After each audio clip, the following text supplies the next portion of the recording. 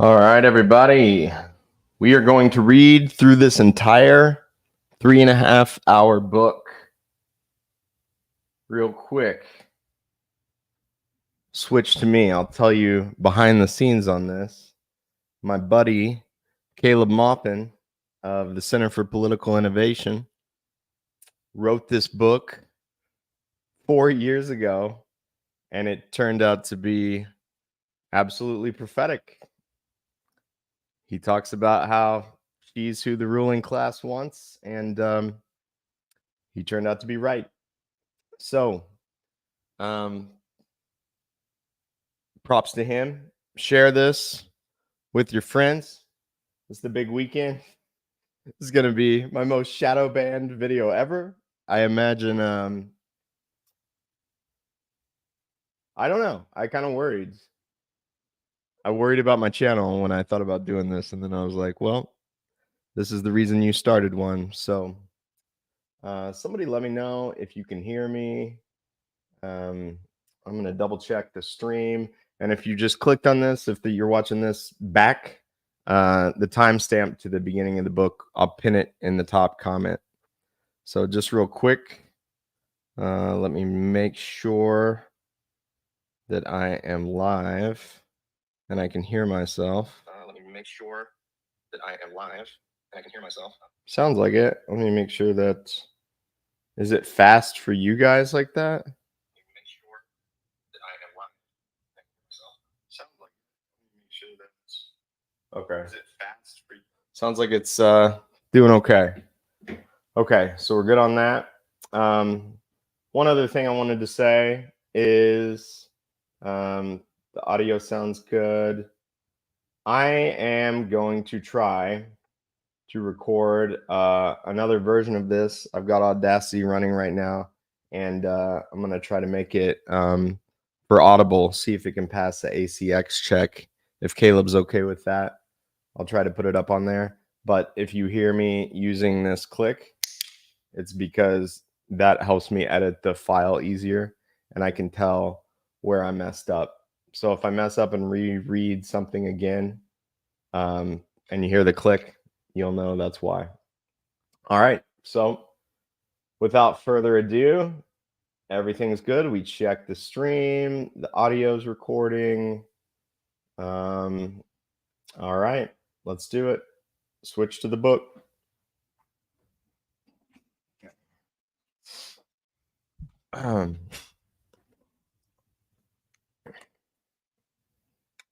Get my cans on. All right. Kamala Harris and the Future of America.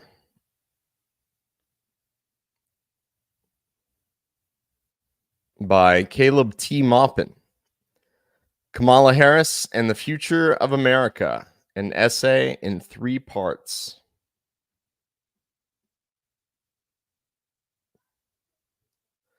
Put out by the Center for Political Innovation, dedicated to educating. Well, see right there. Put out by the Center for Political Innovation, dedicated to educating and fostering visions for a future beyond capitalism. Copyright 2020 by Caleb Maupin.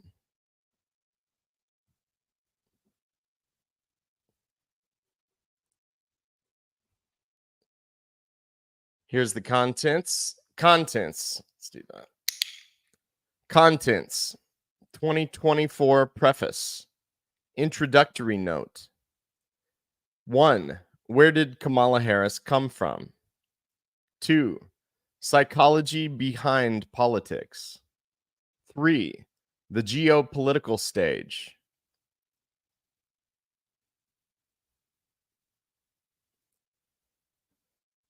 (2024) preface. This book was originally published on August 31st, 2020 on Amazon.com's KDP Direct Publishing Service. It sold a few hundred copies and received decent reviews in the following years. However, on Monday, July 22nd, 2024, just after Kamala Harris was named the presumptive nominee of the Democratic Party in the 2024 election Amazon abruptly removed it. It was then transferred to lulu.com, where it sold hundreds of copies until Thursday, July 25th, when suddenly no credit card or PayPal transactions enabling sales of the book could go through. The timing makes it clear what took place. This is a blatant act of censorship. A large tech monopoly is using its power to help one candidate by silencing a voice critical of another. In response, a diverse chorus of voices, including Jimmy Dore, Max Blumenthal, Kim Iverson, Candace Taylor, and others, spoke up. We have published this new special edition of the book to distribute at the Democratic National Convention and surrounding events in the Chicago area because we believe the information contained in this book is crucial, and Kamala Harris and the political establishment do not want you to read it. This book was published by the Center for Political Innovation, This book was published by the Center for Political Innovation, a community dedicated to building a new America for working families and opposing war. See the back page for more information. The indictment of Penny Hess, Omoli Yeshitela, and Jesse Neville, known as the Yahoo 3, for allegedly being Russian agents because of their activism in the Black community is frightening. It is a blatant attempt to suppress political speech and activism. It is a sign of what Kamala Harris, a zealous prosecutor and warmonger, may have in store if she becomes president. Reports from former staffers about the toxic conditions in her office further confirm the contents of this book regarding her personality. We aim to make this book available to as many people as possible so they can know the truth about Kamala Harris, where she came from, and what we can learn about the crisis of Western civilization currently unfolding. We hope you will read it, learn from it, and share it with others. Updated August 2024. After a significant backlash, including directly from the names previously mentioned, the many brave people standing up for the right to free speech, as well as indirectly as several other censorship controversies, also related to Harris's announcement, drew significant backlash, Amazon unceremoniously reinstated the book. As with its censorship, no concrete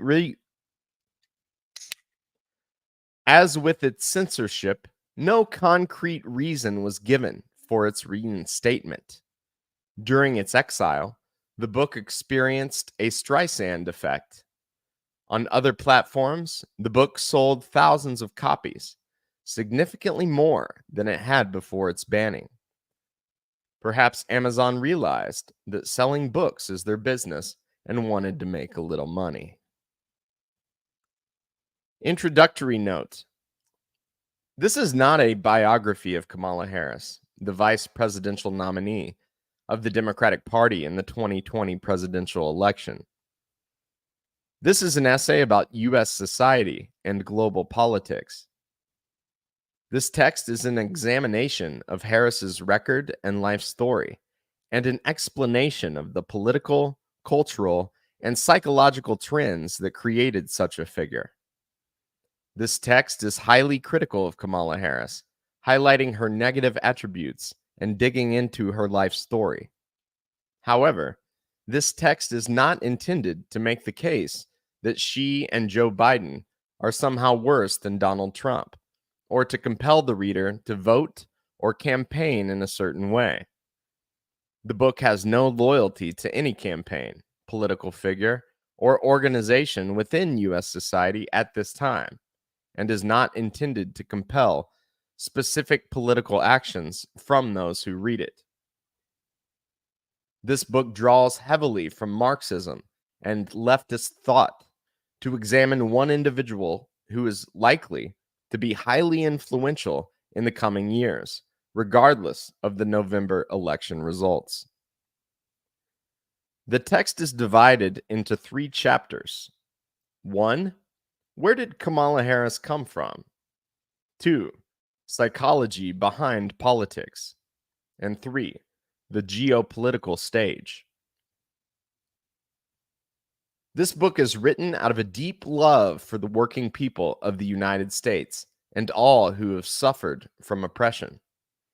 The reader is expected to come away with a deeper understanding of the current crisis in U.S. society, its roots, and the hope for potential resolutions.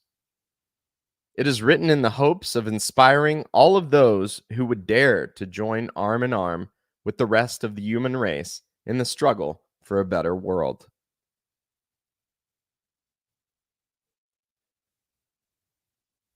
Part 1. Where did Kamala Harris come from?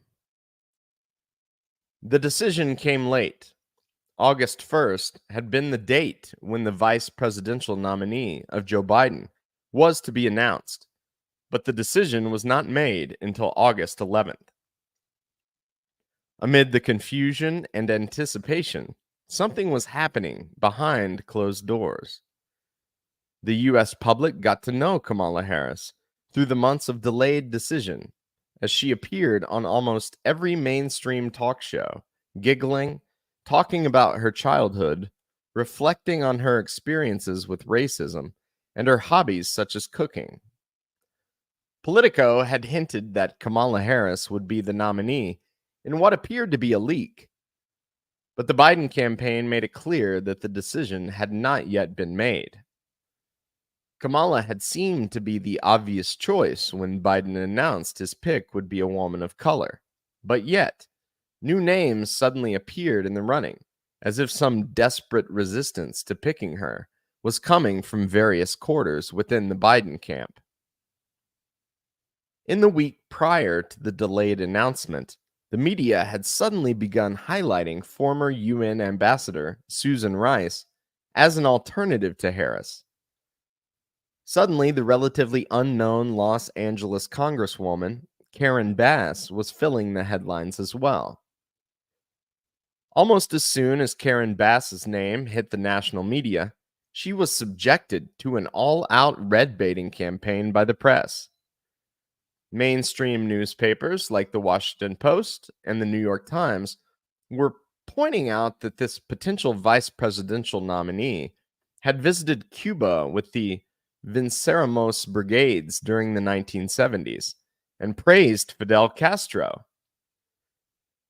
Much like months before with Bernie Sanders, these oddly worded press articles framed Bass as cozy with Washington's geopolitical opponents, and thus unfit for office.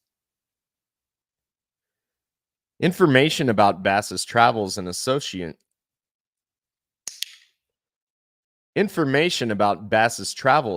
associations decades before that likely had appeared in some kind of intelligent background check or dossier were suddenly found in the press.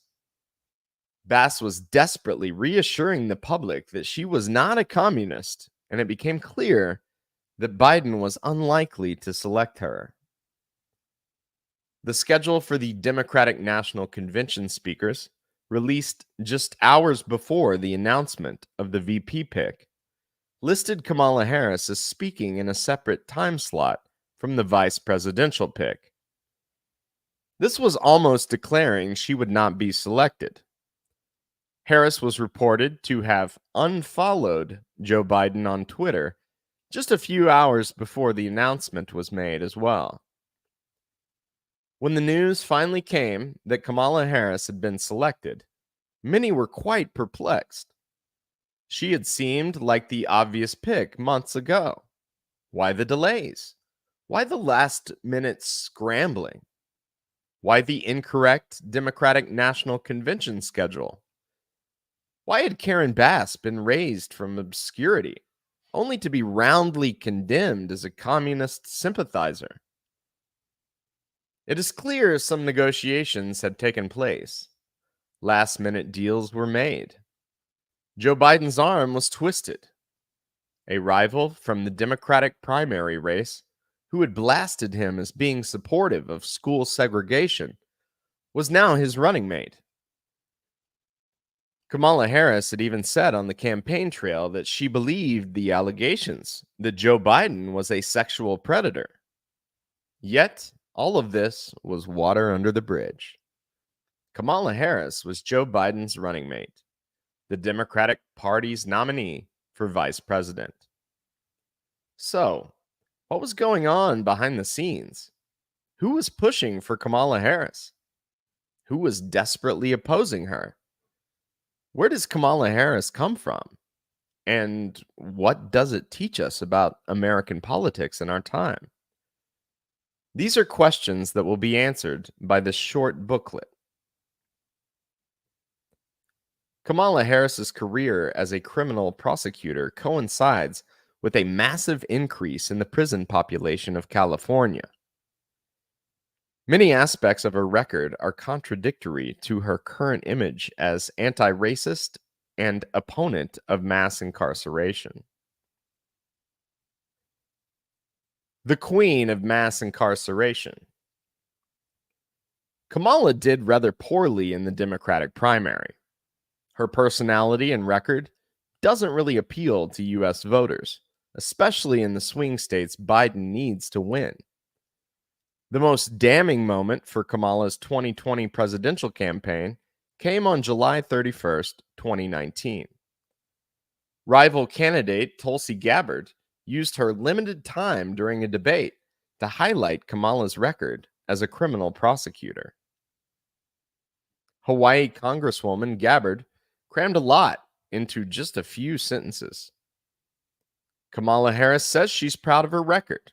I'm concerned about this record of Senator Harris. She put over 1,500 people in jail for marijuana violations and laughed about it when she was asked if she ever smoked marijuana.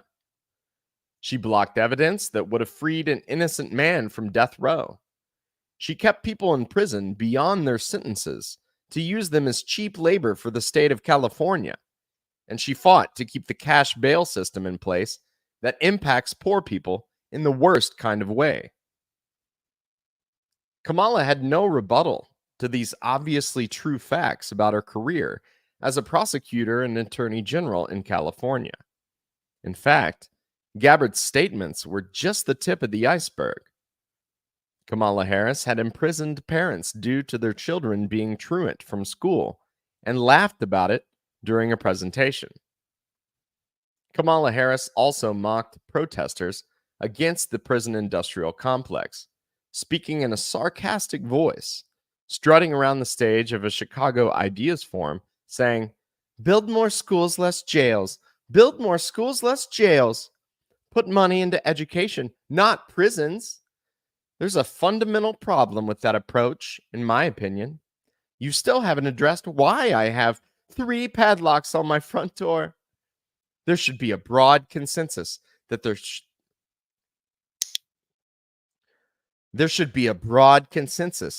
should be serious and severe and swift consequences to crime. The idea of serious and severe and swift consequences is something that seems to arouse Kamala Harris. She was desperate to have Kevin Cooper executed and battled in court, hoping to prevent the DNA evidence California Governor Gavin Newsom requested. The evidence was acquired against Kamala's wishes, and Kevin Cooper's execution was halted. She now says she feels awful about this and blames lower-level attorneys for the decision. Kevin Cooper remains in prison, though he has left death row. Kamala's office as California Attorney General worked to prevent nonviolent offenders from being released from California prisons. After the state Supreme Court ruled the prisons were unconstitutionally overcrowded. The reason to keep people locked up was, if forced to release these inmates early, prisons would lose an important labor pool. Harris secured the conviction of over 1,900 for marijuana, a few hundred more than Tulsi's number, and did indeed laugh about it when asked if she ever recreationally utilized cannabis herself. Almost 2,000 people received criminal records and often jail time for doing something Kamala apparently did herself. As she laughed about it on the Breakfast Club radio program, the video of the interview reveals a face that is clearly oblivious to the hypocrisy to which she is confessing. The lives she destroyed are a mere bureaucratic detail, forgotten and tucked away, as she strives for more personal glory and fame. When asked what music she had listened to as she smoked pot as a college student, she said, "It had to be Snoop," referring to rapper Snoop Dogg. Many bloggers noted that the time in which Kamala Harris was a college student and the musical career of Snoop Dogg do not align. Kamala's post-secondary education took place long before Snoop Dogg's rap albums hit the shelves. She was most likely lying. Many black voices have criticized the Jamaican Indian American woman's various attempts to pander to the residents of the urban black communities who she took delight in imprisoning as San Francisco Attorney General.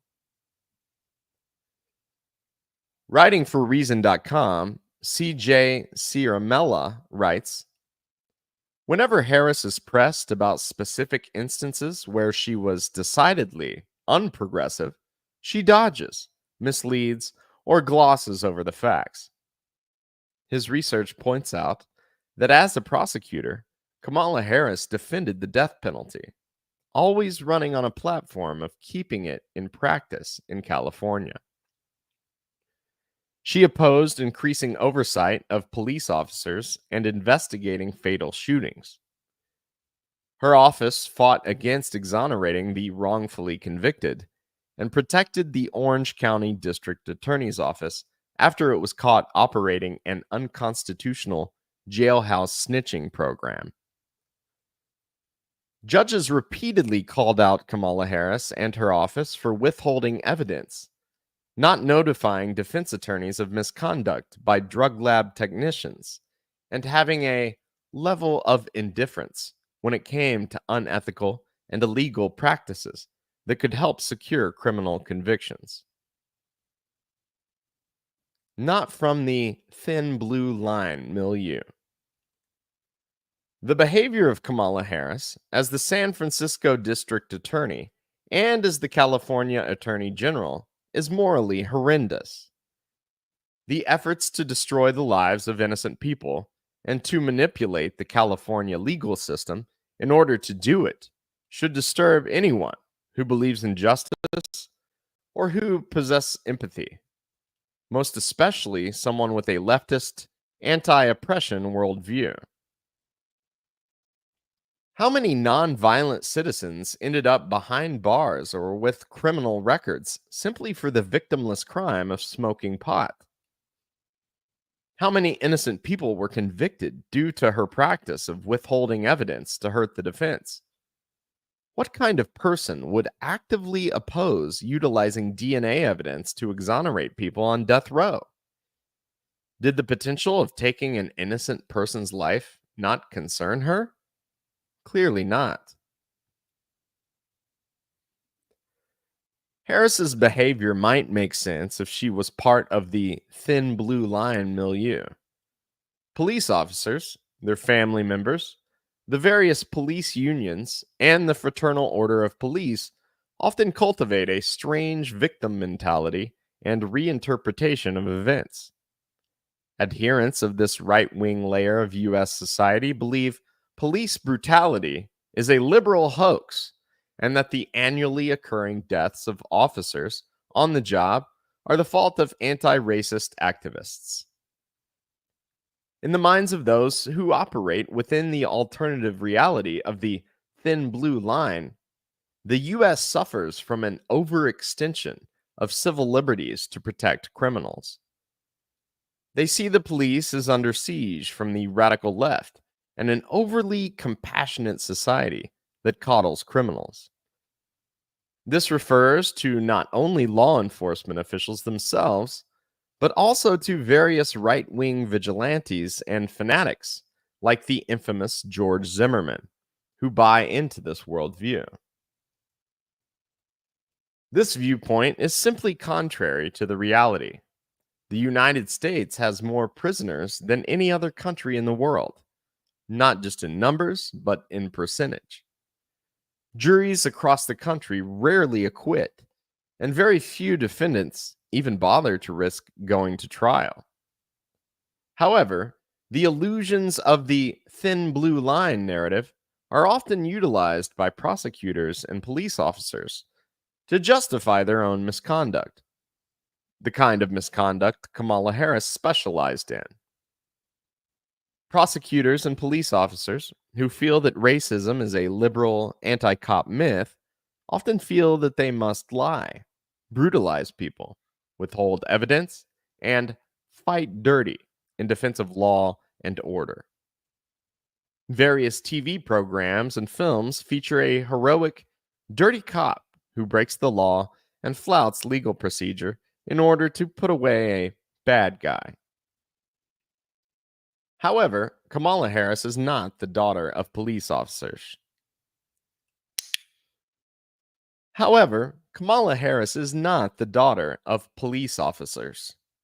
She does not come from the thin blue line milieu. As shocking as it may sound, her parents were both left-wing activists. In Harris's autobiography, The Truths We Hold,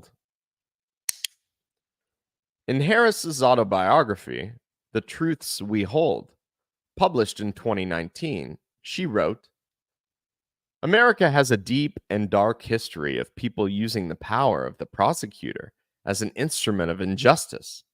I know this history well, of innocent men framed, of charges brought against people of color without sufficient evidence, of prosecutors hiding information that would exonerate defendants, of the disproportionate application of the law."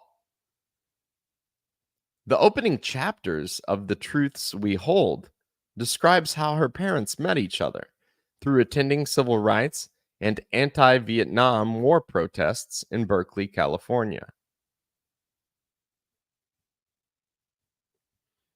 The parents of Kamala Harris, Donald Harris, and Shaimala Gopalan were involved in left-wing activism in Berkeley, California at the time they married. She writes, "My parents often brought me in a stroller with them to civil rights marches. I have young memories of a sea of legs moving about, of energy and shouts and chants. Social justice was a central part of family discussions." Describing her parents, she wrote, "They went to peaceful protests that were attacked by the police with fire hoses. They marched against the Vietnam War and for voting rights and civil rights." She described being a toddler and attending a daycare that was small but well. She described being a toddler and attending a daycare that was small but welcoming, with posters of Frederick Douglass, Sojourner Truth, and Harriet Tubman on the wall. A child of the Berkeley left. A child of the Berkeley New Left.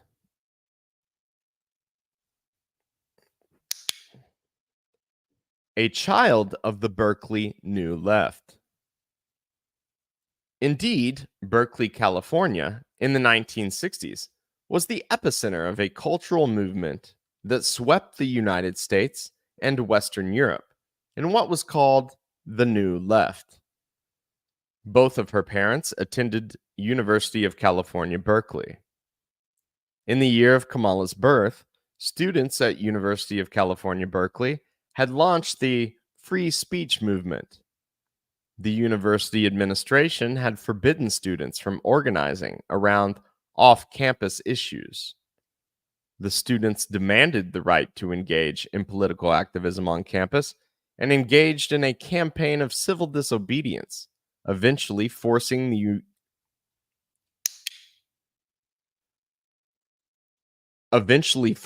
university to back down. On October 1st, 1964, a student named Jack Weinberg set up a literature table promoting civil rights. He was arrested, but thousands of students surrounded the police car, blocking it from taking him in for booking. The students held the police car for 32 hours, setting up a microphone on top of it and using it as a miniature stage. Later in December of that year, student leader Mario Savio had thundered his famous words to a gathering of student activists, saying, "There's a time when the operation of the machine becomes so odious, makes you so sick at heart that you can't take part. You can't even passively take part. And you've got to put your bodies upon the gears and upon the wheels, upon the levers, upon all the apparatus, and you've got to make it stop. And you've got to indicate to the people who run it, to the people who own it, that unless you're free, the machine will be prevented from working at all." In 1964, the year of Kamala Harris's birth, the New Left was in full swing, with the free speech movement erupting on campus at the University of California, Berkeley. The Communist Party, the Socialist Workers' Party, the Progressive Labor Party, and various Marxist-Leninist groups were certainly involved in the free speech movement and the various left-wing protests in Berkeley during the era. The Black Panther Party raised money for shotguns by selling Mao Zedong's Little Red Book on the campus. Many of the most prominent leaders of the various remaining Marxist-Leninist sects in the United States began their activism in Berkeley. Bob Avakian, who now leads the Revolutionary Communist Party, was a Berkeley native and the son of local judge Spurgeon Avakian. He was heavily involved in the free speech movement and later the founding of the California Peace and Freedom Party. The Trotskyite International Socialist Organization was the largest Marxist cadre organization in the USA in the 1980s and 90s. The organization traces its roots back to the Berkeley Independent Socialist Club, Shachtmanite Trotskeyists who joined the free speech protests. Jerry Rubin, leader of the Yippies, who was a household name radical during the late 1960s, began his activism as an organizer of the Berkeley Vietnam Day Committee. Events in Berkeley during the 1960s significantly impacted the entire country. Ronald Reagan's reputation among conservatives on the national stage greatly expanded as he pounded the podium against the mess at Berkeley and cracked down on leftist student activists as California's governor.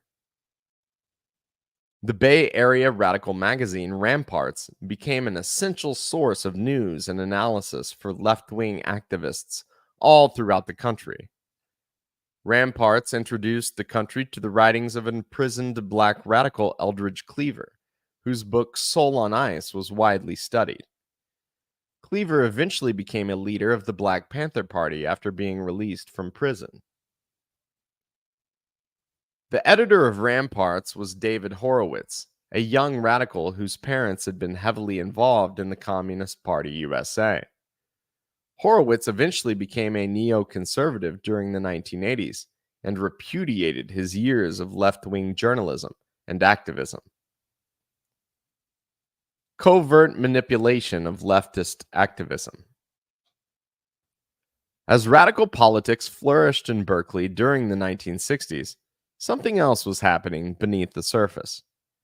At the time, it was only speculated about. Rumors of government drug distributions and covert CIA funding of Trotsky. Rumors of government drug distributions and covert CIA funding of Trotskyists persisted, especially among hardline communists, but nobody really knew what was going on for sure.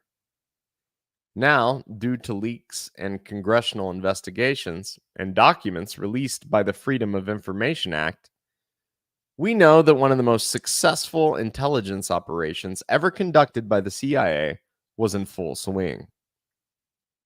With the Congress for Cultural Freedom program, the CIA was covertly funding left wing artists, writers, and activists in the hopes of redirecting them to oppose the Soviet Union and China.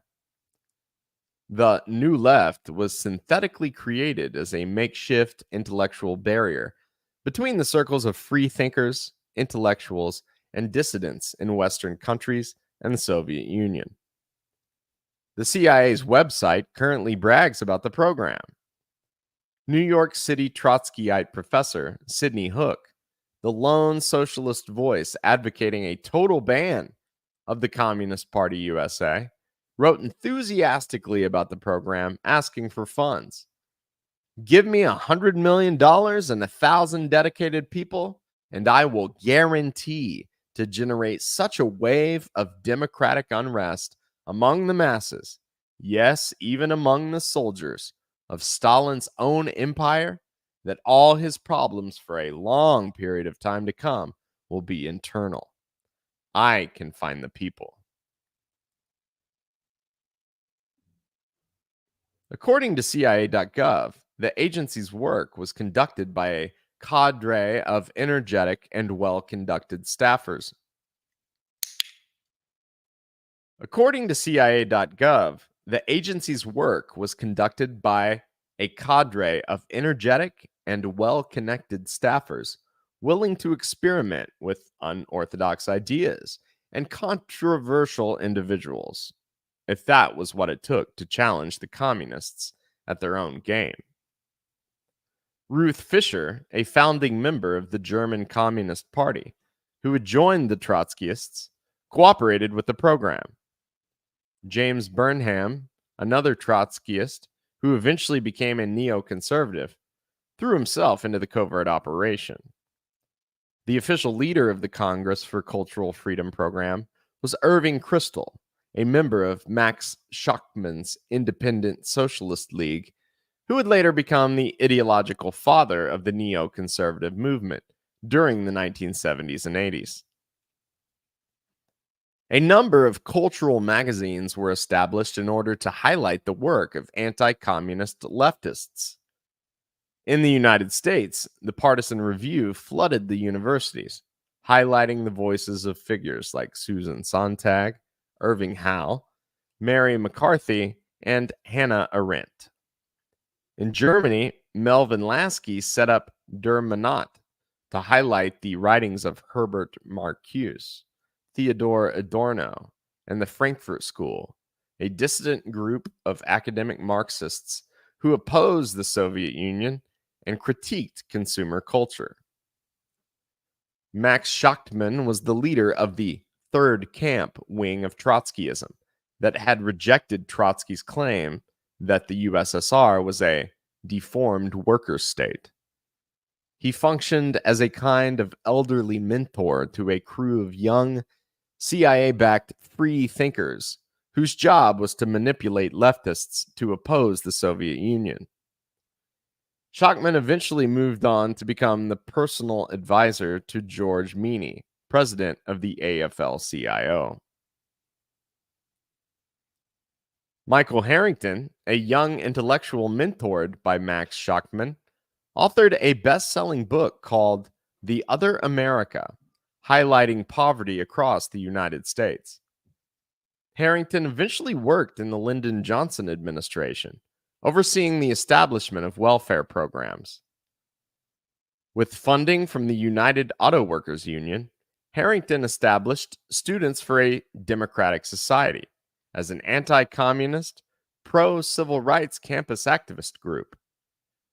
Funding from the Ford Foundation, Rockefeller think tanks, and other powerful entities enabled the Institute for Policy Studies to be established as a safe outlet for left-wing criticism of U.S. foreign policy and the military-industrial complex. To put it simply, the New Left was fake. It was a covert strategy for opposing communism invented by the intelligence apparatus. Prior to the 1950s, the Communist Party USA stood almost alone on the vanguard of opposing racism. Black intellectuals like W.E.B. Du Bois, Paul Robeson, Langston Hughes, and William L. Patterson joined the Communist Party and saw the Soviet Union as a key ally of black people against racism. In 1949, the Communist Party USA organized a highly successful conference at the Waldorf Astoria Hotel in New York City. Scientists like Albert Einstein, actors like Will Geer, composers like Aaron Copland, novelists like Howard Fast. Is that cool? Scientists like Albert Einstein, actors like Will Geer, composers like Aaron Copland, novelists like Howard Fast, and many of the most prominent cultural figures had attended and participated in a pro-Soviet peace conference. The job of the CIA was to create a chorus of left-wing voices who could invoke Marxist language and the rebellious spirit found in many intellectuals, while covertly supporting U.S. foreign policy goals. The stated aim was to create a way for peace activists and black civil rights activists to no longer see themselves as natural allies of the Soviet Union. The Cultural Cold War. In her memoir, Kamala Harris describes how much of her childhood was spent at an African American cultural center in Berkeley called Rainbow Sign. This facility, which functioned as theater, musical performance space, and restaurant, existed in Berkeley from 1971 to 1977, directed by community activist Mary Ann Polar. It is unclear who funded the space. My mother, Maya, and I went to Rainbow Sign often, Kamala writes. Everyone in the neighborhood knew us as Shy-Mala and the girls. We were a unit, a team. And when we'd show up, we were always greeted with big smiles and warm hugs. Rainbow Sign had a communal orientation and an inclusive vibe. Among those who performed there are a number of black intellectuals whose work was covertly supported by the CIA as an alternative to pro-communist and anti-imperialist black activists. James Baldwin was a particular favorite of the CIA, and the covertly funded Paris Review magazine, directed by Peter Matthiessen, was used to make his anti-racist writings famous. The book, Finks, How the CIA Tricked the World's Best Writers, by Joel Whitney, describes in detail how the CIA covertly funded and promoted James Baldwin's work and sought to marginalize W.E.B. Du Bois. Kamala Harris notes that Mary Ann Polar was a personal friend of James Baldwin and that he frequently visited the Rainbow Sign facility. Rainbow Sign was part of what was called the Black Arts Movement of the 1950s and 60s, which was a continuation of the Harlem Renaissance.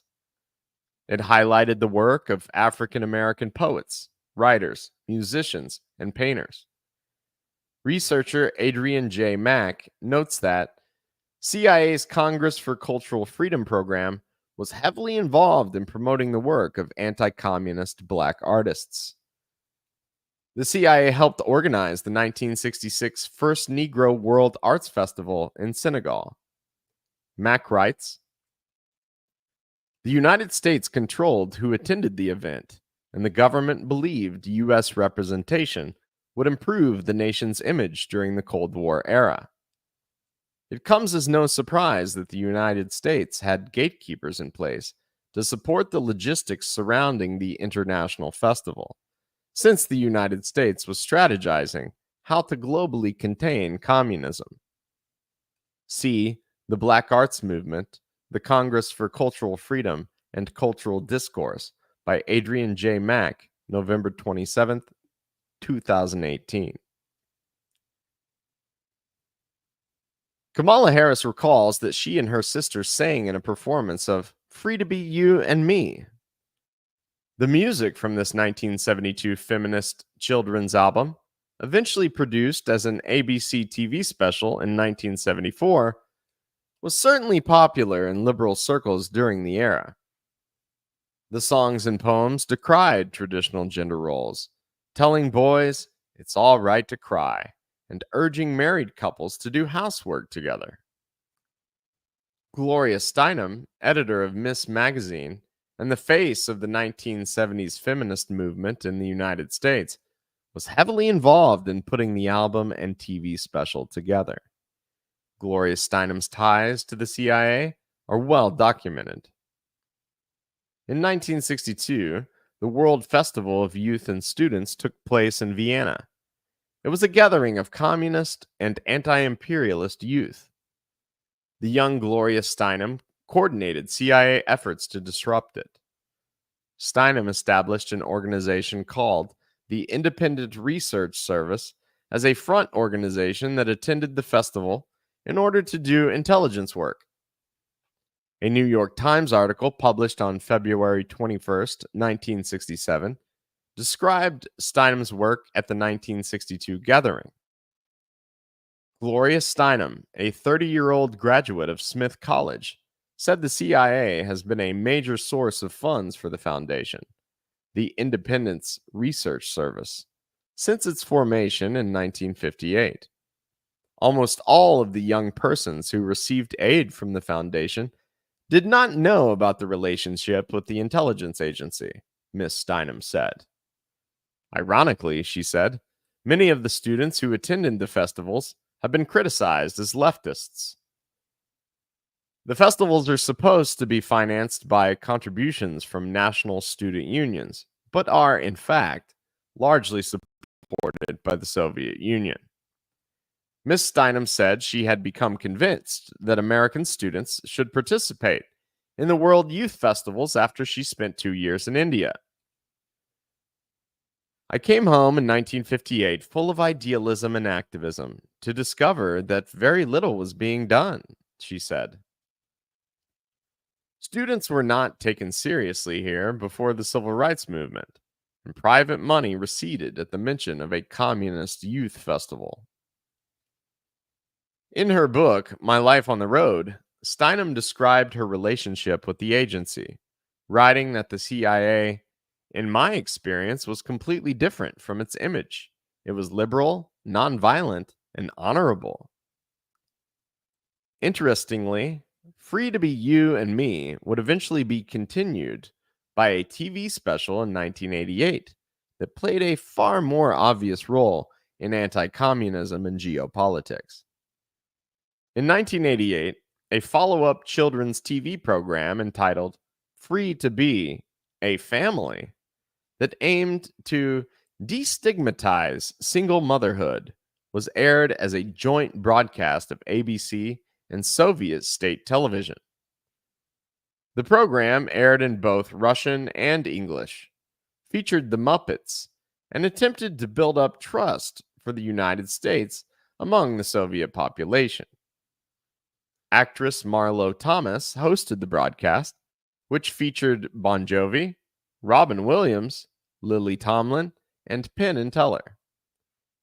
The program was essentially an advertisement for the U.S. media and Hollywood, reinforcing the position of the Gorbachev wing of the Soviet Communist Party, which viewed the United States as a friendly country that meant no harm to the Russian people. While spy movies feature the CIA as engaging in James Bond-like action adventures, one of the primary activities of the U.S. intelligence apparatus is controlling and crafting U.S. culture. Joel Whitney's book, Finks, describes how the CIA covertly worked within major Hollywood studios to ensure that feature films fit in with U.S. foreign policy goals, for example. Berkeley was very much the New Left's epicenter. Nearby in the Bay Area's Haight-Ashbury neighborhood, the CIA ran a series of experiments with LSD. What was later revealed to be known as Operation Midnight Climax, a part of Project MKUltra, involved CIA agents distributing LSD all over the city. Prostitutes lured clients to CIA safe houses where they were held captive and given doses of LSD. People on beaches and in restaurants were randomly handed pills by strangers dressed like hippies. This program was discussed in depth during testimony before the Congressional Church Committee. The Congressional Committee investigated and exposed a wide range of illegal activities of the CIA and FBI during the late 1970s. In an era when Marxist-Leninists were the primary geopolitical rivals of the United States, and global networks of communist parties existed to oppose U.S. imperialism, manipulating left-wing artists was one of the prime activities of the CIA. The New Left was a cultural and political movement the CIA specifically engineered for geopolitical purposes. While Marxist-Leninist parties focused on building disciplined cadre organizations aiming to mobilize U.S. workers to seize power, the New Left of dope-smoking, middle-class freaks was quite useful in pulling potential revolutionaries away from them.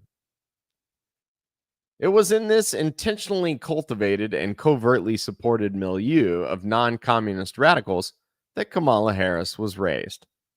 She does not conceal this fact at all, but boasts about it in the era of Black Lives Matter as almost a political credential. Two factions in the American ruling class. After Kamala Harris was selected as Joe Biden's pick for vice president, conservative speaker Charlie Kirk tweeted, "Kamala Harris is a Marxist." The fact that Kamala's parents had protested and her father taught economics from a Marxian perspective at Stanford University is presented as proof in right-wing media that she is a full-fledged communist. A similar atmosphere of anti-communist hysteria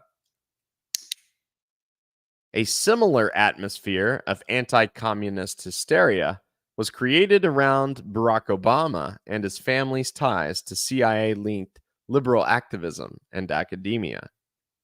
However, it is not only conservatives that make this error. Among leftists, it is often assumed that only the right wing are supported by U.S. intelligence agencies. Liberals and moderate socialists may be decried as sellouts or compromisers, but it is assumed that their efforts could not be supported by the ruling class or the state apparatus. Among leftists, the general viewpoint is that the movement is a force for good, and the entire state apparatus opposes it. This is an illusion. Kamala Harris grew up in a milieu that did not support communism, but functioned as a barrier against it, cultivated following the failure of McCarthyism. The political crisis of the 1960s and 70s can accurately be described as a division within the U.S. ruling class. The 1976 book, The Yankee and Cowboy War, by Carl Oglesby, describes a conflict among the rich and powerful in the United States that was underlying the turmoil of the era. Oglesby draws from Carroll Quigley and other academics to describe the Eastern establishment of New England old money and big oil, which has a history of clashing with other sections of the rich and powerful, namely weapons manufacturers and industrialists. In the 1960s, corporations tied to the defense industry, the FBI, and most of America's millionaires favored the Republican Party, social conservatism, and an increased role of the US military around the world. However, the Rockefellers, an ultra-rich oil banking dynasty, worked with the CIA to covertly fund abstract artists and leftist criticism of US society. The Rockefellers funded the research of Alfred Kinsey, who argued that sexual promiscuity and homosexuality were more common. They also funded the Birth Control League of Margaret Sanger, now known as Planned Parenthood. The Rockefeller think tanks, such as the Asia Society and the Council on Foreign Relations, tended to favor cooperation with Western European allies and soft power, rather than military escalation as a method for defeating communists. Despite being ultra wealthy and vehemently in favor of capitalism, the Rockefellers were widely accused of being communists by the John Birch Society and other anti-communist fanatics. In his study of the political role of the American oil dynasty, the Rockefeller Syndrome, Ferdinand Lundberg wrote, "What is the fundamental cultural orientation of the Rockefellers? They are certainly progressives, modernists, rationalists, children of the Enlightenment, anything but obscurantists, leaving aside economics and politics. But they are progressive strictly within the ambience of a murky status quo, subject at most to slow and bit by bit change. They do believe in slow change because they know change to be inevitable, but the emphasis is on slow. Whatever people find irksome about the status quo, the Rockefellers believe is fully amendable to reform, eventually. Although mild progressive reforms, belief in treatment of symptoms, not causes, they are far from being broad front political liberals." In his book, Market Elections, Vince Copeland wrote that in 1964, when Nelson Rockefeller denounced Republican presidential candidate Barry Goldwater, he was most likely responding to attacks leveled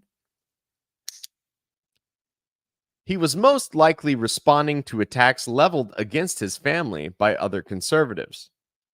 Defense contractors, McCarthyists, and others saw the Rockefellers as a threat. Copeland writes, "It was Rockefeller's own fear at the time, his actual fear of being inundated by right-wing opposition, that was going for his own throat, regardless of his impeccable credentials as a bloodthirsty exploiter himself. It was this self-preserving fear that spoke about fascism." Essentially, the question facing the US ruling class during the Cold War was, how can we defeat communism? The industrial capitalists and the military favored establishing an authoritarian and heavily militarized society that would reinforce religion and patriotism. Lots of weapons could be sold, domestic labor unions could be crushed, and society could be mobilized to lock down for an all-out effort to defeat the Reds, such as Hitler and Mussolini had done in Europe prior to the Second World War. Henry Ford, J.P. Morgan, the National Association of Manufacturers, and General Motors had a history of sympathy toward fascists prior to the Second World War. They saw highly authoritarian and military methods as the best strategy for defeating communism.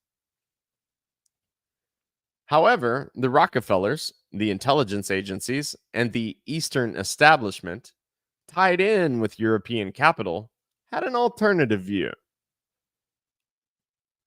They argued that the way to defeat the communists was by stealing their thunder, enacting progressive social reforms, co-opting social movements, and thus stabilizing US society.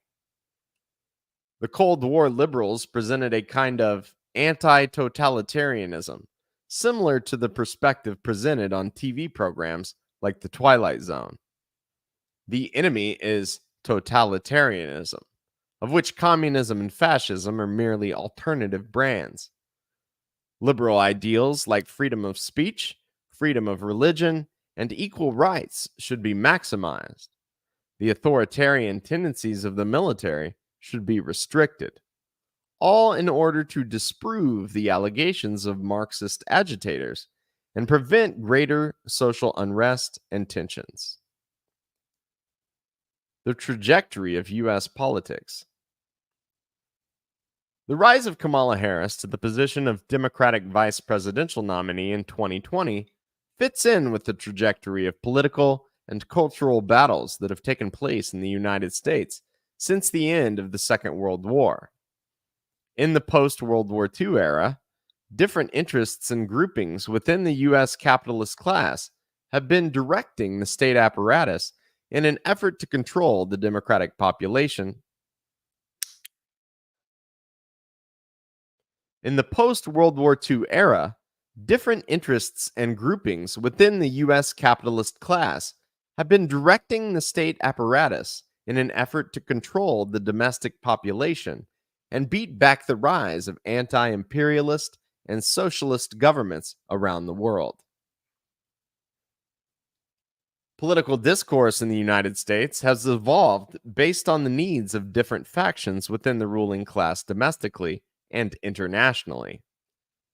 Reviewing quickly how U.S. politics and culture has evolved since the end of the Second World War. Reviewing how quickly U.S. politics and culture has evolved since the end of the Second World War will ultimately explain where Kamala. Reviewing quickly how U.S. politics and culture has evolved since the end of the Second World War will ultimately explain where Kamala Harris came from. Section A, McCarthyism, 1946 to 1956. From 1946 to 1956, U.S. politics was dominated by a right-wing mobilization referred to as McCarthyism. The U.S. ruling class saw the expansion of the socialist camp in Eastern Europe and the rising popularity of communism around the world, and mobilized to weaken any Marxist influence at home. The newly widespread accessibility of television enabled the population to be very effectively psyched up into fear of the Soviet Union and hatred toward communists. In the first years of McCarthyism, the Roosevelt wing of the Democratic Party, which favored cooperation with the Soviet Union and had deep roots in organized labor, was crushed. Figures like Henry Wallace and Alger Hess were demonized as Soviet agents. The Communist Party USA's national leadership was imprisoned, and communists were barred from the leadership of labor unions. Hollywood screenwriters and actors were called before congressional committees and jailed for refusing to name names. In 1949, the victory of the Chinese Revolution emboldened the anti-communist hysteria. Republicans declared that the Democratic Party had lost China to the Reds. Republican Senator Joe McCarthy ascended to popularity, decrying an alleged communist conspiracy within the U.S. State Department. A crackdown, not just on left-wing activism, but also on homosexuality and pornography, took place across the country. The 1951 McCarran Internal Security Act assigned the U.S. Justice Department to assemble a list of 2 million people to be placed in concentration camps amid a national emergency. In 1953, Julius and Ethel Rosenberg were executed, despite widespread opposition, both domestically and internationally. After Stalin's death, it became clear that his successors favored negotiating with the United States and were willing to restrain Soviet-aligned activists around the world in exchange for a softening of relations. However, much of the U.S. population was still reeling with anti-communism and was hostile to such negotiations. Many middle-class elements utilized McCarthyism to express their rage at the ultra-rich and powerful institutions in U.S. society. In 1954, Joe McCarthy accused the U.S. Army of being controlled by communists. The extreme right opposed the strategy of utilizing Tito's Yugoslavia as an ally against the Soviet Union in Eastern Europe. Institutions like the Methodist Church became the target of McCarthyist allegations. U.S. Senator Lester C. Hunt committed suicide in response to McCarthy's threats against him. U.S. mainstream media turned against Joe McCarthy, largely because many believed his activities were hurting U.S. foreign policy and causing domestic instability. McCarthy was censored by the U.S. Congress and eventually drank himself to death. The Hollywood blacklists gradually faded, and the atmosphere of hysterical anti-communism died down as the decade went on. Section B, The New Left, 1961 to 1972. In response to McCarthyism, a wave of liberal anti-totalitarianism expanded. The northern wing of the Democratic Party, including the Kennedy family, embraced the civil rights movement. Much of the activism of Martin Luther King Jr. was directly paid for by the United Auto Workers Union. Many liberal elements felt that Jim Crow segregation made the United States look hypocritical in its denunciations of the Soviet Union, and that the race question was a ticking time bomb which communists could utilize to sow unrest. In 1961, Republican President Dwight Eisenhower warned about the dangerous influence of weapons manufacturers and war profiteers in Washington, D.C. On national television, he stated, "In the councils of government, we must guard against the acquisition of unwarranted influence, whether sought or unsought, by the military-industrial complex. The potential for the disastrous rise of misplaced power exists and will persist." Many within the intelligence apparatus felt covert methods were more effective in defeating communists, but that the influence of weapons manufacturers on elected officials made big wars with mass bombings of civilians hard to prevent. As early as the 1950s, the CIA had begun covertly funding the New Left as a way to prevent the millions of young liberals reacting negatively to McCarthyism and militarism from becoming communists.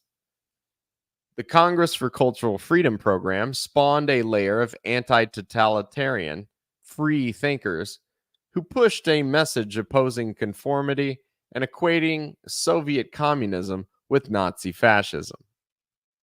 Among this crowd of liberal activists and academics is where Kamala Harris's parents met at UC Berkeley. Her memoirs confirm that she spent her childhood among it, attending civil rights marches and singing in performances at Rainbow Sign Cultural Center. Articulating the sentiments of Cold War liberals, John F. Kennedy said, "Those who make peaceful revolution impossible make violent revolution inevitable," and argued that the best way to prevent communist revolutions was by industrializing and stabilizing third world countries with foreign aid. Following Kennedy's assassination, the Vietnam War escalated. CIA-linked intellectuals like Zbigniew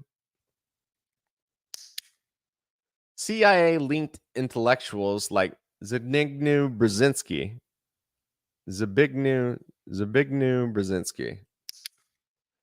CIA-linked intellectuals like Zbigniew Brzezinski formed the National Committee for a Political Settlement in Vietnam, also known as Negotiate Now. France and other European countries became vocally critical of U.S. military involvement in Vietnam.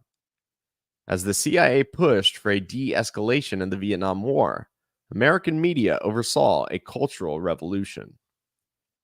Talk of the generation gap was widespread as the younger generation became enthusiastic about rock and roll music and hippie counterculture. Drug use became widespread. U.S. Attorney General Ramsey Clark presented a sympathetic face to the civil rights movement and dispatched federal agents to enforce the Civil Rights Act and Voting Rights Act.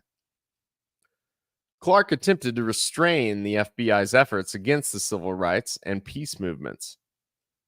Clark also released a number of federal prisoners.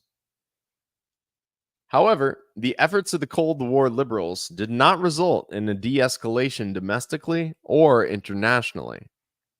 In 1968, the underlying political unrest among African Americans and white college students exploded into massive social unrest. The year began with the Tet Offensive in Vietnam, a huge, unpredicted wave of defeats for U.S. forces at the hands of the communist-led National Liberation Front. After the assassination of Dr. Martin Luther King Jr. in April, urban rebellions swept the country, and the National Guard was dispatched across the country. At the Democratic National Convention in Chicago, peace activists clashed with the police in response to the nomination of pro-Vietnam War candidate Hubert Humphrey against the wishes of the majority of rank-and-file Democrats. Students for a Democratic Society, originally formed as an anti-communist liberal activist group, became dominated by Marxist-Leninist factions and eventually split at its 1969 convention. Within the New Left, communist factions had maneuvered effectively and gained influence over many young activists. Protests across the country became more militant and often featured Vietnamese flags. The Black Panther Party, a Marxist-Leninist organization of armed African Americans, became wildly popular. The group had ties to China, the Soviet Union, North Korea, Libya, and many other anti-imperialist states. The feeling among the U.S. elite was that just as McCarthyism had gotten out of control, now the New Left had gotten also out of control. Society at home was unstable, and the rabble were making their international efforts difficult once again. While the Rockefellers had long distrusted him, Richard Nixon was victorious in the 1968 election, promising to end the wave of social unrest. Richard Nixon ran as the law and order candidate, who represented the silent majority that was disgusted with protests and urban rebellions. Nixon fired Ramsey Clark and allowed the FBI to crush the Black Panther Party. Nixon escalated and then ended the Vietnam War and enacted a series of dramatic reforms to U.S. society in the hopes of quelling unrest. Nixon lowered the voting age to 18, created the Environmental Protection Agency, enacted federal affirmative action policies in hiring, and followed the foreign policy strategy of Henry Kissinger, meeting with Mao and utilizing China as an ally against the Soviet Union. Despite effectively ending the political crisis of 1968 to 1972, with a combination of heavy political repression and social reforms, Nixon was forced out of office following the Watergate scandal. The press viewed him as a right-wing fanatic with authoritarian tendencies. Section C, Neoconservatism and the Religious Right, 1974 to 2004. Following the political turmoil created by the New Left and the clash within the U.S. ruling class over civil rights and the Vietnam War, what can be called the late Cold War normal in U.S. politics gradually began to set in.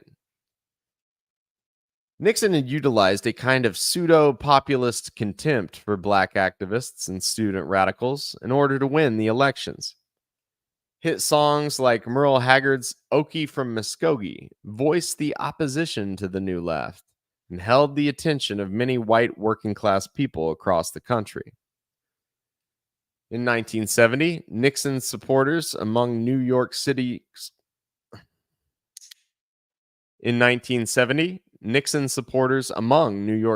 construction workers launched hard hat riots and began beating up anti-war protesters. Bumper stickers with slogans like, "My country, right or wrong," popularized the idea that dissidents and protesters were disloyal to the country. This all fit the political strategy of Leo Strauss, a philosophy professor who mentored many students who went on to become prominent intellectuals and political figures in the United States. He argued that politics should be dumbed down and that average Americans should see it in simplistic terms. An article from The Nation described Strauss's influence as intellectuals, he believed, would have to spread an ideology of good and evil, whether they believed it or not, so that the American people could be mobilized against the enemies of freedom. For this reason, Strauss, we learn in one of many telling asides, was a huge fan of the TV series Gunsmoke and its Monican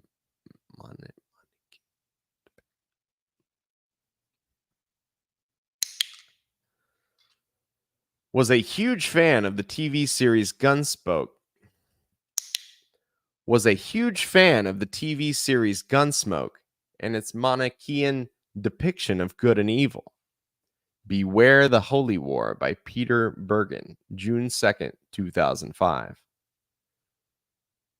A trend among U.S. elites favored military interventionism while dumbing down political discourse and portraying the left as disloyal and deranged intellectuals. This became known as neoconservatism.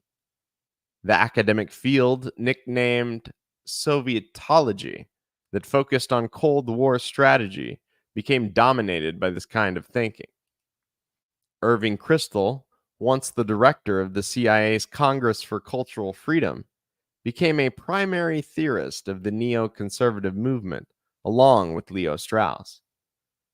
The Republican Party began making overtures to a particular faction among the hippie counterculture known as Jesus people or Jesus freaks. Religion, an important plank of American conservatism, was in crisis as young people became increasingly irreverent and cynical during the political crisis of 1968 to 1972.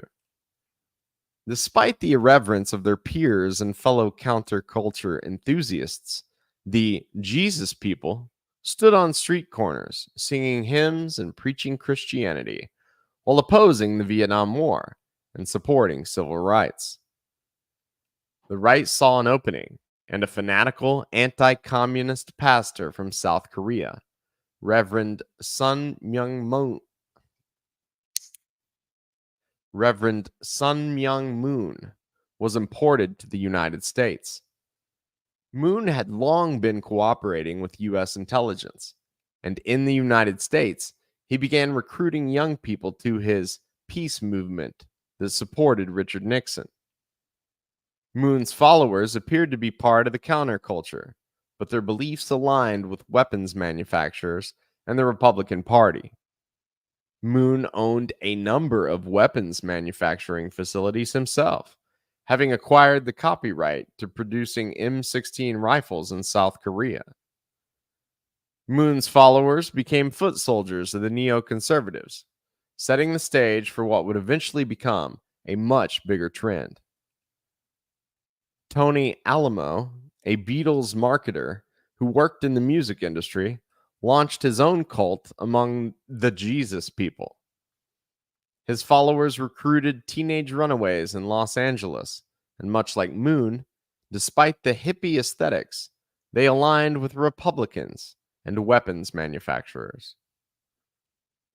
Nixon's spiritual advisor, the famed evangelist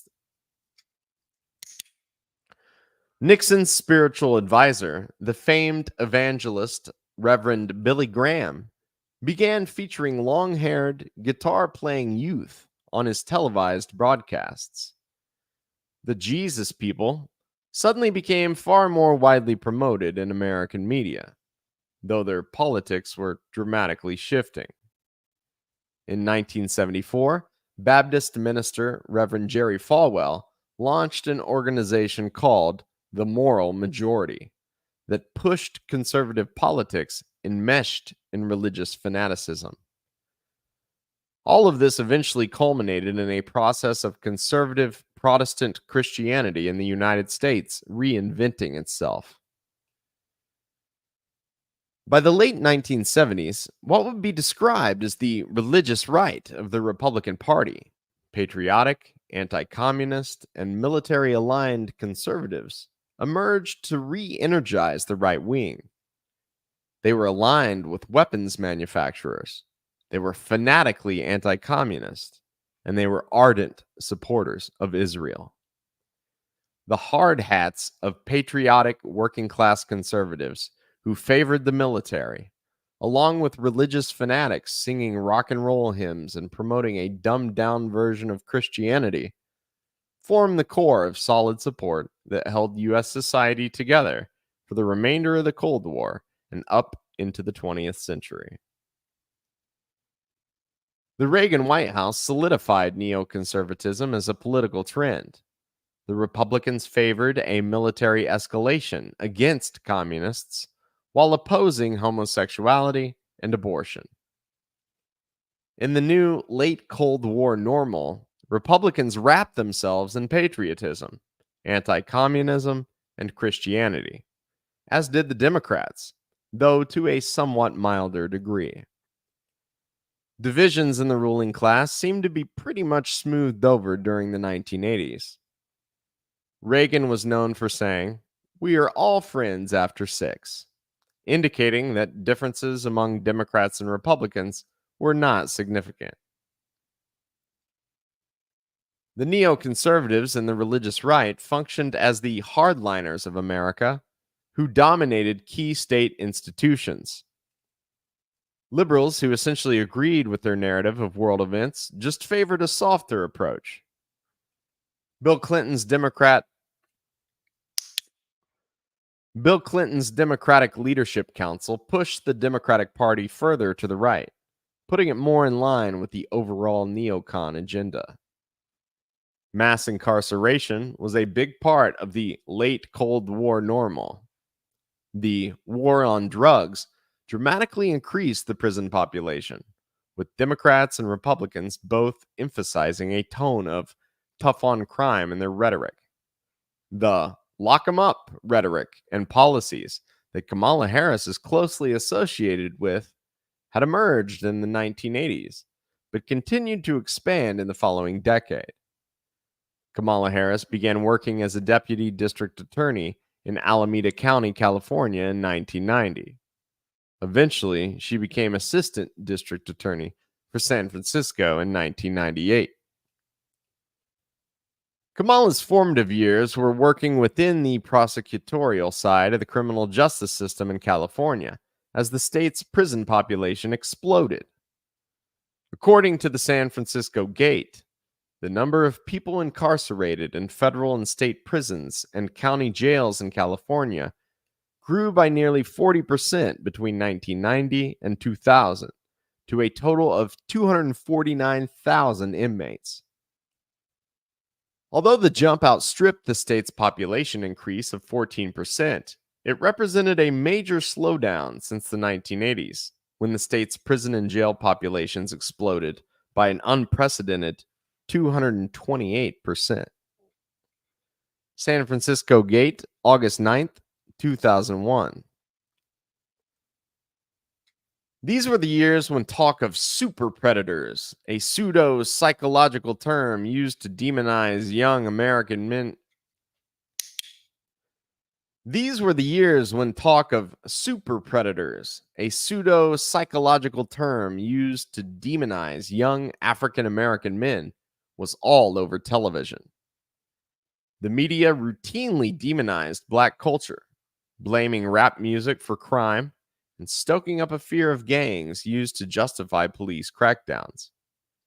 Across the country, testimony from gang experts with no direct knowledge about cases helped Across the country, testimony from gang experts with no direct knowledge about cases helped convict defendants in court. The gang experts would tell horrifying stories that terrified jurors about how potentially dangerous an accused black male was, securing the conviction of many African American men. The Los Angeles Rebellion of 1992, in response to the Rodney King verdict, and the 1995 Black Nationalist Rally in Washington, D.C., called the Million Man March, led by Minister Louis Farrakhan, represented a significant pushback against the rising police state from the African American community. However, few within either the Democratic or Republican parties were sympathetic to these uprisings. Huge protests and an unexpected wave of international opposition prevented the execution of former Black Panther leader Mumia Abu-Jamal in 1996. The late Cold War normal of U.S. politics persisted long after the fall of the Soviet Union. This setup of hardliner neocons and evangelicals as the solid core of U.S. society, with liberals as their loyal opposition, persisted into the final years of the Bush administration, when the financial crisis and the new realities of the geopolitical stage forced an adjustment. Section D, Obama, New Atheists and Privilege Politics. In response to the September 11th attacks, the United States led NATO countries to invade Afghanistan, and shortly afterward, the USA unilaterally invaded Iraq. The neoconservative core at the center of the U.S. state apparatus was emboldened. These moves came at heavy cost to the United States in terms of long-term geopolitical strength. Demonization of Islam became central in the rhetoric of neoconservatives, Israel supporters, and evangelical Christians. George W. Bush even used the term crusade in reference to his war on terror, sparking outrage across the Muslim world. In the Middle East, the USA has long depended on covert support from the Muslim Brotherhood, Wahhabi fanatics, and others who took deep offense to these sentiments and became distrustful of the United States. Furthermore, many NATO countries had opposed the U.S. invasion of Iraq, and tension between the USA and the countries of the European Union escalated. Meanwhile, the result of Bush's invasion of Iraq, as well as sanctions imposed on Iran and other factors, was a huge surge in oil prices. Not only did the high prices generate huge revenue for U.S. oil companies, but the various anti-imperialist states that sell oil on the international markets significantly gained financially. Russia's economy, restructured by Putin beginning in 1999 to be centered around Gazprom and Rosneft, state-run energy firms, surged ahead as oil prices increased state revenue. The Islamic Republic of Iran's hardliner faction regained strength in response to increased U.S. hostility and significantly higher oil revenue, with vehement anti-imperialist and anti-capitalist Ahmadinejad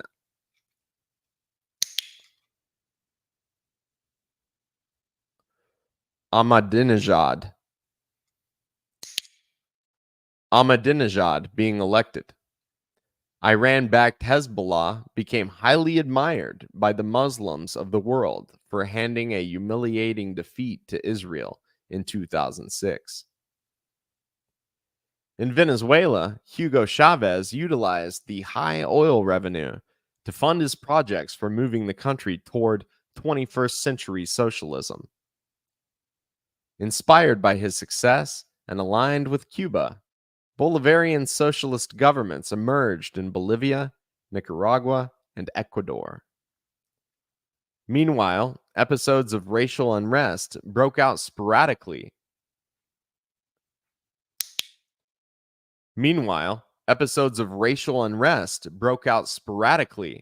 across the United States in response to instances of police brutality. Technology made it easier to record the actions of police with mobile phones. The lack of an adequate response to Hurricane Katrina in 2005 sparked huge amounts of anger from the African American community. Wages and living standards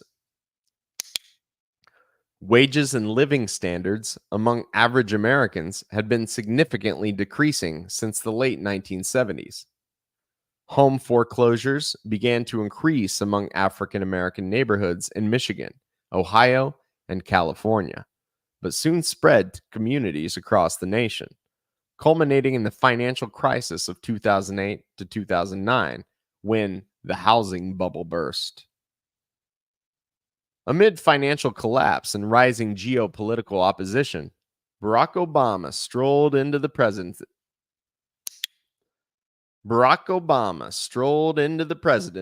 Giving messianic speeches with a wave of fanatical young supporters.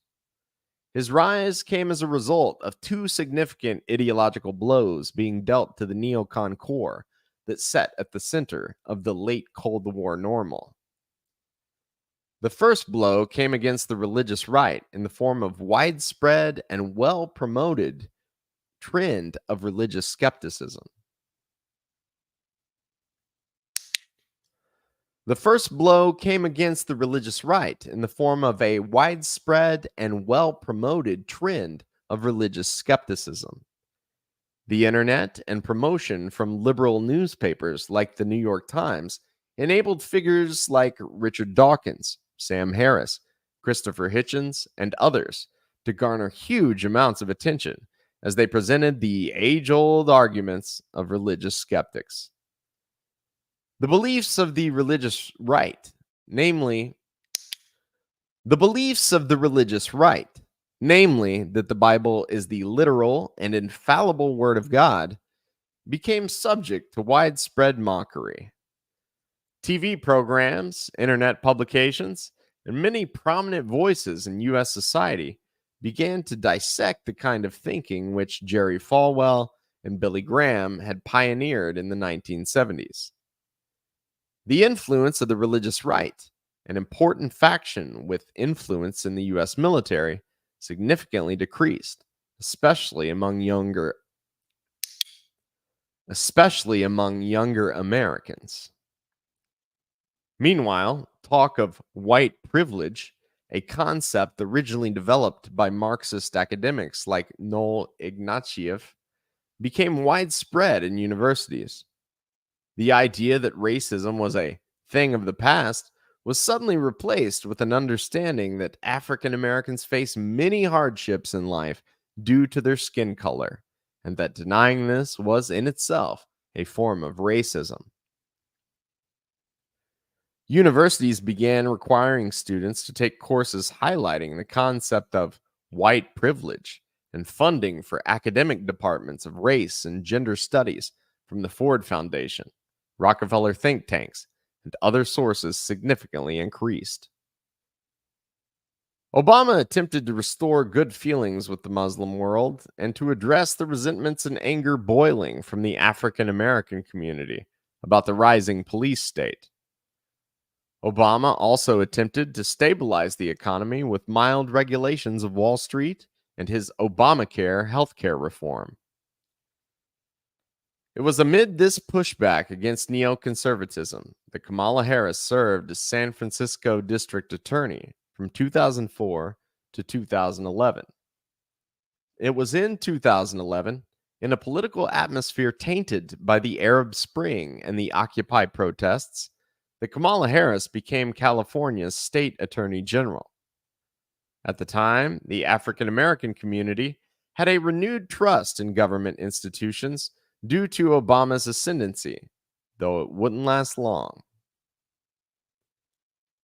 Across Middle America, Tea Party protests were mobilized in which Obama was accused of being a Nazi, communist, or Muslim. The right wing launched efforts to stop his modest reforms with catastrophic, alarmist rhetoric. Obama's reforms were mild at best, but at every turn they were labeled communist. The right wing struggled to reinvent itself as anti establishment sentiments surged following the financial crisis. On Fox News Channel, Glenn Beck began lecturing audiences with McCarthy era anti communism, drawing on a chalkboard to explain elaborate theories about the influence of Islam, communism, and George Soros. Libertarianism and non neoconservative elements suddenly had the upper hand among Republicans, as the late Cold War normal had pretty much been broken. The establishment left also appeared to be confused and unclear about how to move forward. Unrest among African Americans escalated as Obama's presidency continued. The fact that a commander in chief of African descent was not improving the situation spurred many African Americans to protest in places like Ferguson and Baltimore. Rather than resolving racial unrest, Obama's presidency escalated existing tensions and outrage about the police state and mass incarceration. Meanwhile, despite successfully destroying Libya, in Syria, the United States seemed unable to topple the Ba'ath socialist government.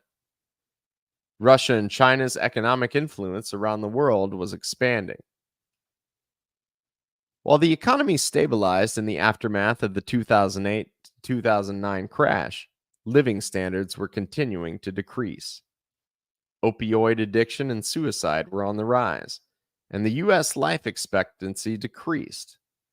Many white Americans felt as if their needs were being ignored, while international affairs and the needs of the African American community took priority.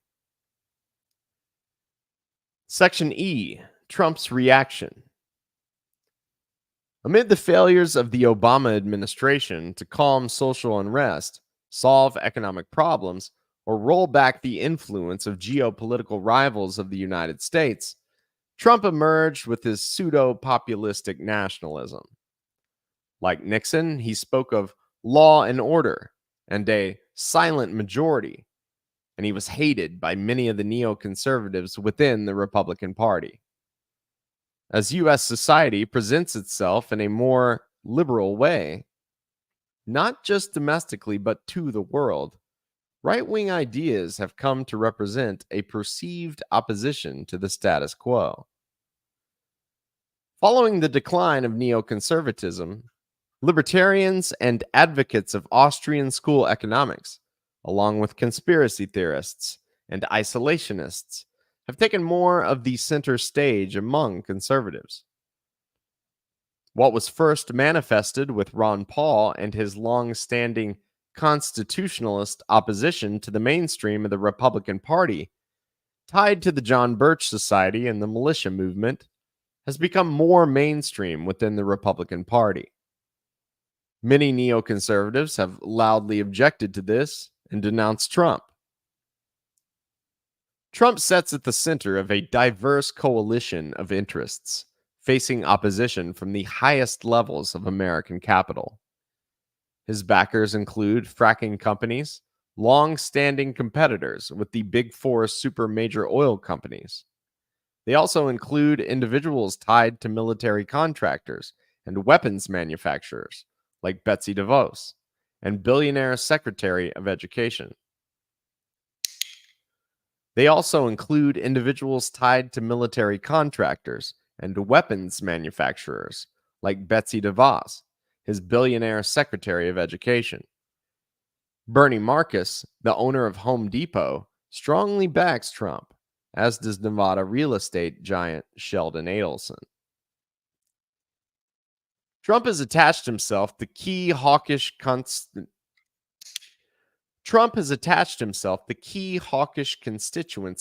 among the country's foreign exile community. Miami Cubans, exiles from Iran, Netanyahu supporting right-wing Israelis, and admirers of Modi in India all throw their weight behind Trump. The desires of these particular interest groups tend to go against the broader U.S. foreign policy The desires of these particular interest groups tend to go against the broader U.S. foreign policy apparatus that thinks in terms of long-term global strategy and doesn't share their short-term goals and vendettas. The biggest banks, the four super major oil companies, and the Silicon Valley tech giants all incarnate a powerful, globally oriented liberal faction that opposes him. They seek to make the USA more racially inclusive and to destabilize anti imperialist countries in the name of spreading human rights. They favor a more social democratic model, perhaps involving universal basic income to stabilize U.S. society, as the population has transitioned to lower living standards across the board. They favor reduction of consumption in the name of fighting global warming and further integrating the U.S. economy into a global market.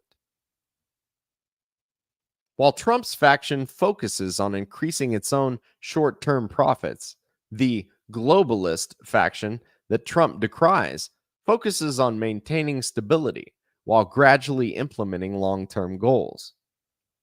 Pouring billions of dollars into research and social engineering, the upper faction of U.S. capital favors gradually and carefully reducing living standards, eliminating anti-imperialist governments around the world, transitioning to a more open global economy, normalizing police state repression in everyday life, and reducing the human population.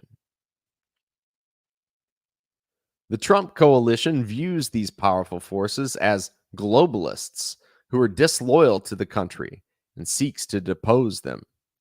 It blames them for the shortcomings of the Obama administration, for continued economic decline, for failing U.S. foreign policies, and for rising unrest.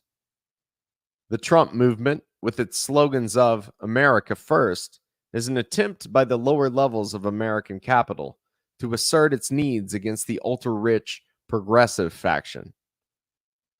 The pandemic has put these differences pretty clearly on display. Amazon, Walmart, Google, and many of the biggest corporations favored prolonging the lockdown as their profits kept rolling in.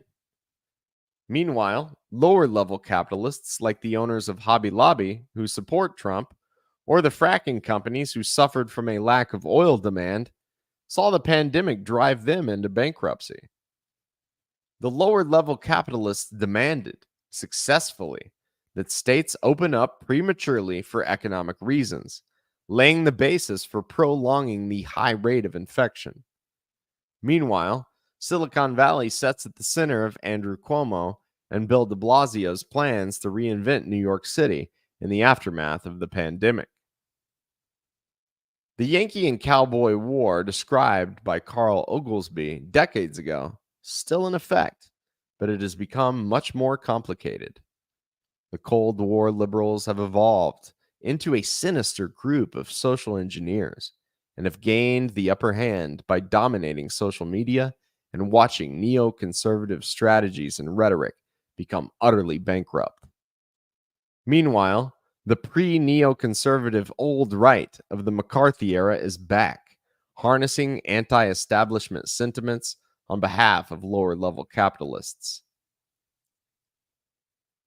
Joe Biden and Kamala Harris have positioned themselves to represent the Eastern establishment, the Rockefeller faction of progressive and globalist-minded bankers, oil companies, and tech giants. They view Trump's misleadership as creating instability, mishandling the pandemic, and weakening the United States internationally in the struggle to roll back the influence of Russia and China. Kamala Harris, a prosecutor with sadistic tendencies and disregard for the rights of others, who grew up amid the New Left, but rose to power within the neoconservative mass incarceration apparatus, has ascended from U.S. Senator to the position of the Democratic Party's vice presidential nominee. With Joe Biden appearing quite elderly amid widespread speculation that he is senile, Harris could easily not only win the vice presidency, but become president of the United States. If Biden's condition continues to deteriorate after winning in November, Harris is likely to be taking the oath of office and becoming the first female commander-in-chief within the next 4 years. Kamala Harris fits into the trajectory of U.S. politics since World War II. She has been selected to play a particular role for a particular faction amid a situation of continued instability and division within the country. She could soon be president despite being rejected by the voters in the Democratic primary. In this light, the ugly facts about her career history, which are largely being overlooked by mainstream media, are particularly. In this light, the ugly facts about her career history, which are largely being overlooked by mainstream media, are particularly disturbing.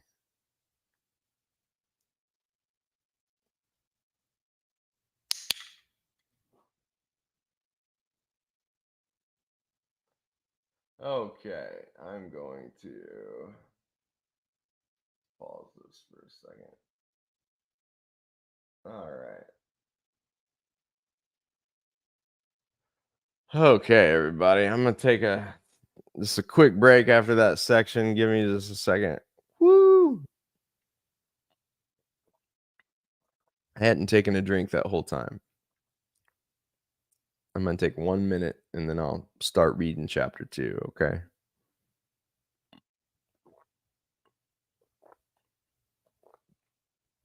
I'm not sponsored by Lipton Diet Peach Tea, but it keeps me going. Okay. That's good. Let's get recording again. Hey, thanks, Patrick. You the man. I appreciate you, bro. We got Patrick here. Tim's here. Mr. Wonderful's here. It's good to see y'all. Good to see y'all. All right.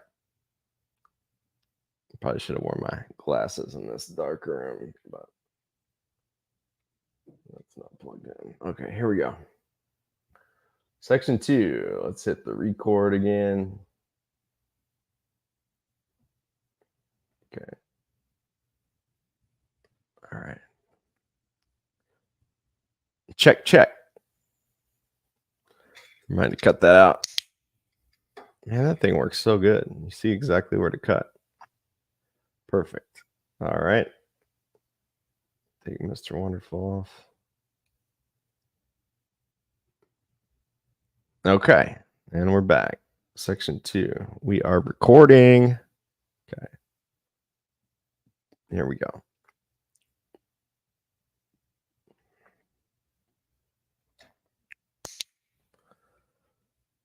Section 2. I can't remember if I said section or chapter. I said section in the middle. Part 2. Let's call it part 2. Part 2. Psychology behind politics. When examining the life story and personalities of the 4 most recent U.S. presidents, striking similarities can be found. U.S. President Bill Clinton never met his biological father. He was raised by his mother. An alcoholic and abusive stepfather came and went. Bill Clinton discovered at a relatively young age that he had a high amount of charisma in both public speaking and one-on-one interactions.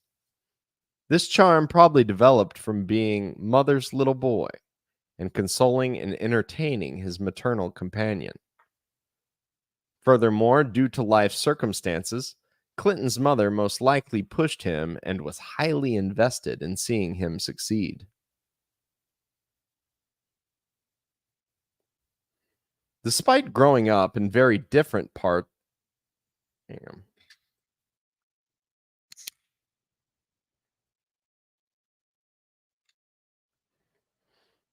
Despite growing up in very different parts of the country and the world, Barack Obama's life story and personal development path is eerily similar. Obama's biological father separated from his mother when he was a small child. Obama wrote a memoir about how this experience affected him entitled Dreams from My Father. Obama was raised by his mother, Obama was raised by his mother, Ann Dunham, and his grandparents. For a few years, Obama and his mother lived with a stepfather who was a leader of the Indonesian military. Many have speculated that domestic violence may have played a role in the separation and divorce of Ann Dunham and Lolo Soetoro, though this allegation is not widely reported, as it is in the case of Clinton's stepfather. Obama's mother had big aspirations for her son, and like Bill Clinton, the young Obama discovered he had a talent for winning people's trust and charming an audience. Both Clinton and Obama came from relatively modest, middle-class backgrounds, but moved up through the channels of U.S. society, namely Ivy League schools, where potential leaders are vetted. Both of them became two-term U.S. presidents from the Democratic Party, and both of them were strongly committed to regime change operations conducted in the name of human rights. Both of them developed a style of rhetoric channeling radicals of the past. Bill Clinton evoked memories of Southern populists and labor leaders. Barack Obama evoked memories of the civil rights movement. However, despite their deeply impactful rhetoric, they both delivered fairly moderate and unexciting economic and social policies. They learned the art of being radical and inspirational in tone, while moderate in content. Audiences would be inspired by the radicalism and optimism in their voices, while ignoring the banality of the actual words they spoke. Just as they stood before their mothers as boys, giving them hope in hard times and cheering them on a rainy day, they now stood before America, reassuring them with talk of change you can believe in, or coming from a little place called hope.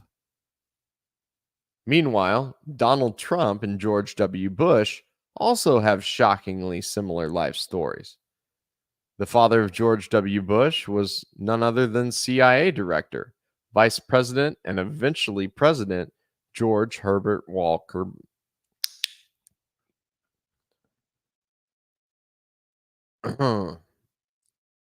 The father of George W. Bush was none other than CIA Director, Vice President, and eventually President George Herbert Walker Bush.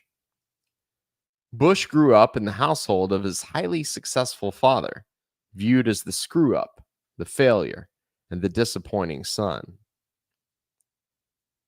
The youthful years of George W. Bush involved struggling with alcoholism and cocaine addiction, and performing poorly in academics. But the young W loved to be the life of the party and seemed to have a very strong desire to win the approval of others. Following his education at elite schools, he was involved in a series of failed business ventures before turning to politics almost as a last resort. To the surprise of his mother and brothers, George W. Bush became governor of Texas and eventually president of the United States. His bumbling malapropisms and almost childlike desire to win the approval of others became a winning attribute, making George W. Bush seem more human and genuine than his rivals. Donald Trump also had a highly achieving father who viewed him as a disappointment. Trump's father was a wealthy New York City real estate giant, well connected to the inner circles of New York City's political elite. Trump's father sent his teenage son to a military boarding school known for straightening out rebellious young men with harsh discipline. Trump, of course, had something to prove. He entered adulthood determined not only to make money, but to make a name for himself. Like Bush, Trump spent his youth as the life of the party and seemed to have a desperation for media attention and the approval of others. Like George W. Bush, Trump engaged in a series of grandiose yet failed business ventures before ultimately turning to politics. Trump, like Bush, became appreciated for his poor use of the English language. This made him seem more average and less manufactured than standard politicians. The crassness and impoliteness of his words also won him admiration and media attention. Bush was known for his Texas accent, his improper grammar, and his pushing of the envelope when it came to authoritarianism. He spoke of fighting terrorists like a cowboy movie, saying he would smoke them out, and defended the use of torture. Trump is known for making wildly factually inaccurate statements, as well as wildly self-aggrandizing ones. His rhetorical style includes giving demeaning nicknames to his political rivals and emphasizing how tough he is. Trump has called for killing the family members of suspected terrorists.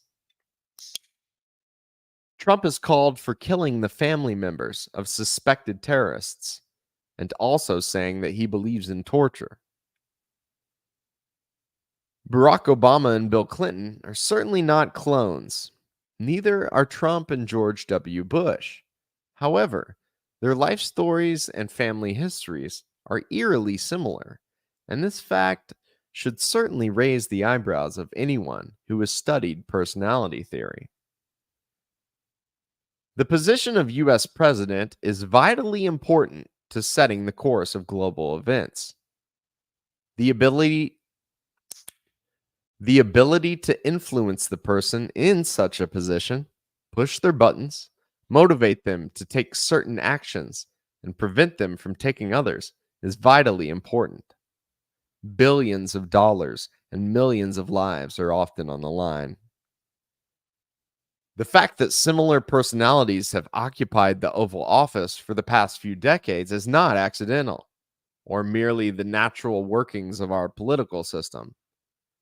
One can be sure that the personality of each potential POTUS is heavily studied from a number of different angles, by different forces that seek to push them in one direction or another. The rise of Kamala Harris must be understood in this context. What is her family background? How has it impacted her career trajectory? When discussing someone who was rejected by Democratic primary voters, but is likely to soon have her finger on the nuclear button, it becomes an important question. That little girl was me. On the debate stage during the Democratic primary in June of 2019, Kamala Harris often clashed with Joe Biden. Biden and Bernie Sanders were the top two candidates favored among Democratic voters, and Kamala wanted to secure her position in the race. While Kamala clashed with other candidates, memories of her pre-adolescent childhood were invoked far more frequently than is usual for politicians. Growing up, my sister and I had to deal with the neighbor who told us her parents said they couldn't play with us because we were black. She told the millions who watched the debate on CNN. When she went after Joe Biden, her rhetoric got even more personal. I'm going to now direct this at Vice President Biden. I do not believe you are a racist. I agree with you when you commit yourself to the importance of finding common ground. I also believe it's personal. It was actually hurtful to hear you talk about the reputations of two United States senators who built their reputations and career on the segregation of race in this country. It was not only that, but you also worked with them to oppose busing. There was a little girl in California who was part of the second class to integrate her public schools. She was bused to school every day. That little girl was me. These were not accidental or unplanned remarks. as almost immediately afterward, her campaign website began offering t-shirts with photographs of Kamala Harris as a small child, with her hair in braids. The phrase, "that little girl was me," was immediately all over Twitter. The photo and phrase had been a planned meme for marketing Kamala Harris. However, it points to the fact that Kamala Harris deeply identifies with her pre adolescent self, and feelings associated with her childhood are a primary motivation for her behavior, right up to the present day. The little girl that Kamala Harris invokes and the strong emotions attached to it underlie many of her actions. This theme can be consistently observed throughout her political career. In 2010, Kamala Harris spoke before the Commonwealth Club of California. A disturbing clip from these remarks has become widely circulated, showing a side of Kamala Harris which her campaign would most likely prefer to conceal. In the clip, Kamala boasts that she jailed the parents of truant school kids and laughs about it. "Well, this was a little controversial in San Francisco," she says with a big grin on her face, before breaking into a cackle of sadistic laughter. "Frankly, my staff went bananas. They were concerned because they didn't know at the time whether I was going to have an opponent in the election." She went on to describe the feelings of power she felt in her position after taking it. "As a prosecutor in law enforcement, I have a huge stick. The school district has got a carrot. Let's work in tandem around our collective objective and goal to get those kids in school." She went on to giggle about a parent showing a letter from the district attorney's office to her children and saying, "If you don't go to school, Kamala is going to put you and me in jail." Most viewers are disturbed by the fact that Kamala Harris seems to relish having a big stick and being able to punish low-income people. The jailing of low-income parents for their children's truancy is unlikely to improve their life circumstances. The fact that Kamala boasts that she rushed to implement this policy as soon as she came into office is equally disturbing. However, the most telling statement in the clips comes just prior to Kamala describing her harsh actions. Kamala stated, "I would not be standing here were it not for the education I received, and I know many of us would say the same thing. I believe a child going without an education is tantamount to a crime. So I decided I was going to start prosecuting parents for truancy." We see this common pattern in her rhetoric. Kamala Harris invokes her own childhood and how she would not be standing here if her parents had not sent her to school in order to justify her actions. She goes on to boast about how she felt after taking office. She had enough capital to take this dramatic move, despite the political risks. She speaks of her big stick. She giggles with delight about how upset her staff was with her decision. She speaks of parents sending their kids to school out of fear of incarceration and how delighted she felt about sending a letter with a district attorney's badge on the letterhead to parents throughout the Bay Area. And how delighted she felt about sending a letter with the district attorney's badge on the letterhead to parents throughout the Bay Area. So, why does Kamala seem to invoke childhood memories so much? Why is a woman who is well over 50 years old constantly invoking her life situation during the late 1960s and early 1970s? Meet Donald Harris. In February of 2019, Donald Harris, the father of Kamala Harris, opened up about his daughter and her presidential campaign. He was infuriated because Kamala Harris had stated, "Half my family is from Jamaica. Are you kidding me?" when asked if she had smoked marijuana. Donald's words were harsh. My dear departed grandmothers, as well as my deceased parents, must be turning in their grave right now to see their family's name, reputation, and proud Jamaican identity being connected in any way, jokingly or not, with the fraudulent stereotype of a pot-smoking joy seeker and in the pursuit of identity politics. Speaking for myself and my immediate Jamaican family, we wish to categorically disassociate ourselves. We wish to categorically disassociate ourselves from this travesty. Donald Harris is an economics professor, now retired with emeritus status from Stanford University. To describe Donald Harris as a communist is a bit of an exaggeration. He is certainly heavily influenced by Marx's economic theories in his analysis of unemployment and GDP growth. His writings certainly discuss concepts such as overproduction, the falling rate of profit, and the general law of capitalist accumulation, and apply them when explaining and predicting trends.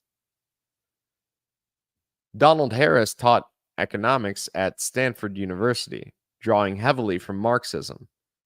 He also served as an economic advisor to various prime ministers of Jamaica. However, Donald Harris is not a left-wing agitator or even really an activist. In addition to teaching courses at Stanford University, Harris served as an economic advisor to 3 Jamaican prime ministers.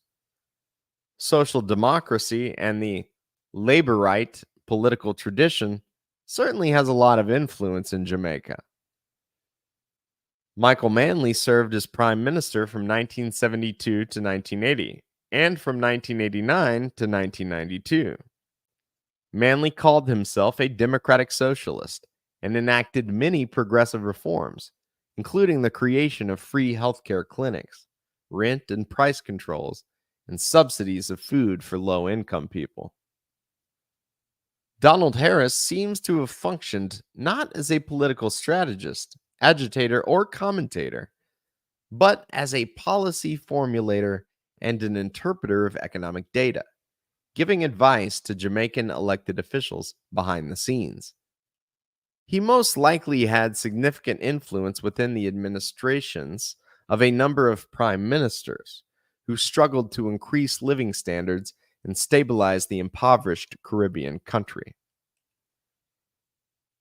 Aside from his denunciation of his daughter's statements about Jamaica, a short essay entitled Reflections of a Jamaican Father, Donald Harris has so far been mostly silent about his daughter and intends to remain so. However, the essay in which Harris reflects on his upbringing is quite revealing and provides us with some insights into what underlying motivations lay beneath Kamala's words and actions. Donald Harris writes regarding his 2 estranged daughters, "My one big regret is that they did not come to know very well the 2 most influential women in my life, Miss Chrissy and Miss Iris, as everybody called them. This is, in many ways, a story about these women and the heritage they gave us. My roots go back, within my lifetime, to my paternal grandmother, Miss Chrissy, nee Christiana Brown, descendant of Hamilton Brown, who is on record as plantation and slave owner and founder of Brownstown, and to my maternal grandmother, Miss Iris, nee Iris Finnegan, farmer and educator, from Anon Town and Inverness, ancestry unknown to me. The Harris name comes from my paternal grandfather, Joseph Alexander Harris, landowner and agricultural produce exporter.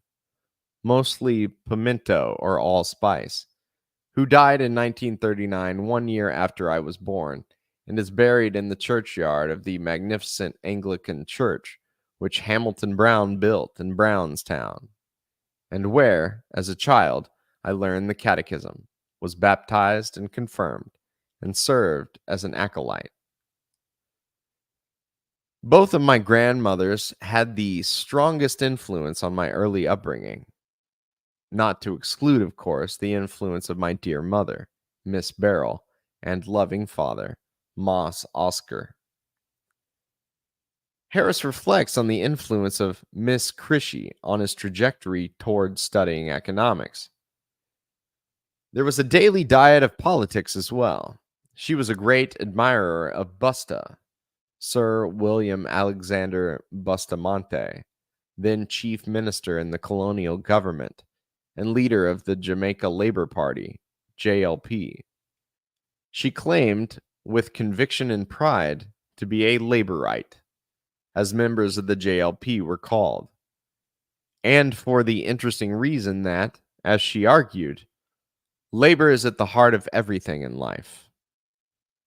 Little did I know then, what I learned later in studying economics, that my grandmother was espousing her independently discovered version of a labor theory of value. The adventurous and assertive one. Harris tells a touching anecdote about his two daughters, and subtly hinting at Kamala's character as a child. Now, far away in the diaspora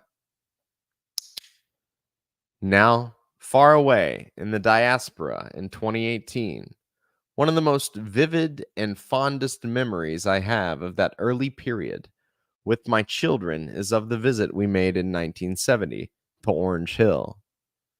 We trudged through the cow dung and rusted iron gates, uphill and downhill, along narrow, unkempt paths at the very end of the family property, all in my eagerness to show to the girls the terrain over which I had wandered daily for hours as a boy, with Miss Crishy hollering in the distance, "You better come home now, boy, or else."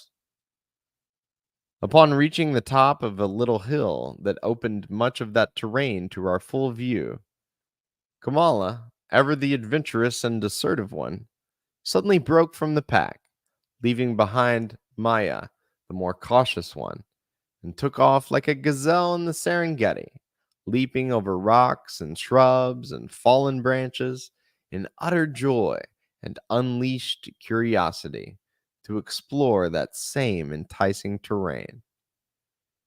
I quickly followed her with my trusted Canon Super 8 movie camera to record the moment, in my usual role as cameraman for every occasion. I couldn't help thinking there and then, what a moment of exciting rediscovery being handed over from one generation to another. His reference to Kamala as ever the adventurous and assertive one seems to indicate that these are character traits the VP nominee had in her childhood, which is carried over into adulthood.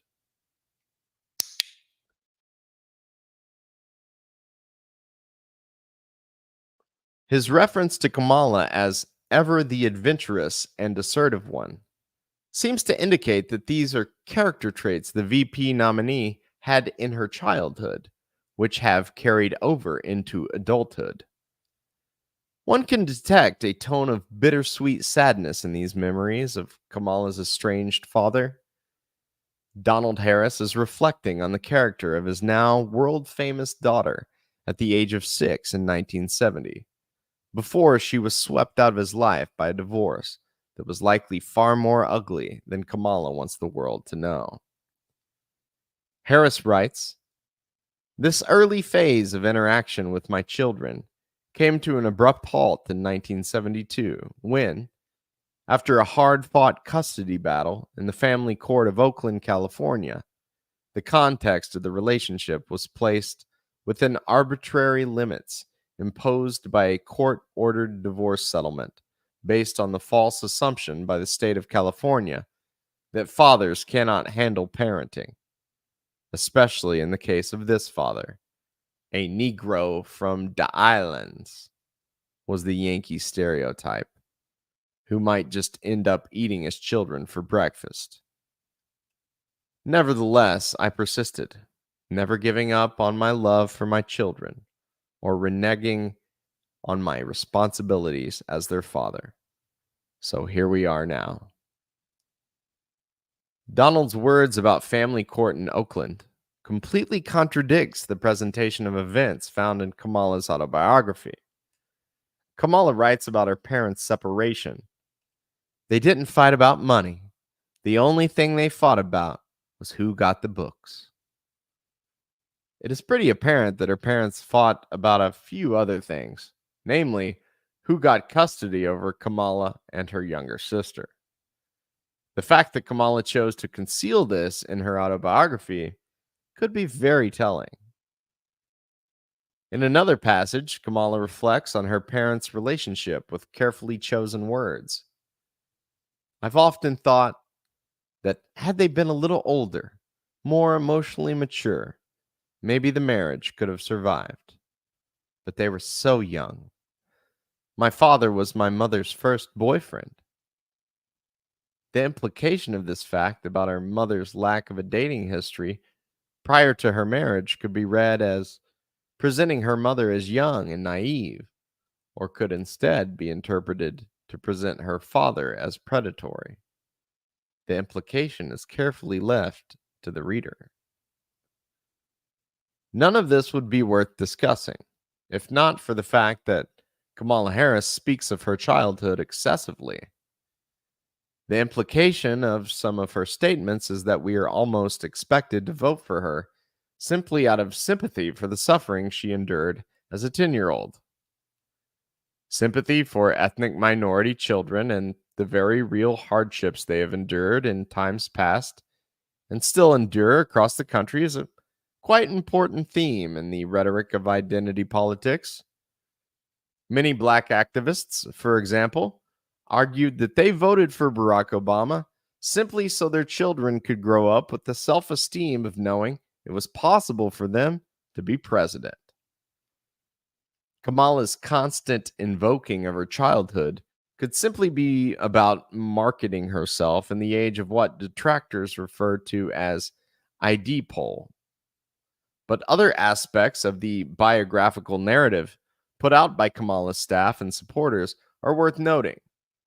In addition to the references to her childhood, the Harris campaign has done a lot to almost canonize her now deceased mother.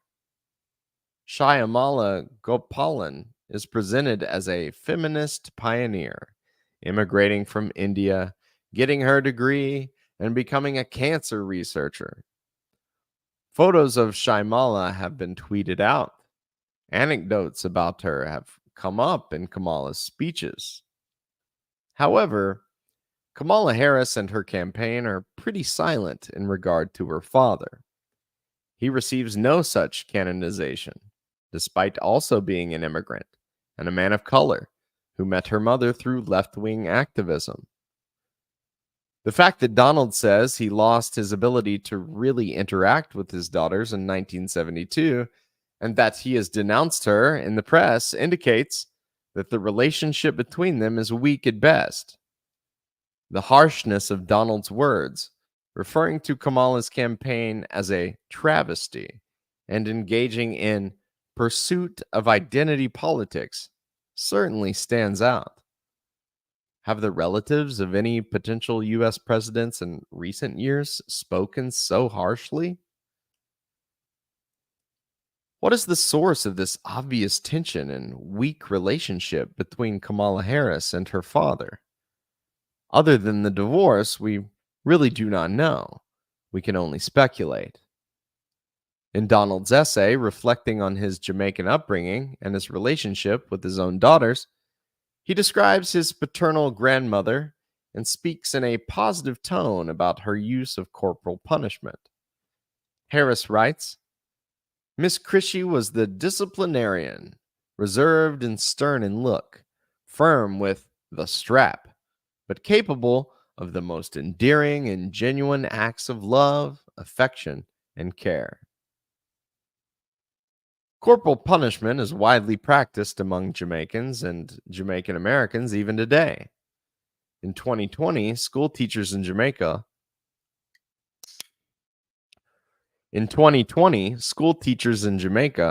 are still known to spank or beat their students, though officially urged not to do so by the Ministry of Education.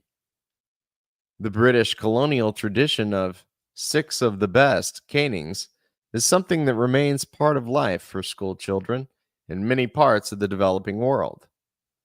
Jamaica maintained the practice of sentencing. Jamaica maintained the practice of sentencing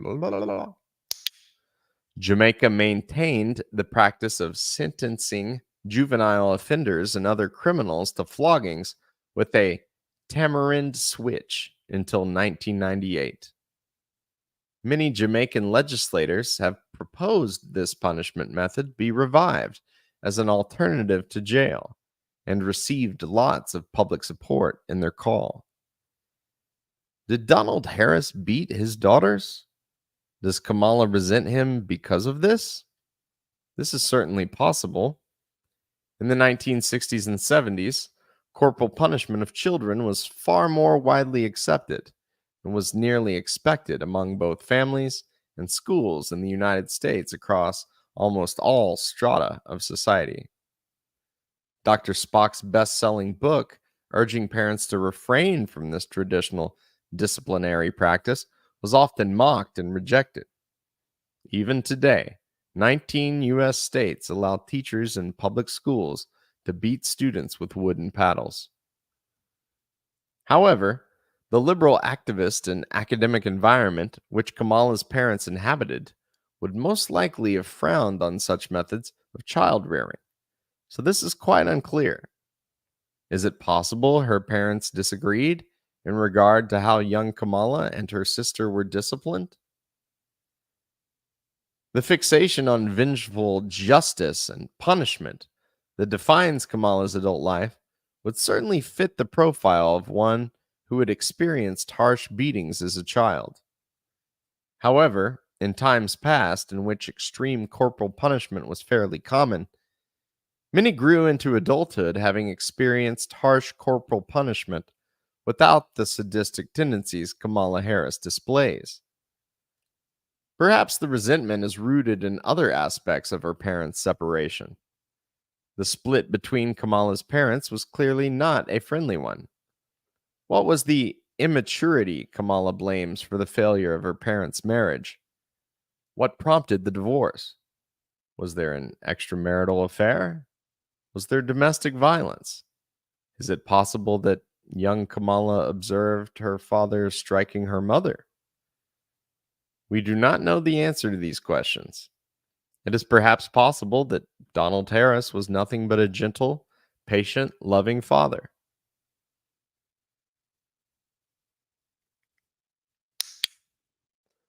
Is it perhaps possible that Donald Harris was nothing but a gentle, patient, loving father?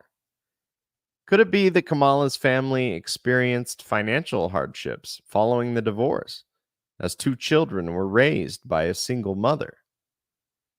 Did Shyamala perhaps scapegoat her ex-husband and raise Kamala and her sister to believe he was responsible for the problems of their household?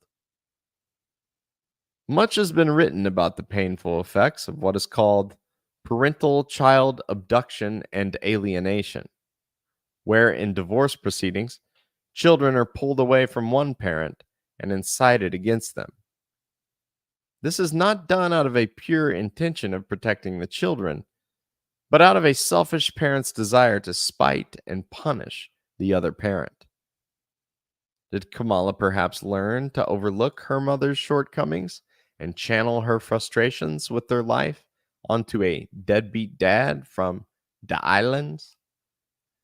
Donald's essay hints that he is coming from a defensive place and that perhaps his responsibleness as a father has been questioned. In Donald's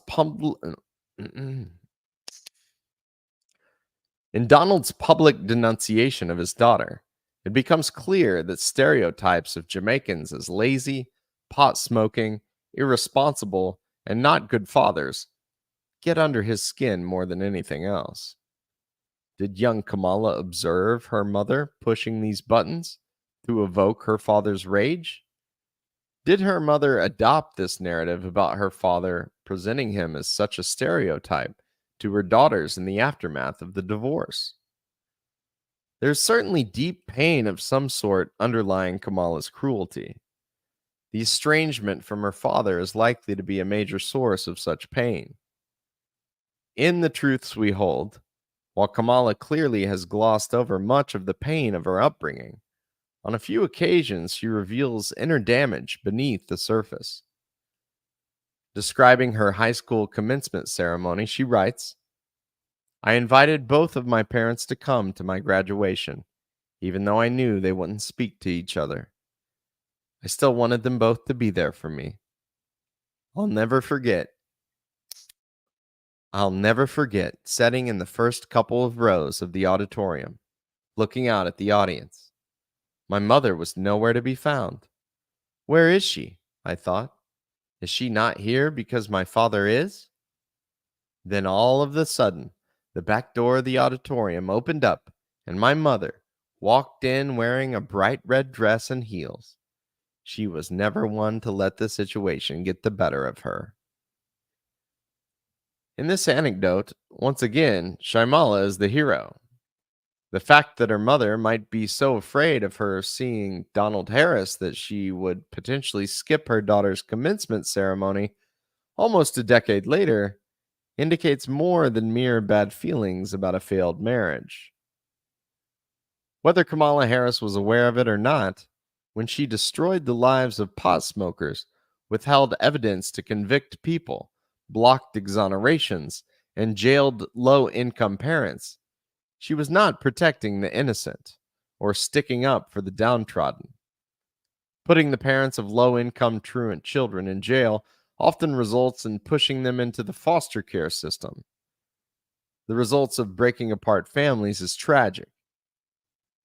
As a result of her many actions as a rising star in California's prosecutorial school-to-prison pipeline apparatus, getting tough on crime and pushing for harsh sentences, countless thousands of children grew up like her, without their father.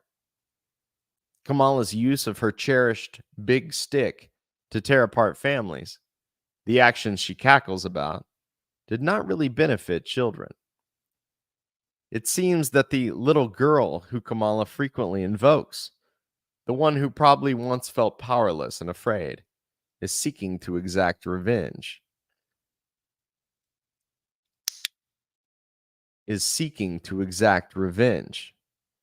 The actual results for actual people are irrelevant. As the image of 10-year-old Kamala flickers in her mind, a rage that has burned for decades continues to be kindled. No matter how many lives are destroyed, the world must be made to understand that little girl was me. The destructive impulse. Much like the similarities between Obama and Clinton, Trump and Bush, Kamala's life story is all too similar to many other prominent female political figures. Amy Klobuchar, the U.S. Senator from Minnesota, who also ran in the 2020 Democratic presidential primary, has a similar biography. She was raised by a mother after a divorce. In her case, we know there was domestic violence, with her alcoholic father beating her mother. Like Kamala, Amy was estranged from her father until he became sober decades later. Amy Klobuchar became a criminal prosecutor in the same era and utilized the same fear-mongering tactics, filling prisons in Minnesota with low-income African-American men. Samantha Power, the UN ambassador under Barack Obama, who worked inside the White House pushing for the Libyan intervention, shares a similar life story. Power was born in Ireland. Power was born in Ireland. When Samantha Power was 9 years old, she moved to the United States with her mother. Power and her mother left behind their father, who died of an alcohol-induced illness a few years later. Kamala Harris, Amy Klobuchar, and Samantha Power have dedicated their lives to punishing and destroying. Harris and Klobuchar destroyed the lives of low-income, mostly black men in courtrooms, and rose up in the ranks due to the enthusiasm with which they carried out this task, ensuring huge profits for the prison industrial complex. Samantha Power dedicated her life to building the case, not for the incarceration of individuals, but for the military destruction of nations. In her book, Problem from Hell, America in the Age of Genocide, Power wrote that the U.S. government needed help from American reporters, editorial boards, and advocates.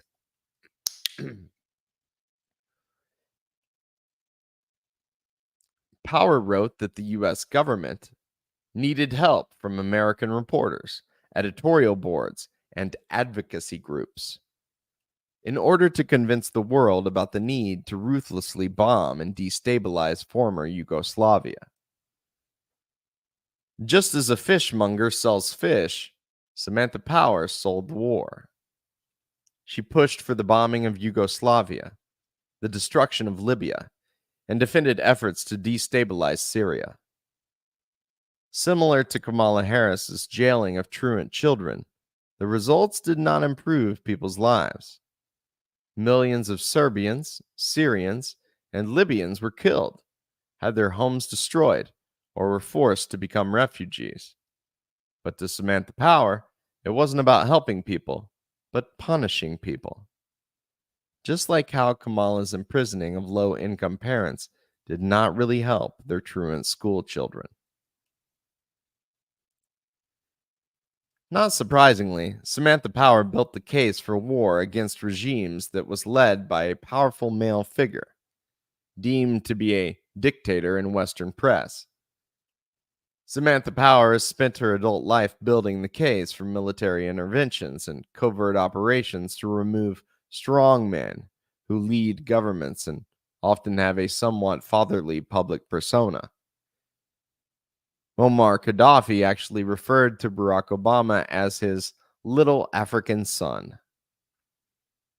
It is easy to speculate that in the psyche of Kamala Harris, the parents of truant children and the various African American males she convicted are psychological stand-ins for a dark-skinned father against whom she has a high amount of rage.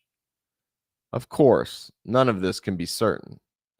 In each of these life histories of president and political figures, there are undoubtedly countless unknown factors driving their career choices and personality development. Biological factors like brain chemistry, the influence of religion, the personality of influential teachers, mentors, and childhood friends all can have immeasurable impact on how the human mind and personality develops.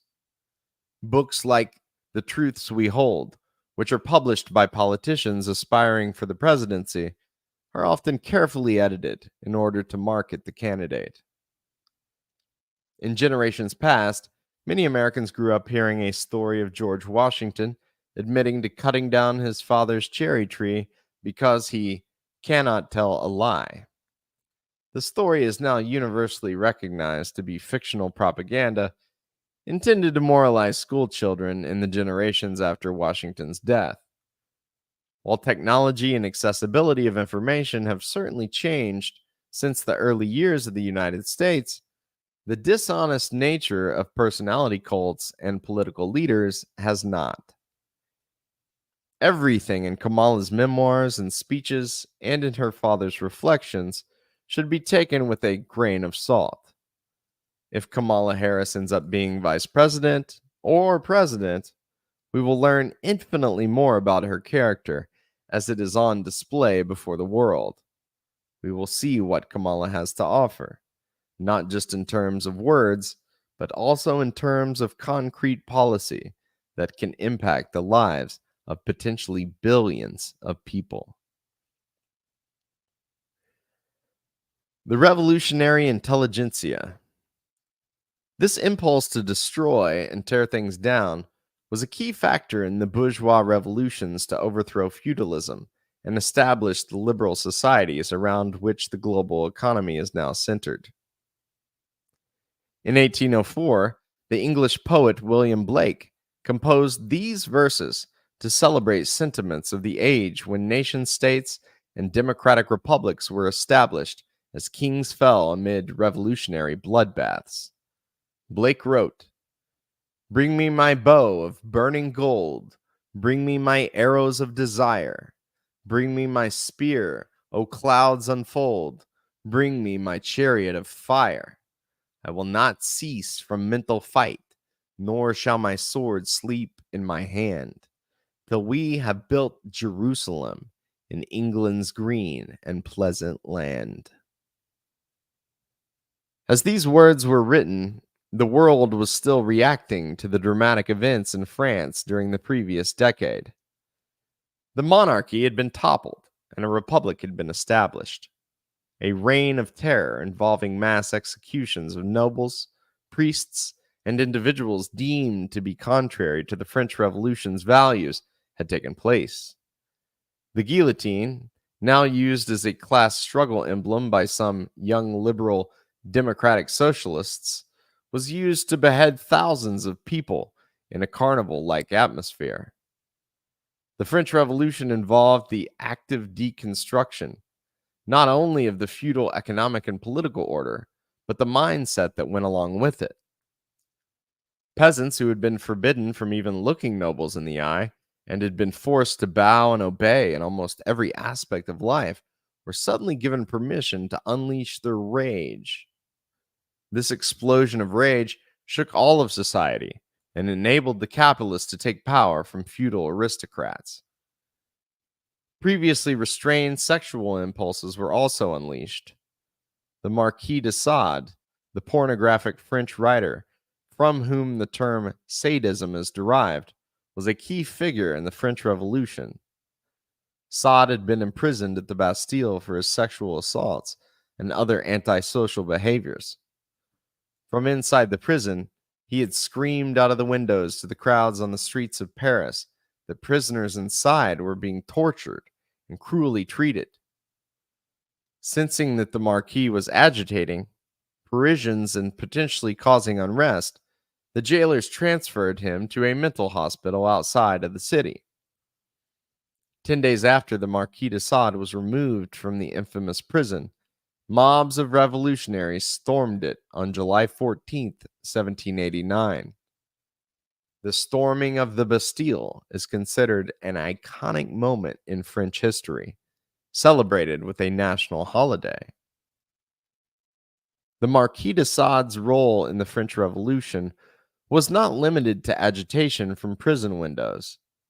Sade was a keynote speaker at the funeral of Jacobin agitator Jean-Paul Marat, giving a glowing eulogy. For the Marquis de Sade, sexuality and violence were closely linked to each other, and the unleashing of both signified the liberation of mankind. Indeed, the unleashing of passion and rage was key in bringing down feudalism. As a result of the French Revolution, it has become an almost permanent attribute of leftist politics as it developed.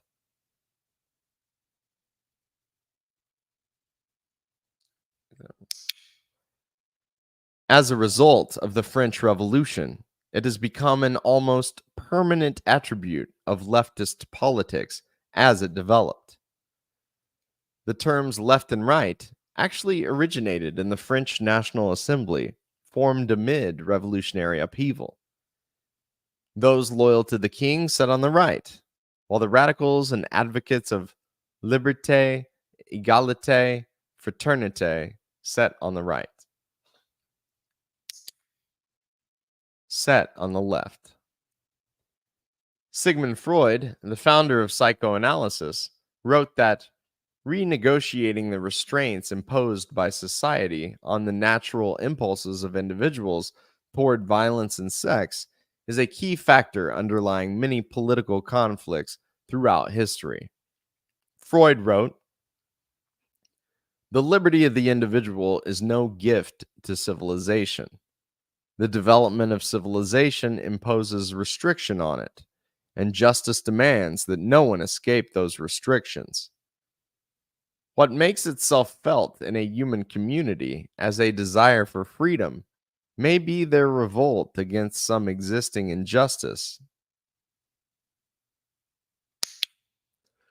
What makes itself felt in a human community as a desire for freedom may be their revolt against some existing injustice, and so many prove favorable to further development of civilization. It may remain compatible with civilization."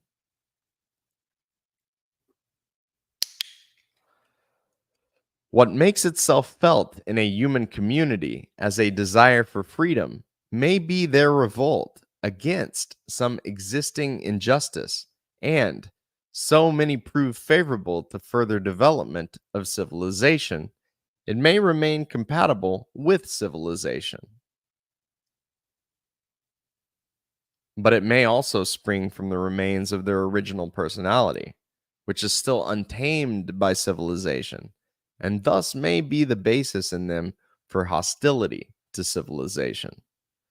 The urge for freedom,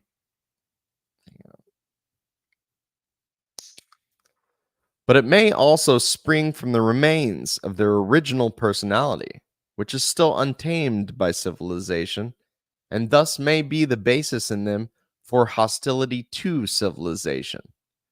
The urge for freedom, therefore, is directed against particular forms and demands of civilization or against civilization altogether.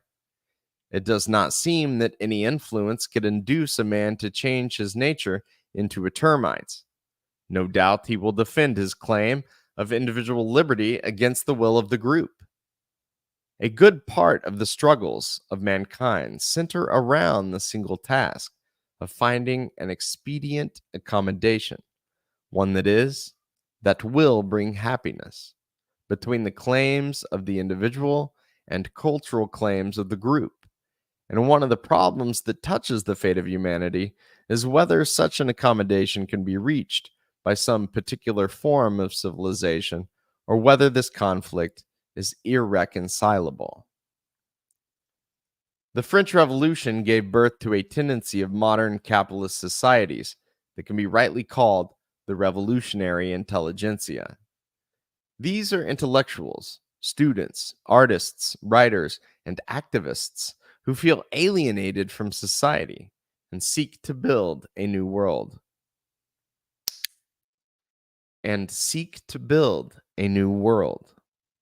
These bohemians or radicals existed across Europe in the 1800s and now exist in almost every country in the world. It is a middle class current in which youth are significantly represented. Karl Marx and Friedrich Engels were among this strata, debating with other left Hegelians in the cafes of Paris and London. Marxism emerged as the dominant current among the students and intellectuals of Europe, who felt the bourgeois revolutions had failed to deliver a truly just society, and that building Jerusalem required further storming of barricades and firing of rifles. While conservatives throughout Europe sought to reinforce religion, patriarchy, and tradition, the organized political left became associated with lifting restraints on human impulses. The Marxists generally sought to come to power by giving workers permission to be angry at their bosses, giving women permission to be angry about traditional gender roles, giving youth permission to be angry at authority, and combining this anger into a gigantic social explosion in which the revolutionaries could take power. This was the method of the French Revolution, and throughout Europe, it was quite effective. Karl Marx participated in the 1848 German Revolution, as did Friedrich Nietzsche, and Richard Wagner. The unleashing of passion was certainly evident in the 1848 events, as peasants marched off the battle singing Deutschland, Deutschland, über alles, in the hopes of toppling the local nobles and aristocrats and uniting the various territories into a modern nation-state governed by a democratic republic. The failure of the 1848 revolution resulted in a mass exodus from Germany by the socialists, radicals, and religious fanatics who had fought on the front lines. The various Marxist revolutionaries of the 20th century, Lenin, Trotsky, Mao, Castro, Guevara, and others, originated among the revolutionary intelligentsia as wealthy students who studied revolutionary ideas and sought to remake the world around them. Many of them learned how to effectively unleash the rage of peasants, workers, and students against the semi-feudal system of the developing world and utilized the unleashing of passions in order to take power. Mao Zedong, for example, knew very well how to tap into the anger of peasants against landlords, as well as the anger of youth at China's highly traditional Confucian family structure. Rage at the old regime was very visible in the immediate aftermath of the Russian Revolution, with the destruction of churches. The large number of executions of figures from the Batista regime in the early years of the Cuban Revolution harnessed similar anger. The emergence of constructive socialism. However, when communists have taken power, they hold on to power by appealing to very different emotions. The strength of the Soviet Union was not that it gave permission to individuals to unleash their rage, but rather that it provided a sense of community and joint effort that enabled the country to be rapidly industrialized. The PBS documentary film Red Flag 1917, produced after the fall of the Soviet Union, featured interviews with Tatiana Fedorova. As a youth, Tatiana had been a leader of construction projects during Stalin's 5-year plans to industrialize the Soviet Union. The full transcript of her interview has been published online. Fedorova described the feelings of building the USSR into an industrial superpower. Remember, people were illiterate, lived in virtual darkness, wore birch bark shoes. Even now, I think it's like something out of a fairy tale. It was one of the most difficult times to build this country. To build these great construction sites would only be possible through unity, the unity of the people, and the love of the people to their idol. Stalin, for us, was an idol.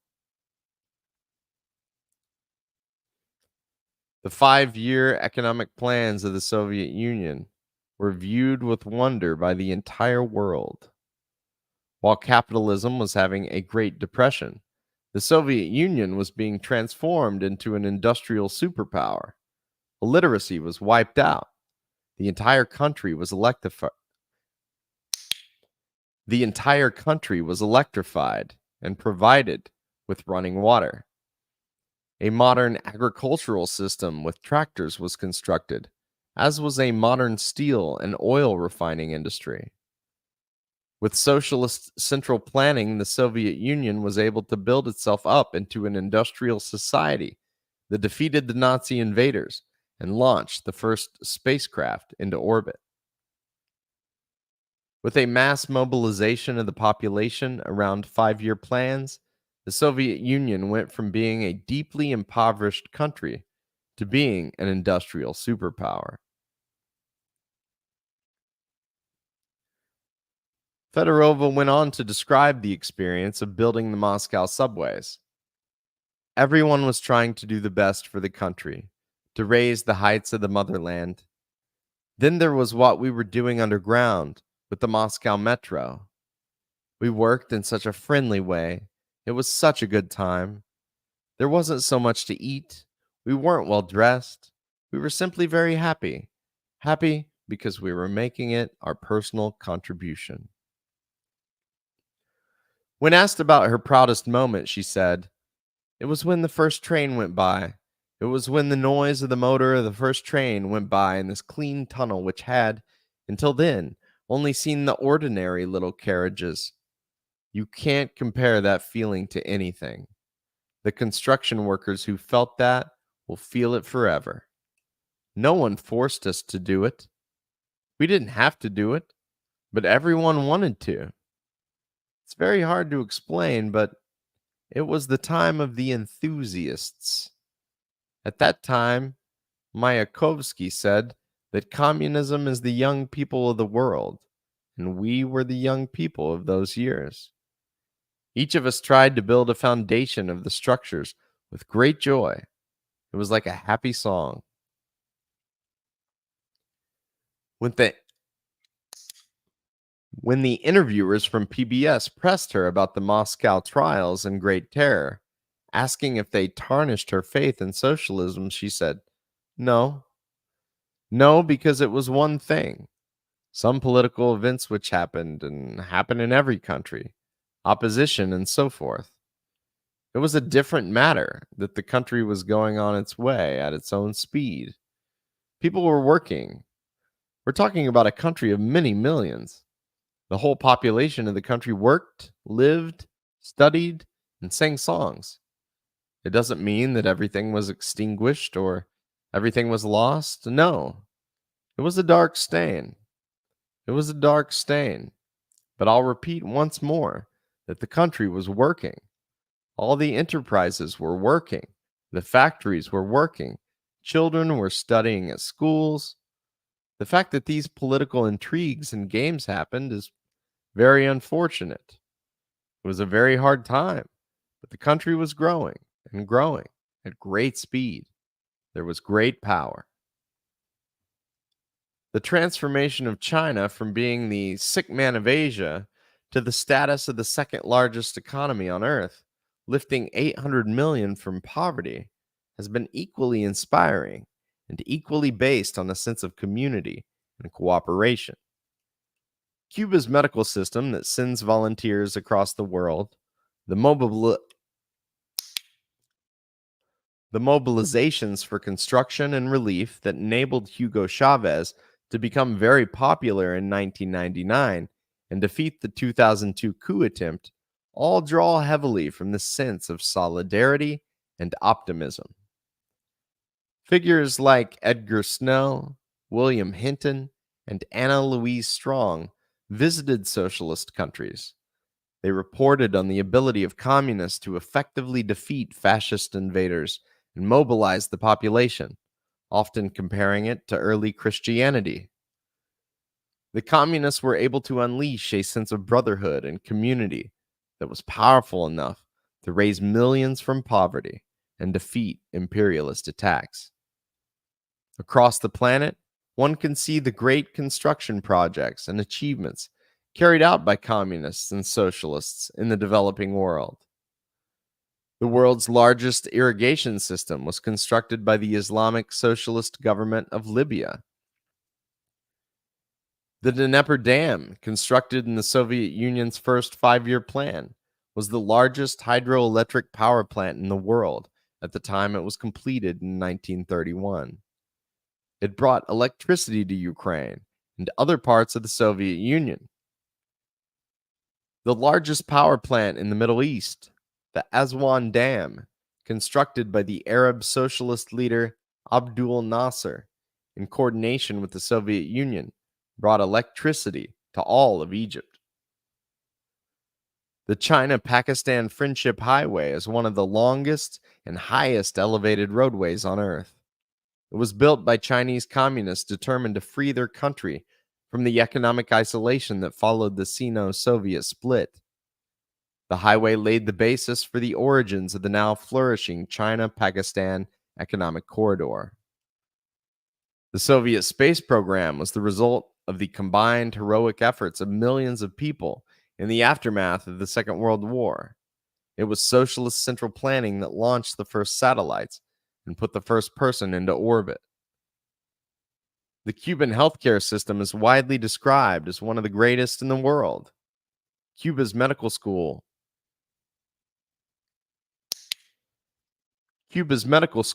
that trains doctors from other countries is also widely praised.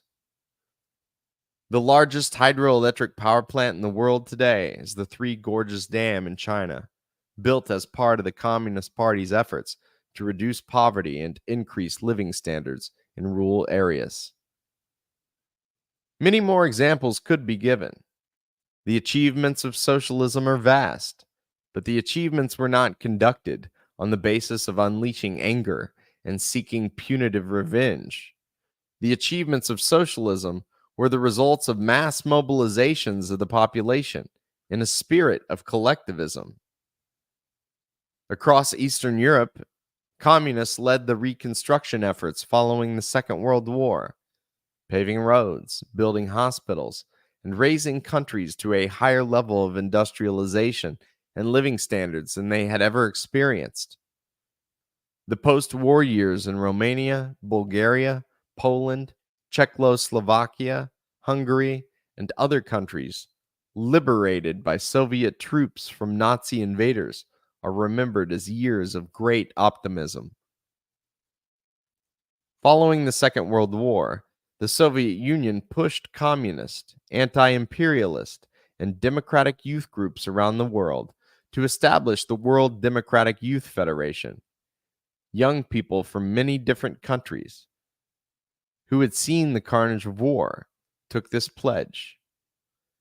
We pledge that we shall remember this unity, forged in this month, November 1945.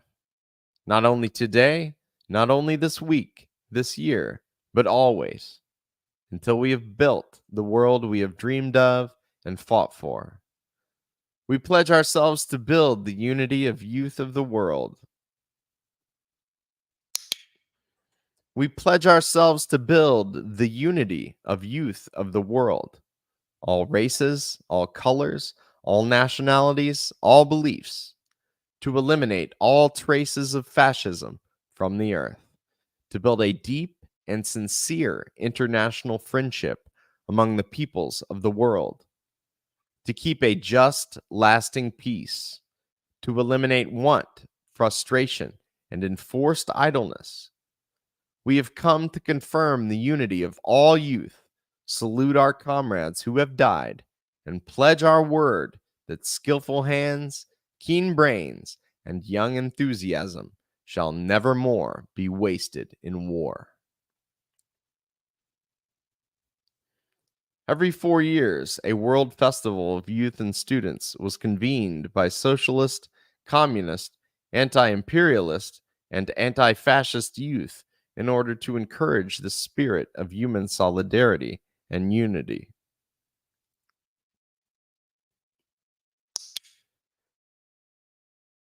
Every 4 years, a World Festival of Youth and Students was convened by socialist, communist, anti-imperialist, and anti-fascist youth in order to encourage the spirit of human solidarity and unity.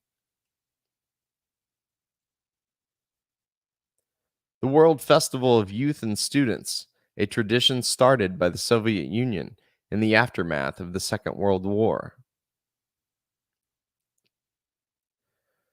Many wonders and signs. In the early years of the Soviet Union, the Communist Party had an internal debate about the way forward. The country was still recovering from a horrendous civil war. Millions of people had died when 15 different countries invaded the Soviet Union in the hopes of overturning the socialist revolution. Stalin favored a program of socialism in one country, while Trotsky proposed a program of permanent revolution. In essence, Stalin sought to appeal to the collective desires of the Soviet peoples. In essence, Stalin sought to appeal to the collective desires of the Soviet peoples for a better life, while Trotsky sought to continue to unleash rage and vengeance, striving for a global revolutionary conflagration. The peoples of the Soviet Union were weary of war, and Trotsky's program of militarizing the life of factory workers and peasants was unappealing to the population, though many hardline Bolsheviks were mistakenly attached to it. Speaking on January 25th, 1921, Stalin criticized the permanent revolution concept, saying, "A group of party workers headed by Trotsky, intoxicated by the successes achieved by military methods in the army, supposes that those methods can, and must, be adopted among the workers, in the trade unions, in order to achieve similar successes in strengthening the unions and in reviving industry. But this group forgets that the army and the working class are two different spheres, that a method that is suitable for the army may prove to be unsuitable, harmful for the working class and its trade unions." Once again, on the trade unions, 1921. Joseph Stalin, a mass organizer who had been educated in a seminary, was known for appealing to quite different sentiments among the people. Long before the Bolshevik Revolution, Trotsky had observed this aspect of Stalin with scorn. Historian Simon Sebag Montefiore writes in his biography, Young Stalin, about the organizing style of Russia's future man of steel. The workers listened reverently to this young preacher, and it was no coincidence that many of the revolutionaries were seminarists, and the workers often pious ex-peasants. Trotsky, agitating in another city, remembered that many of the workers thought the movement resembled the early Christians and had to be taught that they should be atheists. Montefiore describes how the Bolshevik leader became highly popular when locked in prison alongside non-political criminals. Stalin was soon the kingpin of Batumi prison, dominating his friends, terrorizing the intellectuals, suborning the guards, and befriending the criminals. Stalin was hostile to bumptious intellectuals, but he was less with the less educated worker revolutionaries, who did not arouse his inferiority complex. He played the teacher, the priest. Trotsky and Western intellectuals who favored a permanent revolution and incarnated the mindset of the revolutionary intelligentsia viewed the industrialization of the USSR with disgust. They denounced Stalin as socially conservative, conducting a thermidor in the family, and then saw the moment when the population was mobilized to construct as the USSR becoming a degenerate worker state. However, the words of Tatiana Fedorova and the millions of other Soviet people who saw their homeland built into an industrial fortress that was strong enough to eventually withstand a fascist invasion tell a different story. In contemporary Russia, Stalin is far more popular than Lenin. Many anti-communists look up to Stalin. Many anti-communists look up to Stalin for his building up of the country. When Stalin built the mausoleum for Lenin and declared the ideology of the Communist Party to be Marxism-Leninism, many noted the orthodox religious influence on the propaganda of the new state. Speaking at Lenin's memorial meeting, Stalin spoke of communists not as chaos creators, executioners, or vandals, but as a group of people dedicated to living selflessly for the purpose of reinventing mankind. Comrades, we communists are people of a special mold. We are made of a special stuff. We are those who form the army of the great proletarian strategist, the army of Comrade Lenin. There is nothing higher than the honor of belonging to this army. There is nothing higher than the title of member of the party whose founder and leader was Comrade Lenin. It is not given to everyone to be a member of such a party.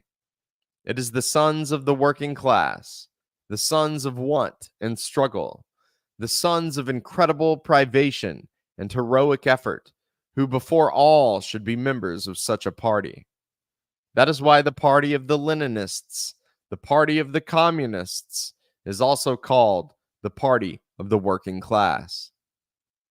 On the death of Lenin, 1924. In his text, Civilization and Its Discontents, Sigmund Freud speaks with contempt for feelings his religious friends described to him. He writes, "It is a feeling which he would like to call a sensation of eternity, a feeling as of something limitless and unbounded, as it were, oceanic.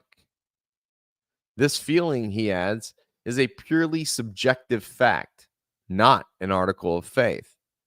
It brings with it no assurance of personal immortality, but a source of religious energy seized upon by various churches and religious systems, directed by them into particular channels, and doubtless exhausted by them. One may, he thinks, rightly call oneself religious on the grounds of this oceanic feeling, even if one rejects every faith and every illusion."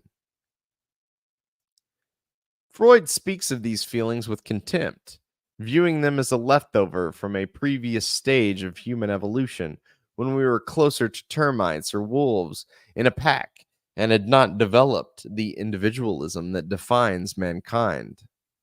He writes, "I can imagine that the oceanic feeling became connected with religion later on. The oneness with the universe that constitutes its ideational content sounds like a first attempt at religious consolation, as though it were another way of disclaiming the danger which the ego recognizes as threatening it from the external world." However, Freud does not seem to realize that it is this sense of oneness and belonging in a community, of a desire to be part of a joint effort and cause greater than oneself, that laid the basis for the achievements, not just of socialism, but of all human civilization. Human beings are collective in nature, and our progress as a species has been defined by the cultivation of a collective mindset and joint effort to achieve a higher purpose. When socialism took power across the world during the 20th century, it broke with the destructiveness of the revolutionary intelligentsia. While revolutionaries utilized the anger and releasing of impulses to take power, the Bolsheviks, the Chinese Communist Party, the Baathists, and Bolivarians won the loyalty of populations by unleashing collectivism and solidarity. Interestingly, the New Testament describes a similar feeling among the early years of the Christian church. They devoted themselves to the apostles' teaching and to fellowship, to the breaking of bread and to prayer. Everyone was filled with awe at the many wonders and signs performed by the apostles. All the believers were together and had everything in common. They sold property and possessions to give to anyone who had need.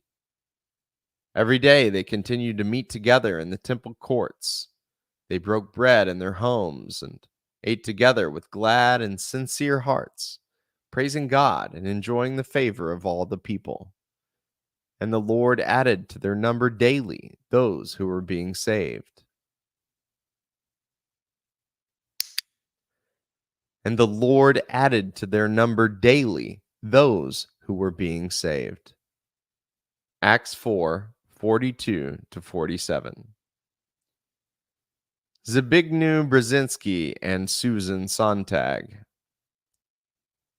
The man who probably had the greatest responsibility for the victory of the United States in the Cold War, aside from Henry Kissinger, was Zbigniew Brzezinski. He was a Polish-born anti-communist who hated Russians on an ethnic level, based on hundreds of years of tension between Poland and Russia. Brzezinski studied first in Montreal and then at Harvard University, always focusing on how to roll back the influence of the Soviet Union.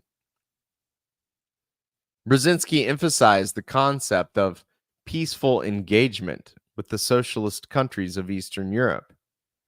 He urged the U.S. government to back away from hardline, doctrinaire anti-communism and to instead focus on manipulating communists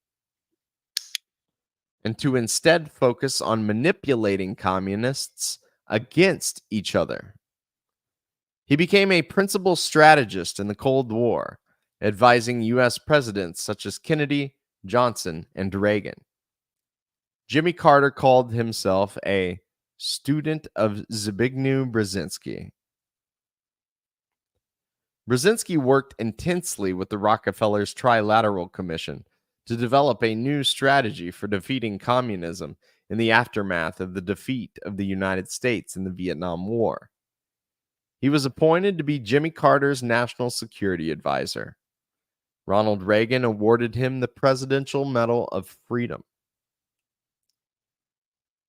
During the Vietnam War, many young leftists had begun to identify with the peasants of Vietnam, fighting the foreign occupiers.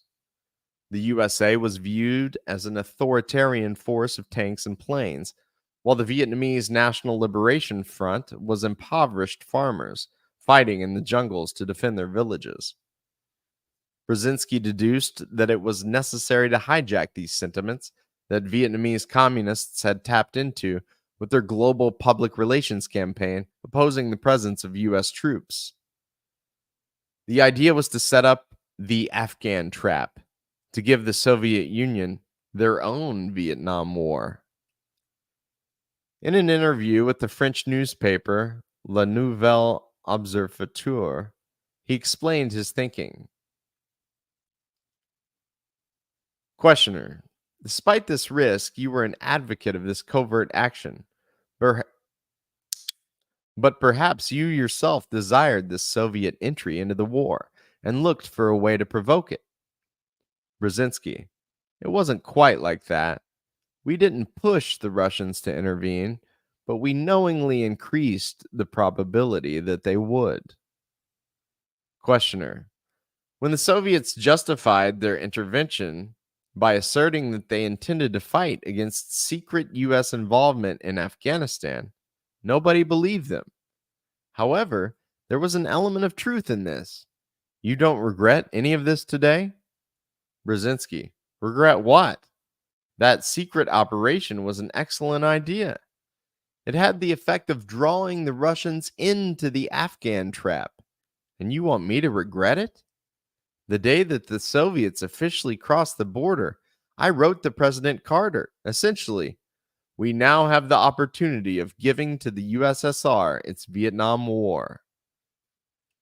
Indeed, for almost 10 years, Moscow had to carry on a war that was unsustainable for the regime, a conflict that brought about the demoralization, finally the breakup of the Soviet Empire. Questioner: and neither do you regret having supported Islamic fundamentalism, which has given arms and advice to future terrorists? Brzezinski: what is more important in world history, the Taliban or the collapse of the Soviet Empire? Some agitated Muslims or the liberation of Central Europe and the end of the Cold War. CBS News was caught airing staged battle footage to make the Islamic extremists fighting the Soviet Union, led by a young Osama bin Laden, look like romantic freedom fighters. The fake footage was exposed by the Columbia School of Journalism Review and the New York Post. In 1989, the Associated Press confirmed the reports. Most of the footage was shot by cameraman Mike Hoover, who allegedly staged scenes of guerrilla sabotage and made a Chinese-built Pakistani jet on a training run appear to be a Soviet plane bombing Afghan villages. In 1987, The 1987 James Bond film, The Living Daylights, was dedicated to the brave Mujahideen fighters of Afghanistan. By appealing to the leftist aesthetics with slick propaganda, the Western imperialists could defeat the communists. Covert manipulation of leftist politics, which began with the Congress for Cultural Freedom program, escalated. Zbigniew Brzezinski famously coined the term Euro-communists in reference to the fact that in 1978, the French, Italian, and Spanish communist parties denounced the Soviet Union's foreign policy, echoing the very allegations against the USSR made by the US State Department. This had been the result of decades of covert manipulation. Academics had a great deal of influence within the European communist parties. They received grant money from CIA-linked foundations and were carefully nudged to emphasize social liberalism and move in an anti-Stalinist direction. The Frankfurt School, covertly supported by the CIA as early as the 1950s, emphasized the need to focus on intellectuals, not the working class, and combined Freudian psychoanalysis with Marxism, focusing on cultural criticism. The writings of Antonio Gramsci, an Italian communist who wrote coded notebooks from within a fascist prison, were pushed to front, while the key ideological texts of Marx and Lenin were ignored. The idea that the Soviet Union was made up of red fascists and totalitarians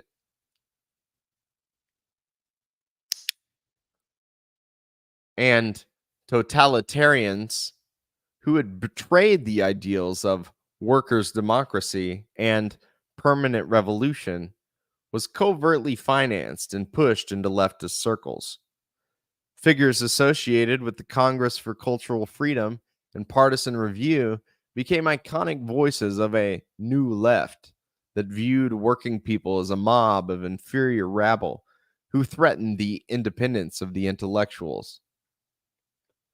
Susan Sontag declared in an essay called Fascinating Fascism, written for the New York Times Review of Books, that many aspects of the USSR and the Eastern Bloc were somehow fascist.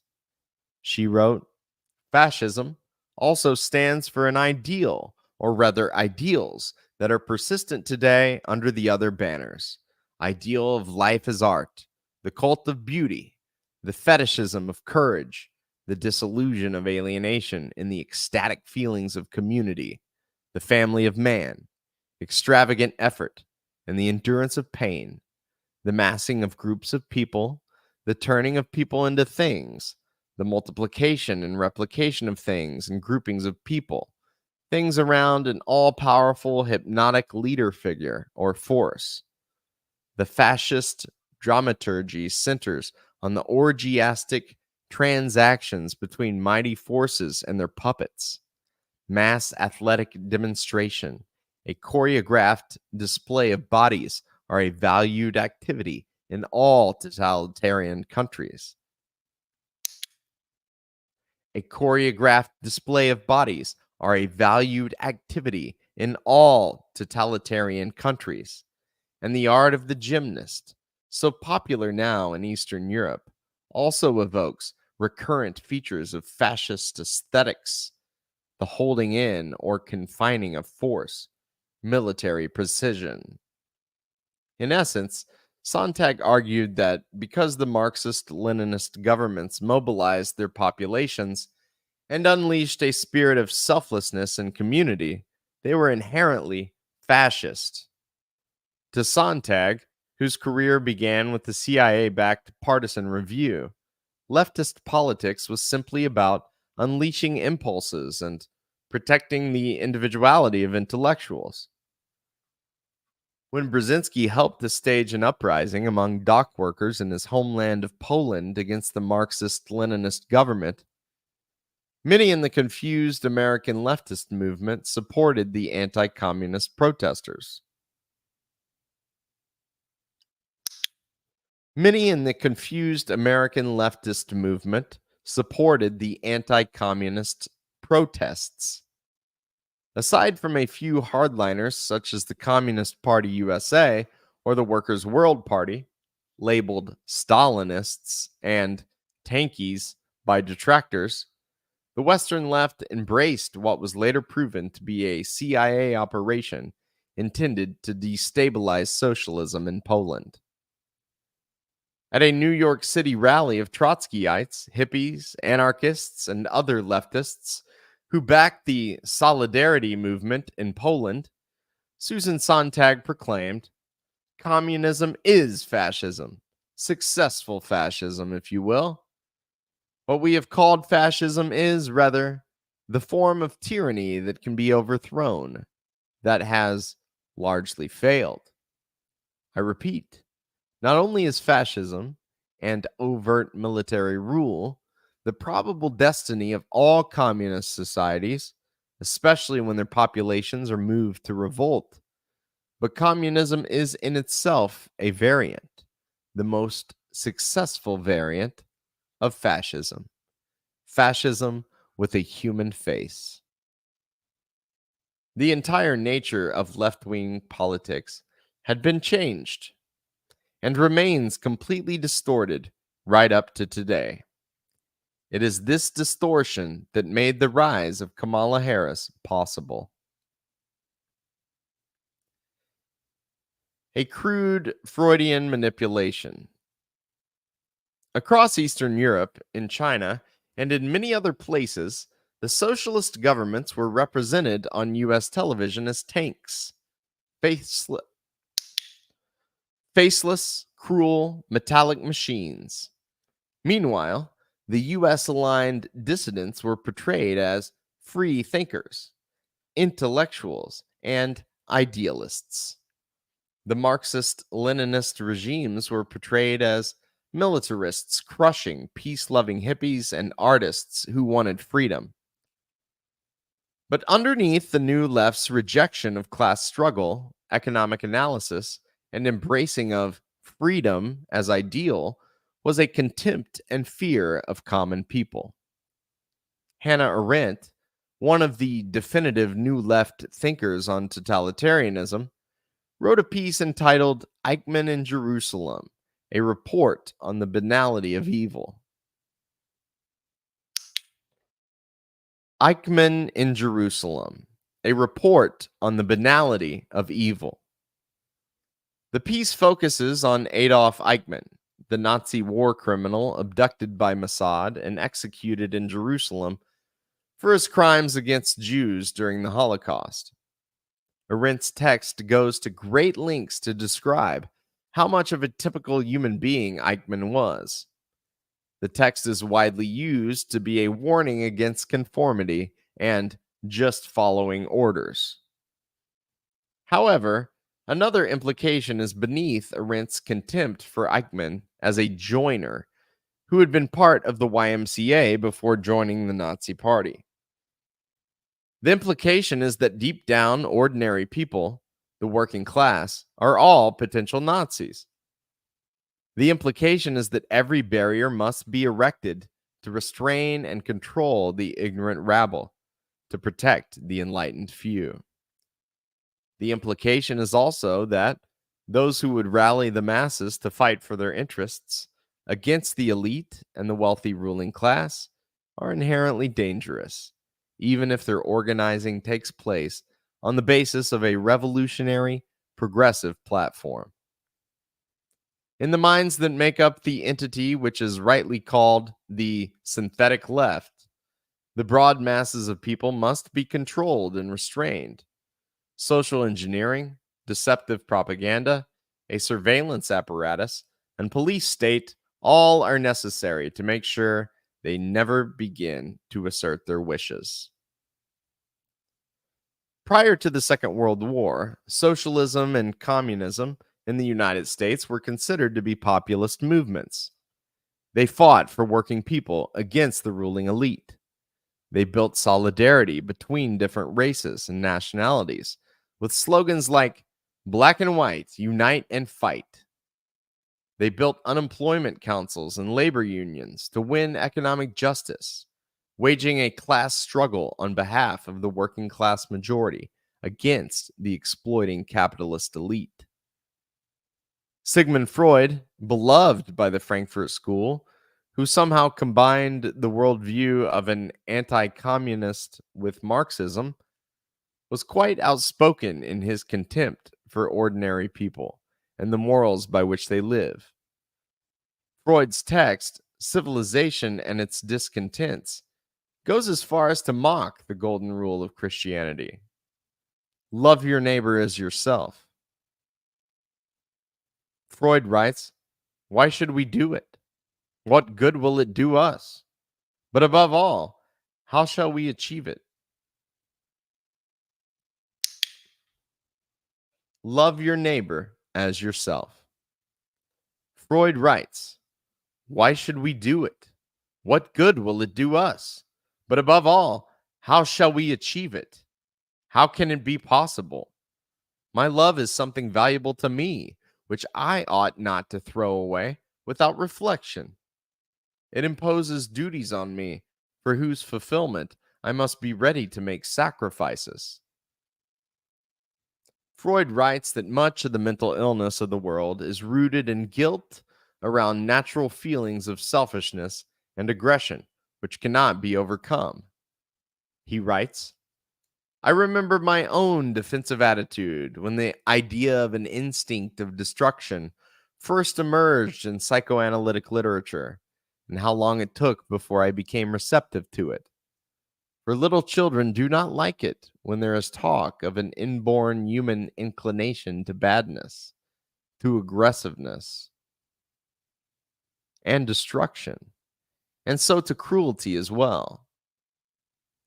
The commandment, 'Love thy neighbor as thyself,' is the strongest defense against human aggressiveness and an excellent example of the unpsychological proceedings of the cultural superego.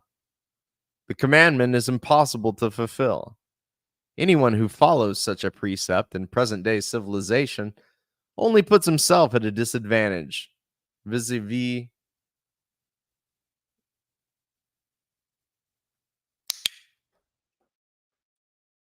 the person who disregards it. In the absence of class solidarity and economic notions of socialism as central planning and construction, many have noted that leftism has largely degenerated to a form of victimology. Various forms of oppression, racism, sexism, homophobia, transphobia, mistreatment of the disabled, and body shaming are denounced and studied in great depth. In left-wing discourse, individuals are given permission to feel that they have been victimized for this unfairness and unleash their rage. They get to satisfy their impulse toward aggression by exacting revenge for their perceived oppression. So, how did Kamala Harris grow up among anti-racist activists, aware of the legacy of Jim Crow and injustices of the U.S. legal system, and yet become a sadistic perpetrator of mass incarceration? Because we cannot expect her to love her neighbor as herself or feel empathy for her victims.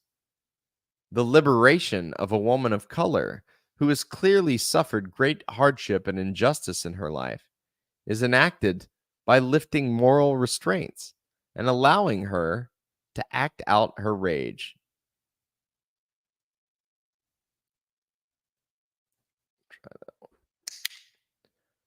The liberation of a woman of color who has clearly suffered great hardship and injustice in her life is enacted by lifting moral restraints and allowing her to act out her rage. According to the logic of Frankfurt School cultural critics, the postmodernists, Sigmund Freud, and other pseudo-leftists who view Marxism as merely a vehicle for deconstruction, Kamala Harris's life is a beautiful thing. A person from historically marginalized groups has become empowered to unleash her rage onto the world. The myths that once held society together and restrained such behavior have been deconstructed. The psychology of the revolutionary intelligentsia, when stripped of any scientific Marxist ideology, the mindset of angry crowds screaming around the guillotine, has become incarnated in an age where Twitter anger and wokeness has replaced the notion of human progress. Kamala Harris is the logical conclusion of a long process of distorting leftist politics and reducing it to a crude Freudian manipulation.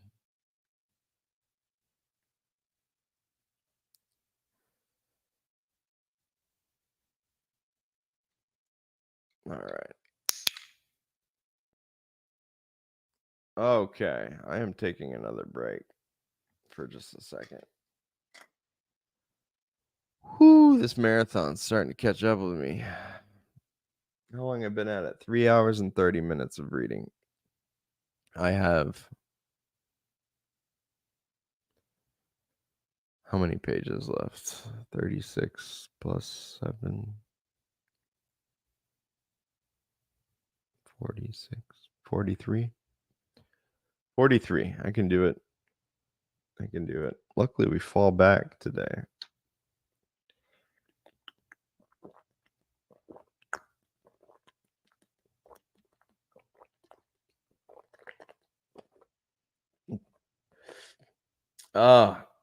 Watermelon for Prez is here. Hello, David. It's my best friend, Davey Smith, everybody. He's here. DFS on top. Patrick's still here. You the man, Patrick? Yeah, I've been at it. Giving the voice just a little break here. Just a tiny one.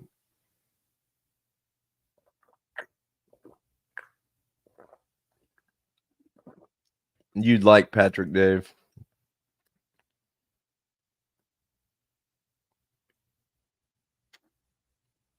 And you'd like Dave, Patrick.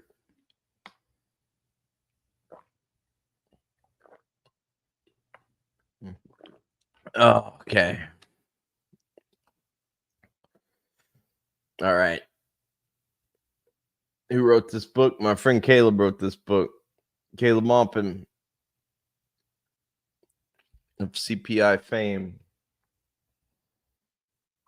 He sent me the PDF. And actually, Peter Coffin sent me an updated version. But between the two of them, that's where I got it. The updated has that intro. Oh, man. I'll work at the pharmacy tomorrow. But we fall back, so it says it's 1, but it's really 12, 17. So get done about 1:30 here Central Time. That'll be okay. All right, let's knock it out, everybody. Get the recording going back. 1, 2, 3. Check 1, 2, 3. Click. All right.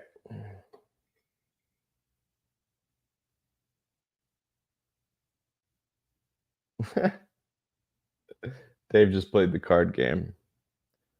That's the way to do it. All right, here we go. What was I calling these? Book part 3. All right.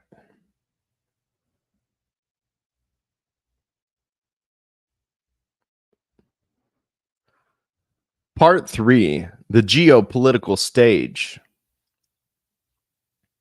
In 2017, the celebrity gossip website, Page 6, blew the whistle on what was probably intended to be a secret meeting in Long Island, New York. Emily Smith wrote, "The Democrats' great freshman hope, Senator Kamala Harris, is heading to the Hamptons to meet with Hillary Clinton's biggest backers. The California senator is being feted in Bridgehampton on Saturday at the home of MWWPR guru Michael Kempner, a staunch Clinton supporter who was one of her national finance co-chairs and a lead fundraiser.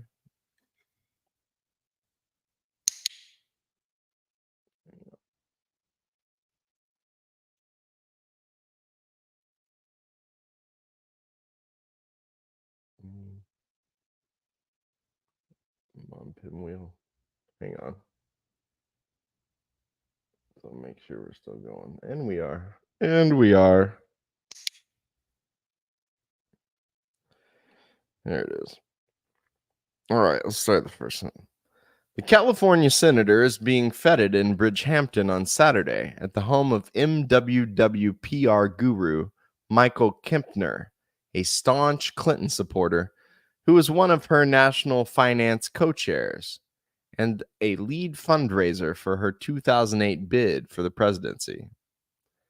He was also listed as one of the top bundlers for Barack Obama's 2012 re-election campaign, having raised $3 million. The article went on to describe others who were meeting behind the prosecutor turned politician. Guests there to greet Harris are expected to include Margot Alexander, a member of Clinton's inner circle, Dennis Mahil, a Democratic donor who is the chairman of the Battery Park City Authority, even though he lives between a sprawling Westchester estate and an Upper East Side pad, designer Stephen Gambrell, and Democratic National Committee member Robert Zimmerman. Washington lobbyist Liz Robbins is also hosting a separate Hamptons lunch for Harris. A fight behind closed doors. An article further reporting on the events described Harris's connection to another Clinton backer, the Hungarian billionaire George Soros. Writing for The Observer, Michael Sinato wrote, in 2011, Harris's former aide, Lenore Anderson, was hired as campaign manager for Californians for Safety and Justice, which was financed by Soros's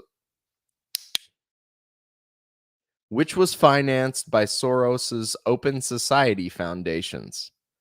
Since 2012, Soros had led a 4-year, $16 million campaign to change California criminal policy, which Harris was deeply involved in as California Attorney General.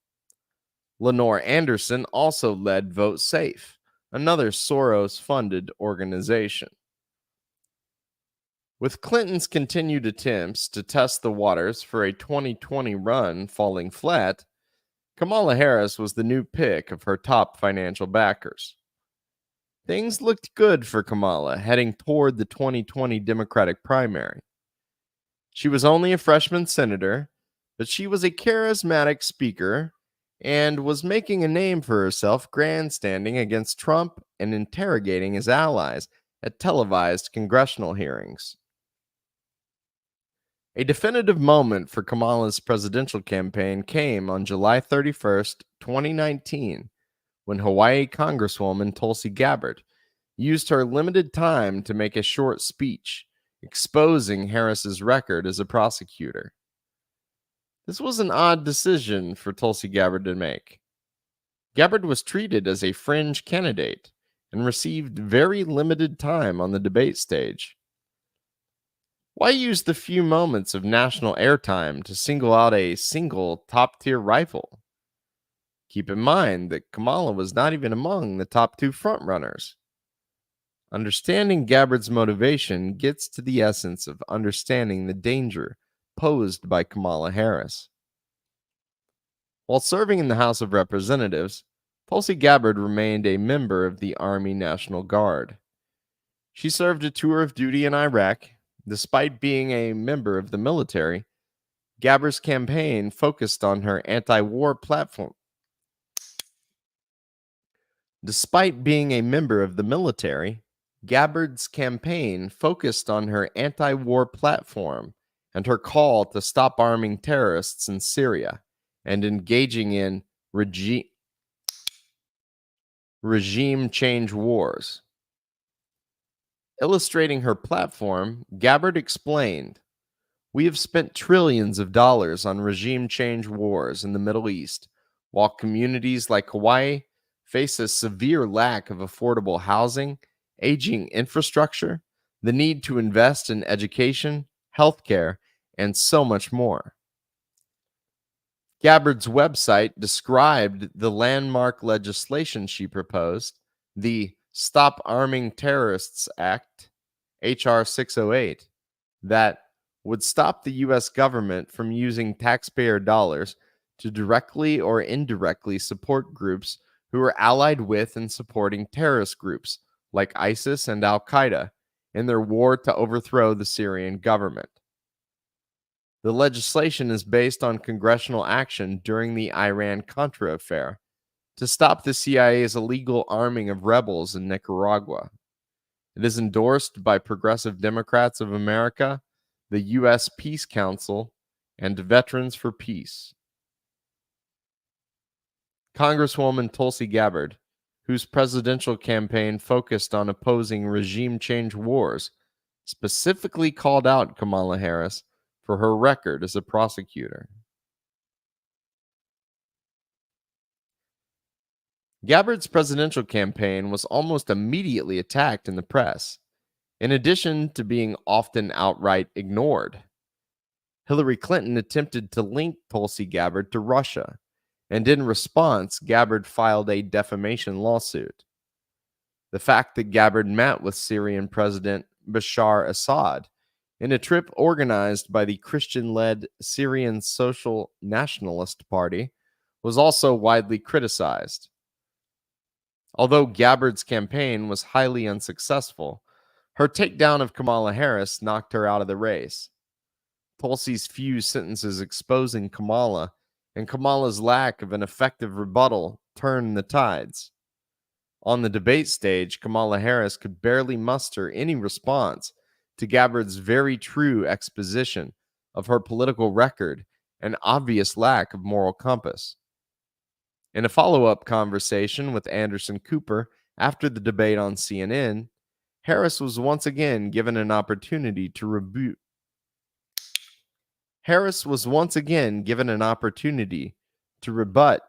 Gabbard's remarks.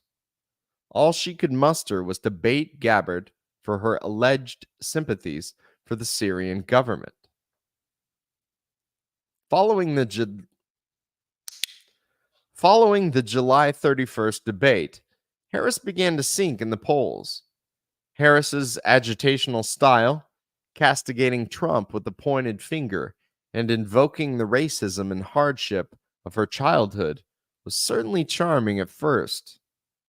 However, millions of Americans were led by Tulsi Gabbard to see Kamala Harris not simply as a person who would use her oral skills to prosecute Donald Trump, but as someone who would happily use it against their innocent fathers, brothers, sons, and daughters without remorse, in the hopes of simply advancing her career.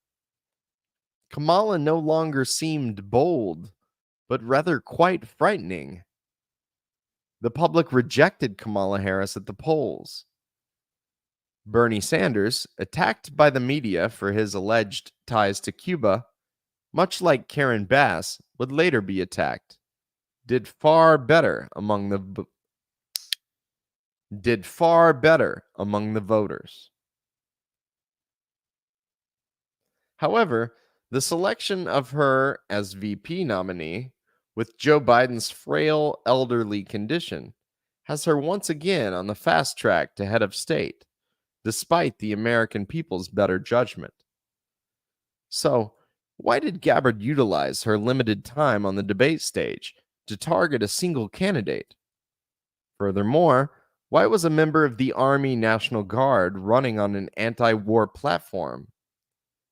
This also leads us back to the opening questions about why Harris's nomination for vice president was so last minute and surrounded by so much confusion. The reality is that a fight is taking place at the top of U.S. society, mostly behind closed doors. The fight goes on across party lines, within intelligence agencies, and inside the so-called deep state apparatus, and within the financial business elite. Essentially, forces from many different angles are trying to hold off the destructive agenda of one very dangerous and powerful clique. The Honduran coup of 2009. Hillary Clinton ran the U.S. State Department from 2009 to 2013. It is doubtful that any individual U.S. official has ever done so much damage to the global community in such short a time. Clinton was backed by the same forces that now financially back Kamala Harris. She had a slew of staffers, including Jared Cohen, Samantha Power, Anne Marie Slaughter, and Susan Rice. On the 28th of June, 2009, the Honduran military toppled the elected government. Manuel Zelaya, who won the elections fair and square according to every poll and observer, was overthrown. In her book, Hard Choices, Clinton claims he was removed due to fears that he was preparing to circumvent the Constitution and extend his term in office. This is false. Zelaya had been in the process of taking a non-binding poll among the Honduran public about whether or not they would favor the ratification of a new constitution. In Venezuela and Bolivia, the Bolivarian governments had ratified a new constitution to move the country toward socialism. Zelaya simply wanted to see if there was a popular mandate for doing so in Honduras before proposing it to the legislators. The military, trained and armed by the U.S. government, was determined to make sure that did not happen. Manuel Zelaya was kidnapped at gunpoint by the military and flown out of the country in his pajamas. A military junta assumed power. The results of this coup in Honduras have been horrendous. In 2009, Honduras already had the highest homicide rate in the world due to the prevalence of drug cartels among the impoverished population. From 2008 to 2011, the murder rate increased in Honduras by 50%. The U.S.-backed free market regime has not only presided over extreme poverty in Honduras, but it has maintained power through political assassinations. LGBT activists, in particular, have been targeted by right-wing kill squads aligned with the drug gangs. Immediately following the coup, U.S. President Barack Obama told the press that the moves by the Honduras military had been not legal. However, Hillary Clinton's State Department had been heavily involved in the coup long before it happened. Jake Johnstone wrote an article for The Intercept, published on August 29, 2017, describing how top leaders of the Honduran military had been taking classes with the U.S. Department of Defense. The coup plotters were all well connected to the U.S. military brass and friendly with members of Congress. While Barack Obama appears to have learned of the Honduran coup when it occurred, Hillary Clinton had been tipped off by Hugo Lorenz, U.S. ambassador to Honduras, a week before. The U.S. State Department had then dispatched John D. Negroponte to meet with the coup plotters.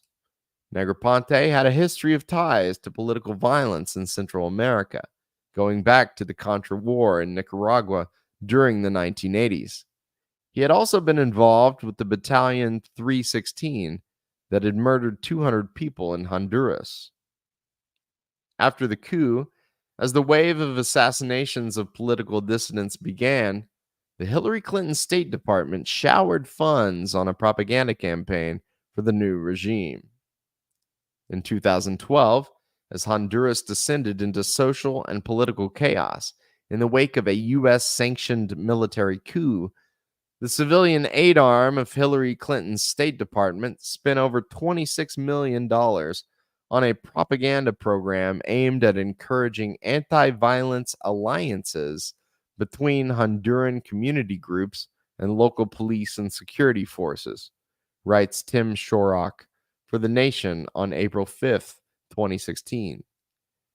The program, called Honduras Convive, was designed by the U.S. Agency for International Development, USAID, to reduce violent crimes in a country that had simultaneously become the murder capital of the world and a staging ground for one of the largest deployments of U.S. Special Operations Forces outside of the Middle East. A total of roughly $57 million in aid was provided to the Honduran government by the U.S. State Department from 2009 to 2014. According to the CIA World Factbook, over 12%, well over 1 in 10 Hondurans, cannot read or write. The infant mortality rate is a whopping 14.6 deaths for every 1,000 live births. As drug violence persists and access to running water and electricity remains unavailable to large chunks of the population, many of the thousands of refugees found at the U.S. border are Hondurans. The body count of Hillary Clinton's State Department in Honduras is most likely in the hundreds of thousands. Hillary Clinton enabled the violent overthrow of a democratically elected government and then proceeded to throw money at a death squad regime. The 2009 coup and the continued propping up of this regime with U.S. military personnel and funding, which she launched, and to which Obama may have at first been oblivious, has resulted in continued instability in this small country of just 9 million people south of the U.S. border. Malnutrition, lack of access to health care, lack of access to clean drinking water, drug gang violence, and political repression have taken a tremendous humanitarian toll. The violence has spilled over into Mexico and other parts of the region. It has contributed to the overall decline of living standards in the region. The Arab Spring. The Arab Spring events of 2011 were not spontaneous. They were said to begin when Tunisian fruit seller Mohamed Bouazizi lit himself on fire in December of 2010. However, suicides, even theatrical ones,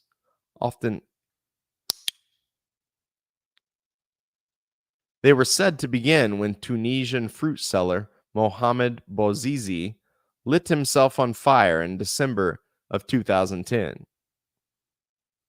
In Muslim countries, the press makes a bigger point of not highlighting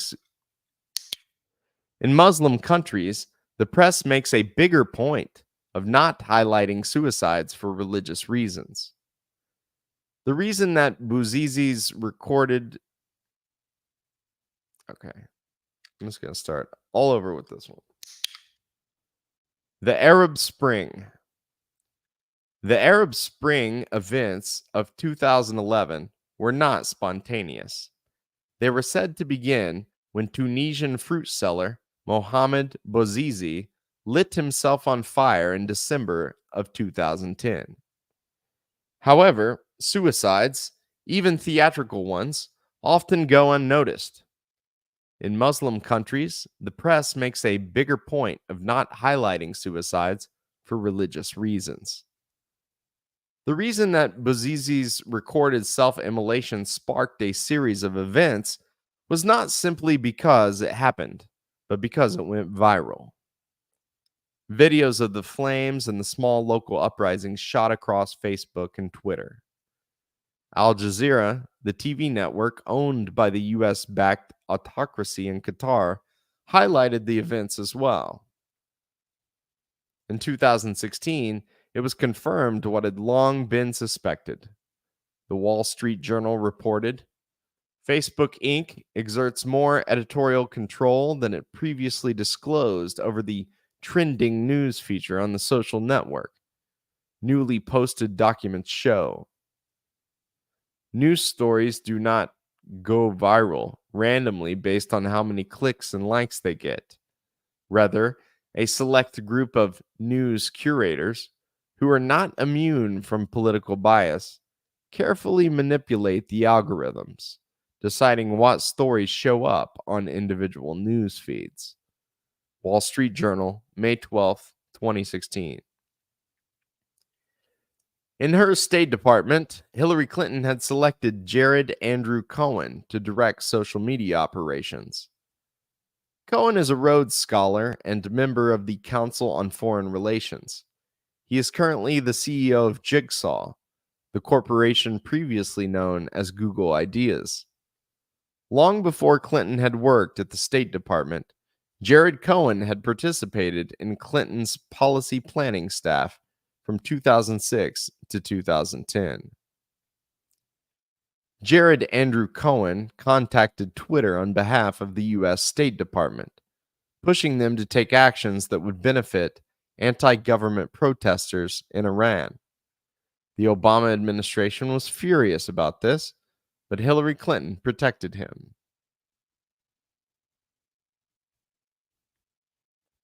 In 2009, Jared Cohen contacted Twitter, asking them to help facilitate protests against the Iranian government, in the hopes of destabilizing the government and overthrowing the Ayatollahs. In doing so, he went directly against the wishes and policies of the White House. An article published in the New Yorker on April 25, 2011, cites an unnamed official reporting that Cohen almost lost his job over it. If it had been up to the White House, they would have fired him. Cohen took the move in direct disobedience to Obama, but in full obedience to Hillary Clinton. The article states, Clinton did not betray any disagreement with the president over Iran policy, but in an interview with me, she cited Cohen's action with pride. Anne Marie Slaughter, an academic who was essentially in the Hillary Clinton State Department,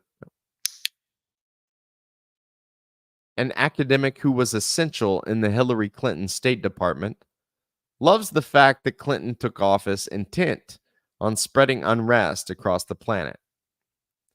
Secretary Clinton can push the agenda she pushes because she is tough, and people know she is tough.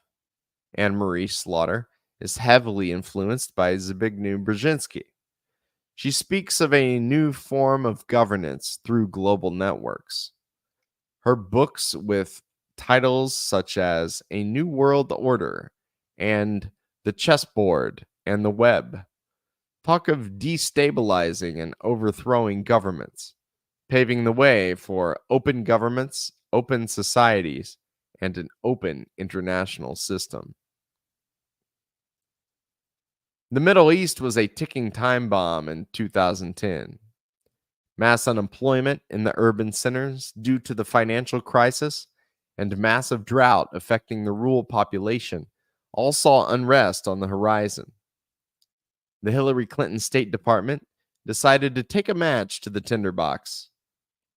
With memories of the 1979 revolution in Iran or the rise of Ba'athist Arab socialism in their minds, fearing uncontrolled unrest and the rise of anti-imperialist forces, the Hillary Clinton State Department preempted any explosion or organic resistance with a controlled demolition.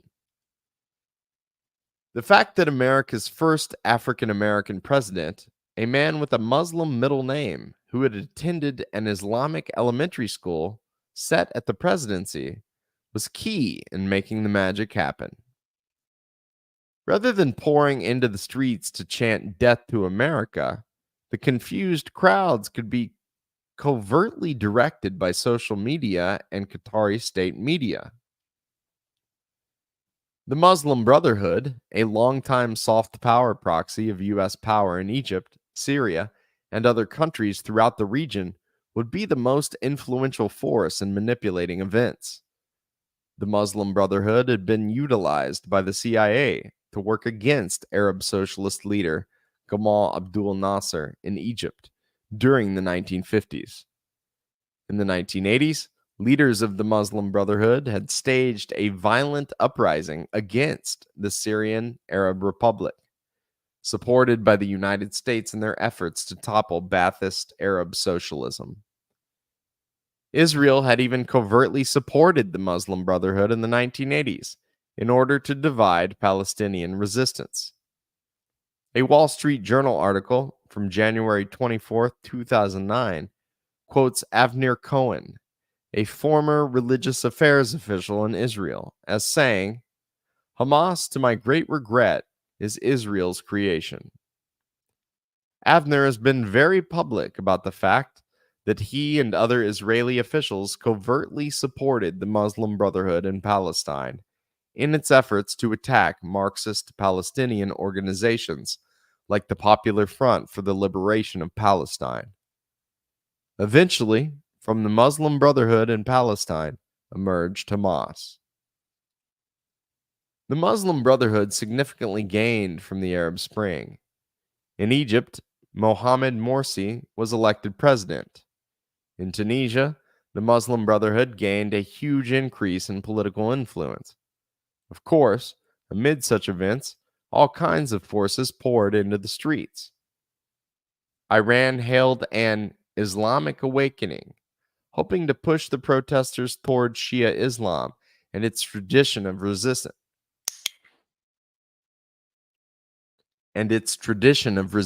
To oppression. Communists also joined the protests in Egypt and elsewhere. However, the news curators of social media and the producers of CNN arranged for the world to look the other way as Saudi Arabia invaded Bahrain to prop up the autocratic monarchy and slaughter the Shia majority who protested for their human rights. The Yemeni People's Revolutionary Uprisings, which set the stage for the eventual seizure of power by Ansar Allah and the Revolutionary Committee in 2015, was also ignored. Amid the chaos, Hillary Clinton's State Department worked to specifically target two anti-imperialist socialist states. The first target was Libya. Until 2011, Libya had the highest life expectancy on the entire African continent. The country had universal housing and literacy. Gaddafi had constructed the Great Man-Made River, the largest irrigation system in the world. Libya was leading talks of creating an independent African currency. In order to topple the most prosperous government in Africa, the U.S. State Department facilitated a flow of religious fanatics into Libya. Among them was Salman Ramadan Abedi, who would return to his home country of Britain and bomb the Manchester Arena, killing 23 people.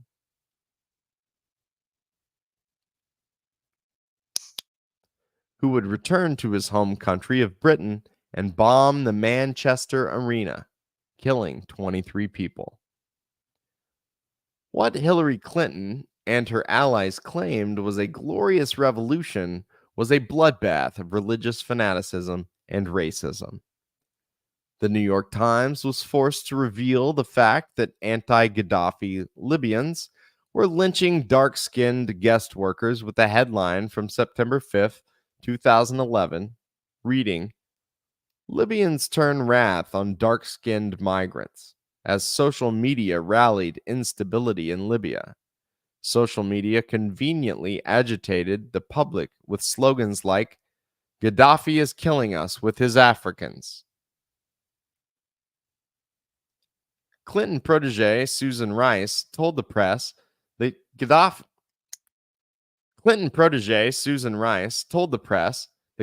was distributing Viagra in order to encourage his soldiers to engage in mass rape. Amnesty International later debunked this claim. The results of overthrowing the Islamic Socialist government of Libya have been disastrous. Conditions have become so bad in Libya, since it has joined Anne-Marie Slaughter's open international system, that people are packing into boats by the thousands to flee. Since 2013, over 700,000 Libyans have crossed the Mediterranean into Europe on boats. Hundreds have died in numerous instances where these ships have sunk.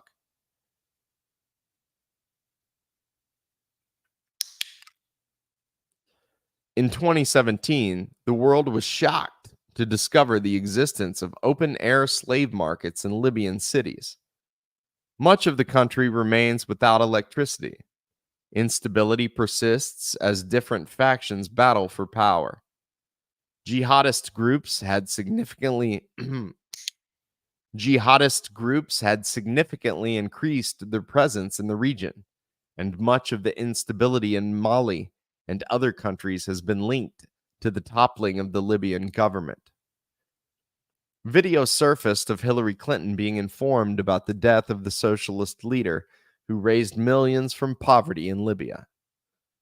Much like the way Kamala Harris cackled with delight about imprisoning the parents of low-income children, Clinton giggles and proclaims, "We came, we saw, he died." The Syrian Arab Republic, a holdout of Ba'athist Arab socialism, was also targeted. The life expectancy in Syria increased by 17 years from 1970 to 2009, due to the huge efforts of the socialist government to provide medical care and train doctors. Infant mortality dropped dramatically from 132 deaths per 1,000 live births to only 17.9 during the period, according to the Avicenna Journal of Medicine. The U.S. Library of Congress Country Study of Syria, published in 1987, described huge achievements in the field of education conducted by the Ba'ath socialist state. During the 1980s, for the first time in Syria's history, the country achieved full primary school enrollment of males. At the time the study was published, 85% of females also enrolled in primary school. In 1981, 42% of Syria's adult population was illiterate. But by 1991, illiteracy had been wiped out. The Soviet Union had cooperated with the Syrian government to engage in big construction projects, including the Takba Dam on the Euphrates River, which enabled irrigation of the countryside and provided hydroelectric power to the population. In more recent decades, China had increased its cooperation with the Ba'ath socialists. In 2007, the Jamestown Foundation reported that China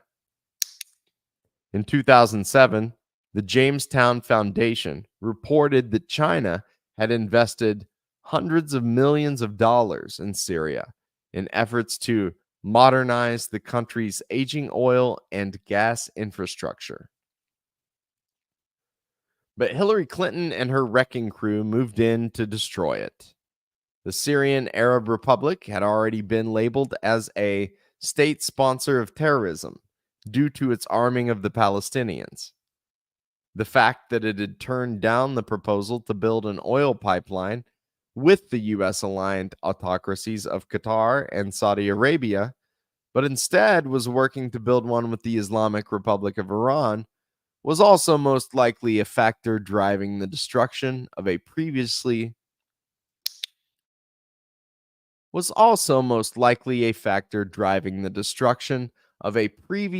peaceful Arab country.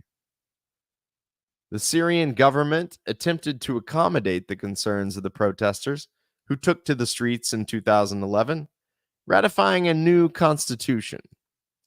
Because many of the protesters were Sunni Muslims, influenced by the Muslim Brotherhood and Saudi Arabia to oppose Bashar Assad as a Shia apostate, for his Alawite religious background, the new constitution specifically honored Sunni Islam. Assad began praying in Sunni mosques and engaging in other activities that are not done by Alawites in order to show solidarity with the Sunni majority.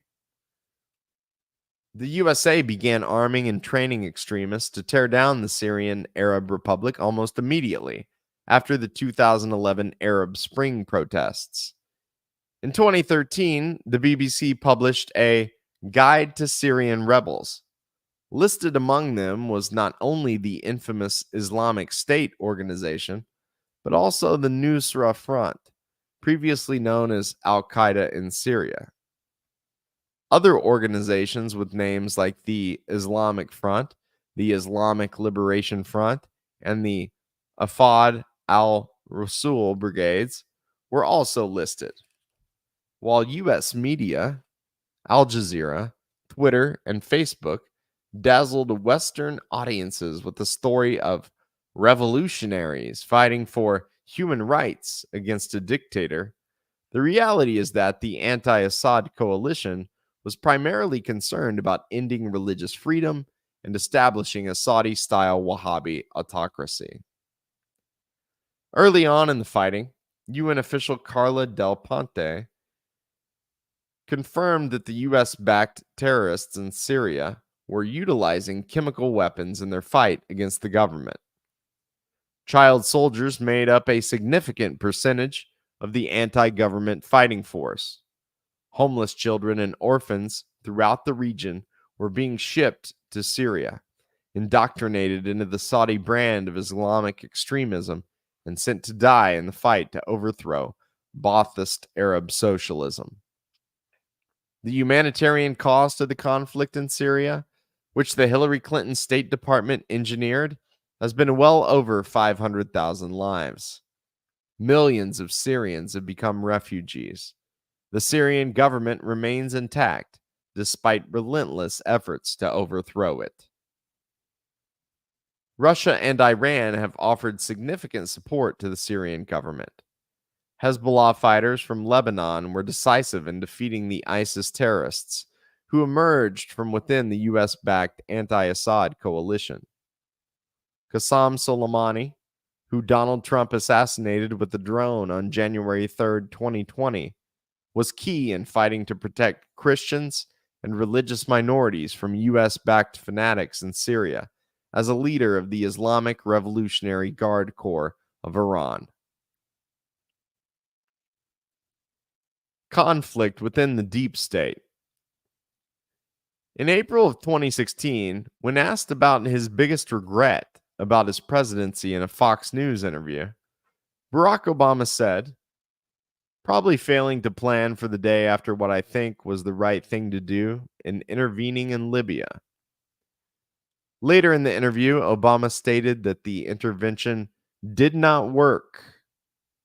Furthermore, in May of 2017, Obama described his decision not to attack Syria with cruise missiles in 2013 as his most courageous decision as president. What is interesting about both of these moments is that Hillary Clinton and her State Department were heavily involved. In 2011, Hillary Clinton and Samantha Power pushed very hard for Obama to intervene in Libya. Obama did so and regrets the results and the manner of the intervention. In 2013, Hillary Clinton also pushed for Obama to directly attack the Syrian Arab Republic in response to allegations about chemical weapons. Obama did not do so and considered this a great moment. This reveals what was also hinted at when Obama attempted to fire Jared Cohen over his meddling in Iran via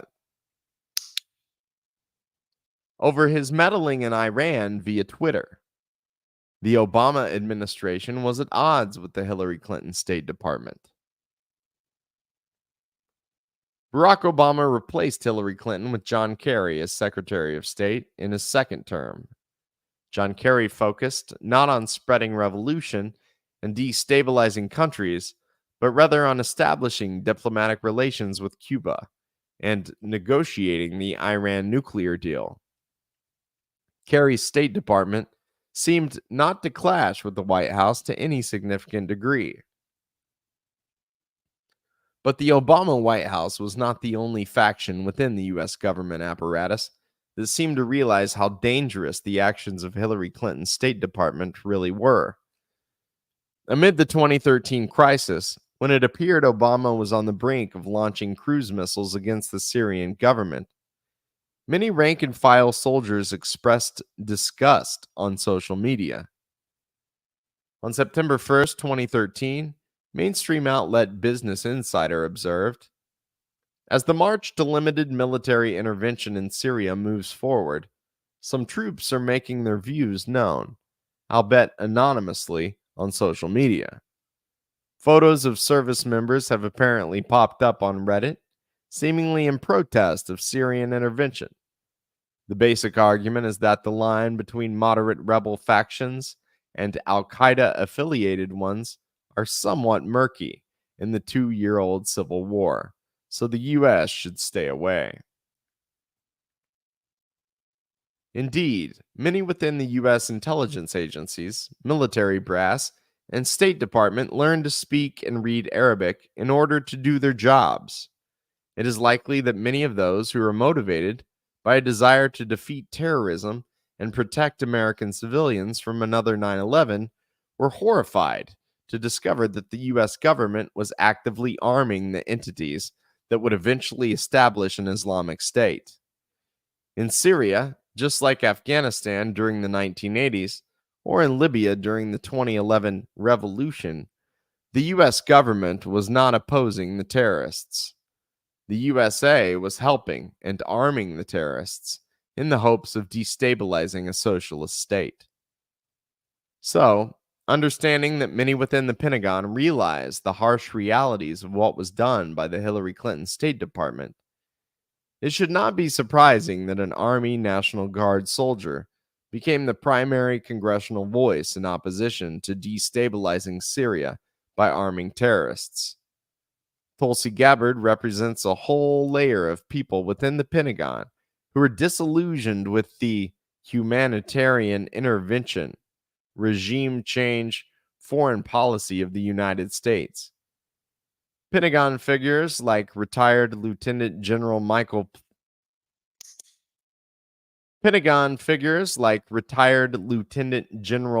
Flynn, who went on to briefly serve as National Security Advisor to Donald Trump, made similar statements.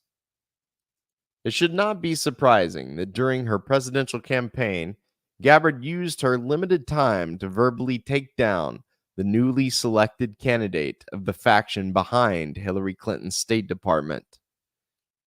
The specific group of wealthy donors that Kamala Harris met with in the Hamptons, who had put their money behind Hillary Clinton, made a group decision to pick Kamala Harris as their new great hope in 2017.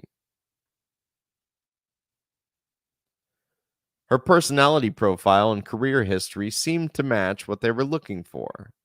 The forces that seek to create an open society at the cost of unlimited human lives have lined up behind Kamala Harris. The utopian bloodlust of the revolutionary intelligentsia has been hijacked to serve imperialism. The permanent revolution the Soviet people rejected is now being taken up by Western intelligence agencies.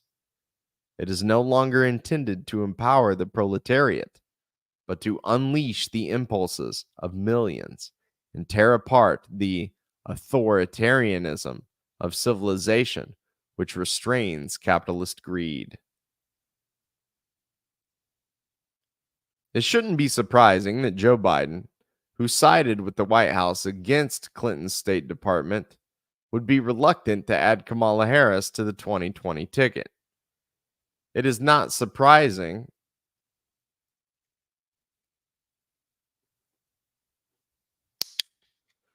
that he would delay the decision as long as possible and scour the party for any possible alternative. It fits this narrative that as Karen Bass appeared from nowhere in the eyes of the media as suddenly being a potential VP pick, a dossier of information about her alleged ties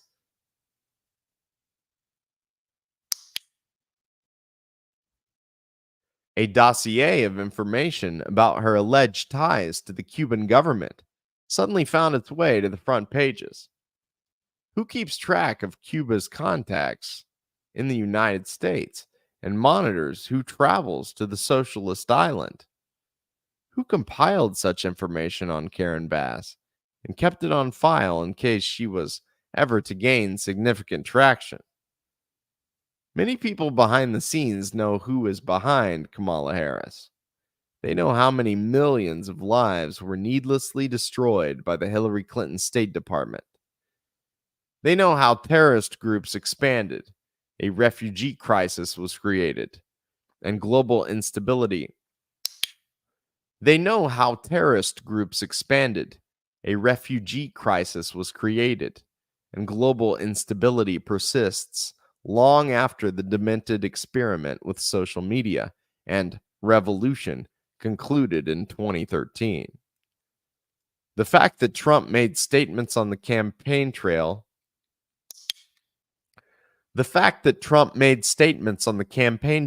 about how Hillary Clinton literally created ISIS was no accident. The facts described in this text may not appear on CNN, but they are well known to numerous people within many layers of what have now been labeled the deep state. Somehow, Kamala Harris overcame her many opponents.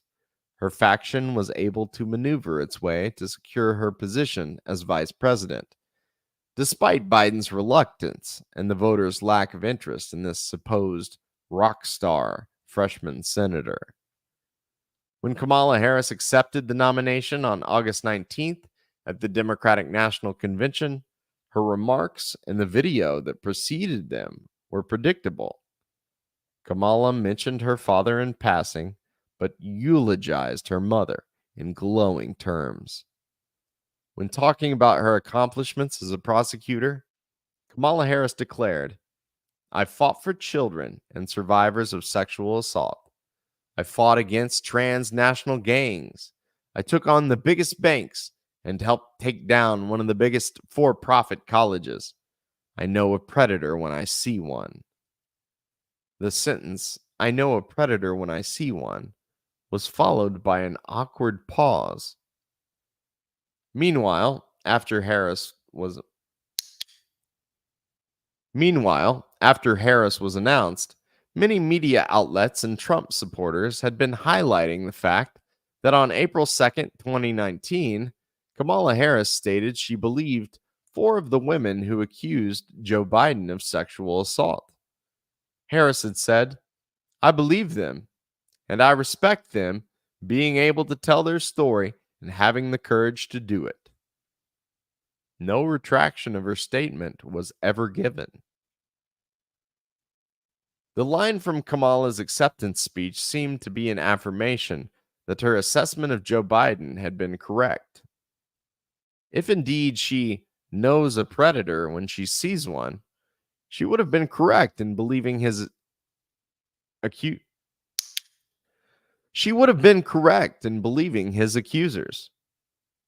Most interpreted the comment as merely a reference to the widespread allegations that Donald Trump sexually assaulted women, but such a statement at the Democratic National Convention would not be coded or followed by an awkward pause. One wonders what heated exchanges took place behind closed doors in the lead up to Joe Biden's announcement that Kamala was his VP pick. The fact that Kamala's name appeared separate from the VP nominee on the Democratic Convention speaker's schedule, published just shortly before the announcement, or that Kamala's Twitter account unfollowed Joe Biden just a few hours before.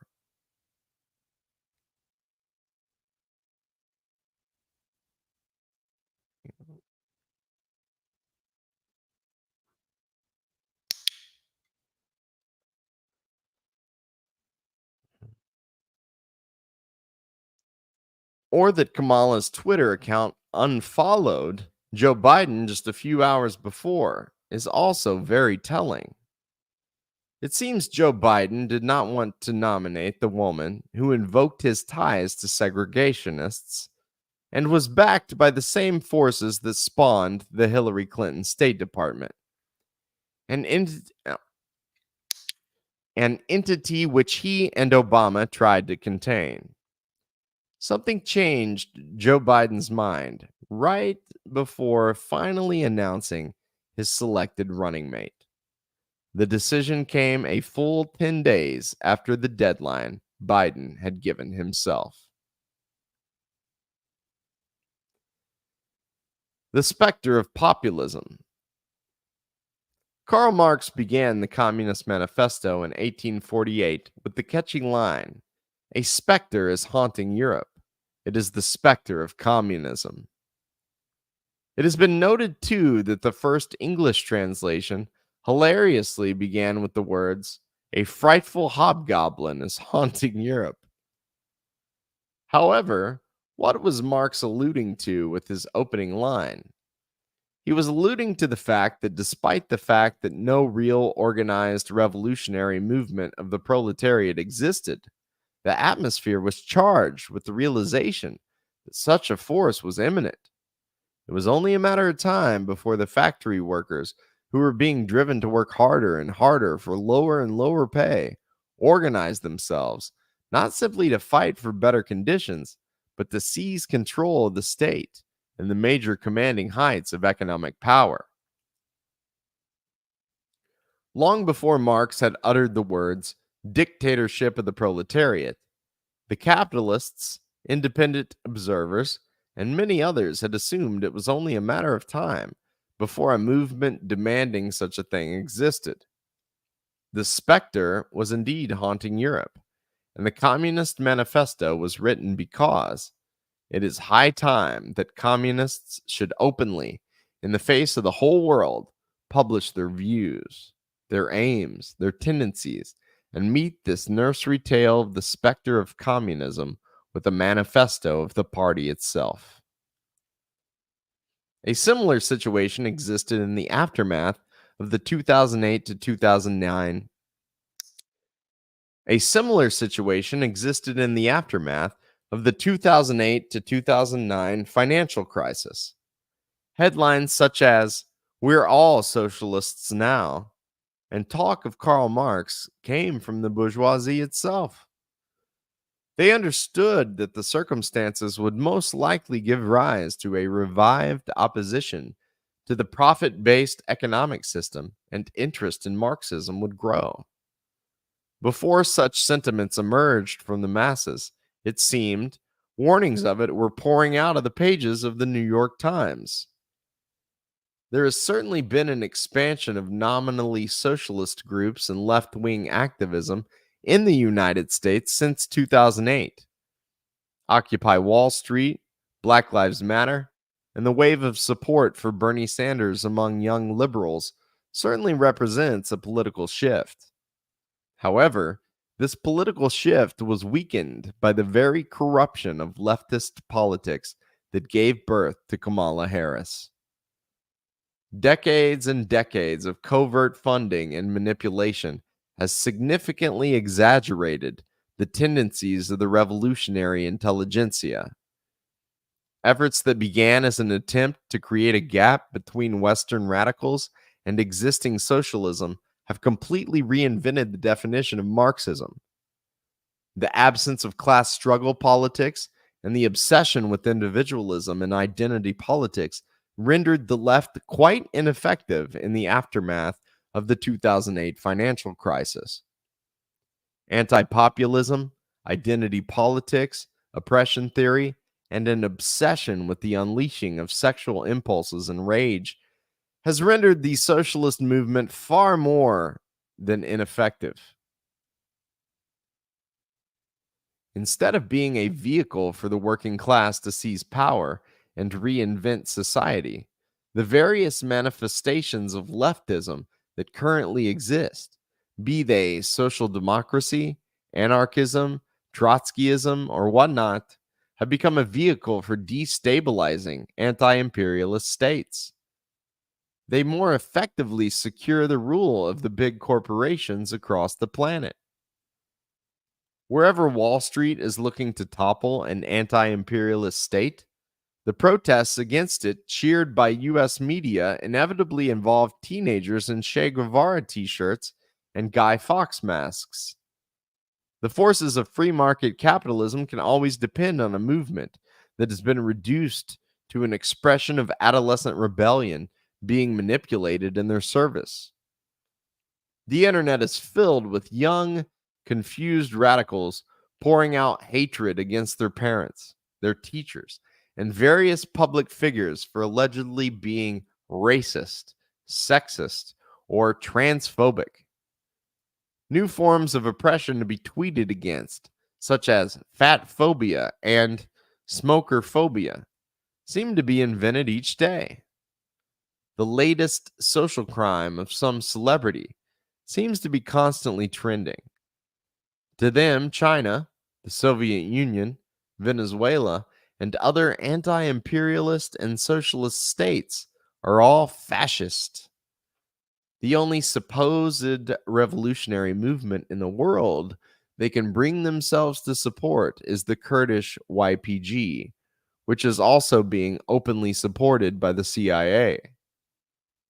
In the absence of the populistic rhetoric that made William Z. Foster, Eugene Debs, Elizabeth Gurley Flynn, and Huey Newton into effective mass organizers, the right wing has hijacked the populist ethos.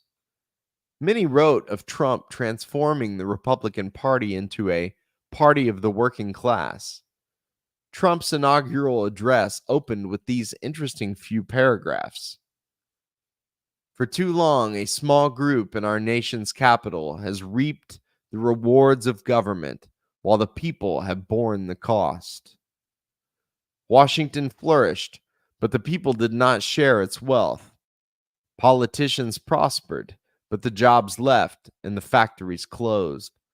The establishment protected itself, but not the citizens of our country. Their victories have not been your victories. Their triumphs have not been your triumphs. And while they celebrated in our nation's capital, there was little to celebrate for struggling families all across our land. That all changes starting right here and right now, because this moment is your moment. It belongs to you. The snake. However, the Trump administration has acted completely contrary to the sentiments behind these words. Rather than fighting for those deprived of wealth in this country, Trump has lifted taxes and regulations on the most wealthy. Rather than ending wars, he has escalated international tensions, murdered a top Iranian general, bombed Syria as Obama refused to do, and attempted to stage a violent military coup in Venezuela. Rather than address the concerns about liberty being restricted, the White House has escalated the police state. Federal officers have been sent to Portland to grab protesters off of the street. At a moment when police brutality and the devaluing of African American life has been widely recognized, Trump has positioned himself as a defender of the police. He has argued that the police are too restrained in their violence against protesters and favors an escalation of brutality and repression. Trump takes every opportunity to accuse his detractors of being communists and defends the system which puts profits over people as being inherently American. Trump often presents himself as being rich, tough, and unconcerned about the needs of other people. The problematic aspects of Kamala Harris's psyche, her desire to harm others and indifference to the results of her actions, manifests itself in Trump most certainly. However, Trump expresses his destructive impulses in a different way. In much of Trump's rhetoric, one finds a disturbing theme of celebrating the dark phenomenon often described as man's inhumanity to man, or in other cases, merely as a selfish indifference to the suffering of others. On the campaign trail in 2016, as Trump demonized immigrant workers, he recited the lyrics to 1960s soul musician Oscar Brown Jr.'s song, The Snake. The song was made popular by Al Wilson. The lyrics told of a woman who mistakenly takes compassion on an injured snake, and after taking it home and caring for it, is bitten by it. The lyrics recited by Trump go as follows. On her way to work one morning, down the path alongside the lake, a tender-hearted woman saw a poor half-frozen snake. His pretty colored skin had been all frosted with dew. "Oh, well," she cried, "I'll take you in, and I'll take care of you. Take me in, O tender woman. Take me in, for heaven's sake. Take me in, O tender woman," sighed the snake. She wrapped him up all cozy in a curvature of silk, and then laid him by the fireside with some honey and some milk. Now she arrived home from work that night. As soon as she arrived, Now she hurried home from work that night. As soon as she arrived, she found that pretty snake she'd taken in had been revived. "Take me in, O tender woman. Take me in, for heaven's sake. Take me in, O tender woman," sighed the snake. Now she clutched him to her bosom. "You're so beautiful," she cried, "but if I hadn't brought you in by now, you might have died." Now she stroked his pretty skin, and then she kissed and held him tight. But instead of saying thanks, that snake gave her a vicious bite. "Take me in, O tender woman. Take me in, for heaven's sake. Take me in, O tender woman," sighed the snake. "I saved you," cried that woman, "and you've bit me even why?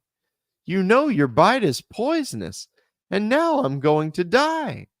"Oh, shut up, silly woman," said the reptile with a grin.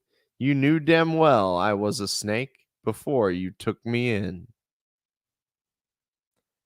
The implication of Trump's recitation of the snake are that immigrant workers pose a danger and that our compassion for them is naive and potentially self-destructive. However, the implications of that poem go further. The poem implies that compassion itself is foolish and weak. Humans should not be suckers who want to help the downtrodden, but instead should simply pursue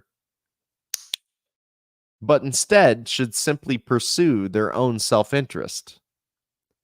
Not surprisingly, many of Trump's supporters have studied the writings of the objectivist Ayn Rand, who spoke of capitalism as an unknown ideal of a world without a government, where all human solidarity has been broken down and the virtue of selfishness prevails.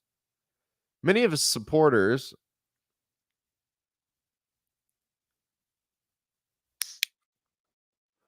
Not surprisingly, many of Trump's supporters have studied the writings of the objectivist Ayn Rand, who spoke of capitalism as an unknown ideal of a world without a government, where all human solidarity has been broken down and the virtue of selfishness prevails. Many have and the virtue of selfishness prevails. Many of his supporters see Trump not as a defender of the common people, but as a non-conforming, selfish billionaire, much like Ayn Rand's fictional John Galt. Trump most likely sees himself as a powerful Übermenschen, not concerned about the impact of his actions on inferior, lesser beings. Education for death. There is a fascistic edge to this kind of libertarian rhetoric, although it flows directly from the Western liberal ideal that celebrates individualism above all else. One is forced to think of a depiction of the education of children in Nazi Germany, widely circulated during the Second World War, in the cartoon short film entitled Education for Death from Walt Disney Productions.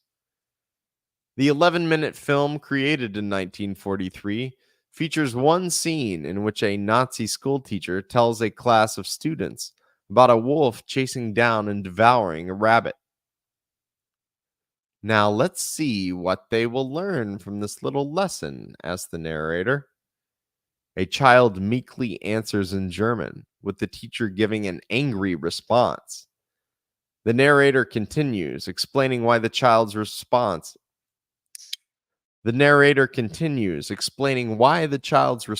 was met with hostility. He said, "The poor rabbit. Is he out of his mind? What would the Fuhrer think of such an answer?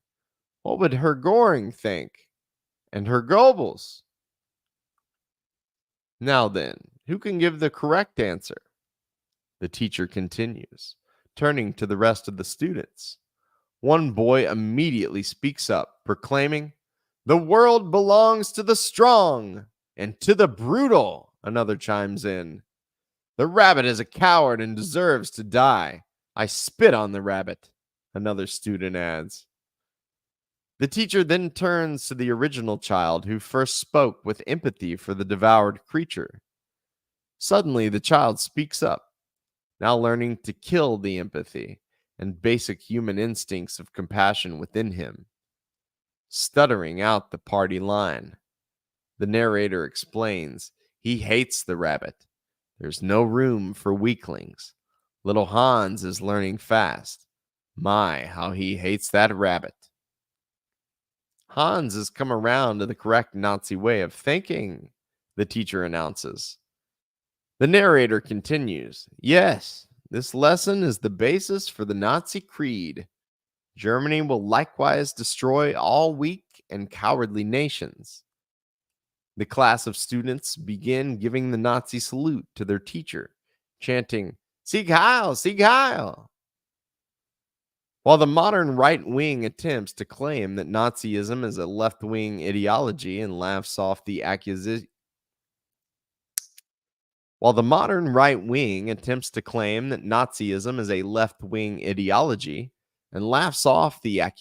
of fascism hurled at them, they cannot avoid this simple moral question. Fascism is based on the concept of might makes right, and seeks to eliminate the human side of human beings, reducing them to the mentality of predatory beasts. In his review of Ayn Rand's novel, Atlas Shrugged, even the anti-communist McCarthyist stool pigeon, Whittaker Chambers, could not conceal his revulsion. Writing for National Review, Chambers described Ayn Rand's text this way. From almost any page of Atlas Shrugged, a voice can be heard from painful necessity, commanding, "To the gas chamber, go!" While the Nazis invoked a notion of solidarity and brotherhood among Germans and referred to themselves as National Socialists, like Benito Mussolini in Italy, they were covertly backed by British intelligence in their struggle for power against the communist revolutionaries. Social Darwinism, eugenics, survival of the fittest, might makes right, and other such concepts were developed and promoted to justify the economic theories of Adam Smith. Nazi ideology was an incarnation of British imperial ideals, not the rich history of German culture. Free market capitalism, most especially in its monopoly stage of imperialism, identified by Vladimir Lenin in his groundbreaking text, Imperialism, the highest stage of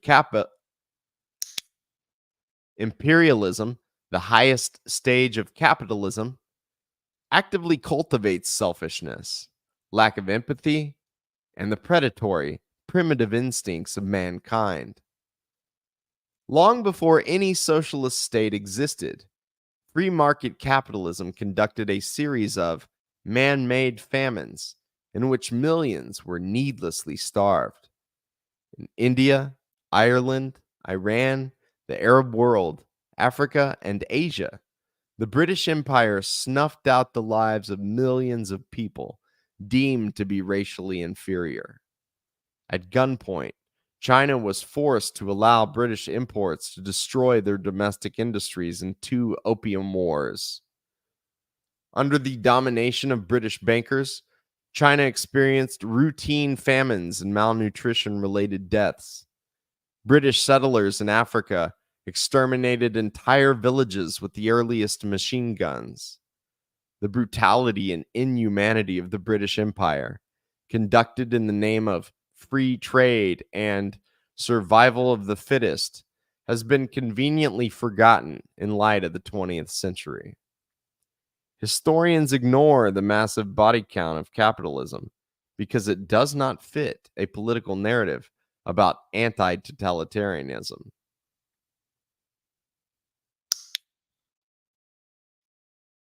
Historians ignore the massive body count of capitalism because it does not fit a political narrative about anti-totalitarianism.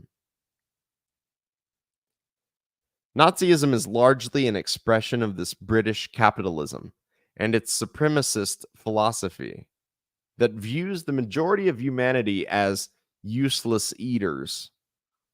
Nazism is not the logical conclusion of German culture or civilization. Until the rise of the Nazi state, Germany was the global stronghold not only of Marxism, but also of art, science, music, and cinema. It was Germany that brought us the music of Bach, Beethoven, and Mozart, the cinema of the Weimar Republic, films such as Metropolis and The Cabinet of Dr. Caligari are still widely viewed today and viewed as cutting edge in artistic style, rivaling the achievements of Sergei Eisenstein and Soviet cinema during the same era. In the 1920s, Berlin was one of the few places on earth where tolerance for sexual minorities was being openly preached. The majority of Germans did not favor the Nazi Party. The British imperialists selected the Nazis to rule over Germany. The British imperialists selected the Nazis to rule over Germany as part of the geopolitical game they were playing in the hopes of destroying the Soviet Union. Only after the Reichstag fire and the rounding up of communist members of parliament were the Nazis able to secure control of the legislature. Never did the German population elect a Nazi majority to the parliament. The German Communist Party had been the largest communist party in the world outside of the USSR. The Social Democratic Party was equally large. Even after the Nazis took power, underground communist resistance persisted right up until the Red Army took Berlin. Ernst Thälmann was a hero to millions as he sat in the fascist prison, refusing to abandon his principles even under torture. Today, the British and the Americans are trying to twist the arms of the German people and force them to cooperate in their efforts to weaken Russia's natural gas pipeline, Nord Stream 2. The Germans are expected to pay the excessive costs of importing natural gas from far-off countries, rather than purchase it from their Russian neighbors. Much like the propping up of Nazism in order to defeat the German working class movement, the campaign against Nord Stream 2 is yet another crime of Wall Street and London in their relentless efforts for greater profits and world domination. Donald Trump, in his obsession with military strength and his hatred for the most vulnerable in U.S. society, and Kamala Harris, with her gleeful obsession with punishment and revenge, both incarnate different versions of the same distorted thinking. It should not be surprising that admirers of Ayn Rand can be found all across the U.S. political spectrum. Republican Paul Ryan and Democrat Stacey Abrams have both described the demented text Atlas Shrugged as their favorite book. This philosophy that scoffs at love your neighbor as yourself and celebrates cruelty and lack of empathy is capitalism and liberalism taken to their logical conclusion. Single-minded son of the working class. We are forced again to revisit Sigmund Freud and his attempt to interpret the sentiments in religion which others find satisfying.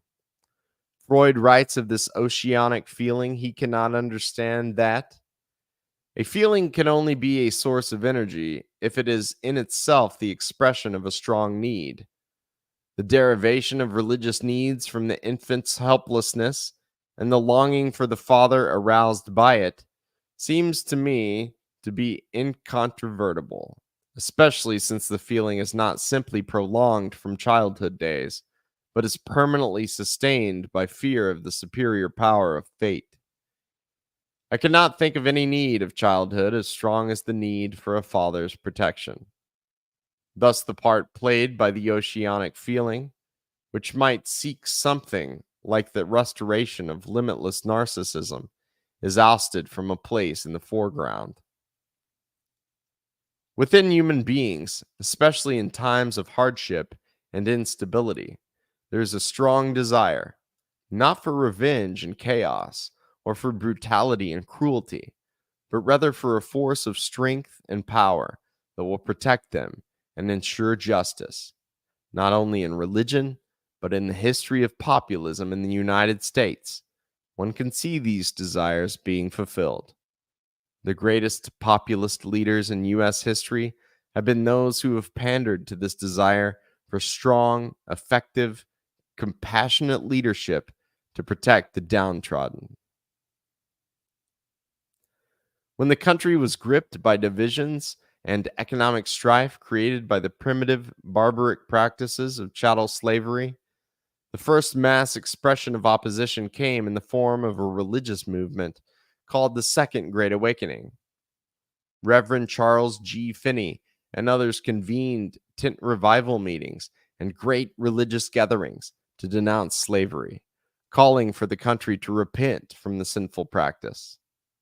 In the aftermath of this outpouring of religious opposition to slavery, political opposition to it soon emerged on the national stage with the rise of Abraham Lincoln. Lincoln was a rural lawyer from the wild, newly settled territory of Illinois. He was 6 feet tall and had a booming voice. He condemned the rich and powerful with statements such as, "These capitalists generally act harmoniously and in concert to fleece the people. And now that they have got into a quarrel with themselves, we are called upon to appropriate the people's money to settle the quarrel." And it is the eternal struggle between these two principles, right and wrong, throughout the world. They are the two principles that have stood face to face from the beginning of time and will ever continue to struggle. The one is the common right of humanity, and the other the divine right of kings. It is the same principle in whatever shape it develops itself.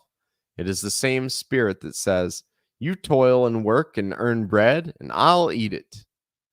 No matter in what shape it comes, whether from the mouth of a king who seeks to bestride the people of his own nation and live by the fruit of their labor, or from one race of men as an apology for enslaving another race, it is the same tyrannical principle. Songs hailed this anti-slavery rabble-rouser, saying, "Old Abe Lincoln came up from the wilderness." Another anthem widely sung by Lincoln supporters ended with the lines, "Success to the old-fashioned doctrine that men are created all free. Down with the power of the despot, wherever his stronghold may be." Lincoln was not Trump, a selfish bully displaying crass rudeness and indifference to others. Lincoln was not Kamala Harris, seeking to unleash a torrent of destruction in vengeance for his own perceived victimhood. Lincoln was portrayed as a strong, powerful father figure, ready to beat back the forces of injustice and poverty and defend the helpless. Karl Marx spoke of him in similar tones, writing in 1864, "The working men of Europe feel sure that, as the American War of Independence initiated a new era of ascendancy for the middle class, so the American anti-slavery war will do the same. So the American anti-slavery war will do for the working classes. They consider it an earnest They consider it an earnest of the epoch.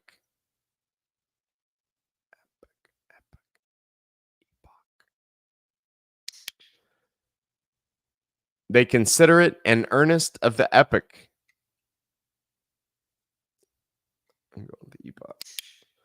They consider it an earnest of the epoch to come that it fell to the lot of Abraham Lincoln, the single-minded son of the working class, to lead his country through the matchless struggle for the rescue of an enchained race and the reconstruction of a social world."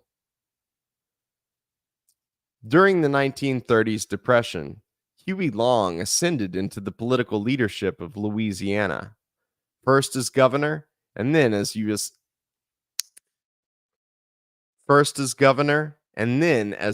senator. Long built an organization across the United States called the Share Our Wealth movement. Long taxed the oil refining of the Rockefellers in Louisiana to bring a large amount of money into the state treasury. He used this money to build hospitals, fund literacy programs, construct bridges, and provide a large number of services for the people of Louisiana. The black community in particular gained due to Huey Long's efforts.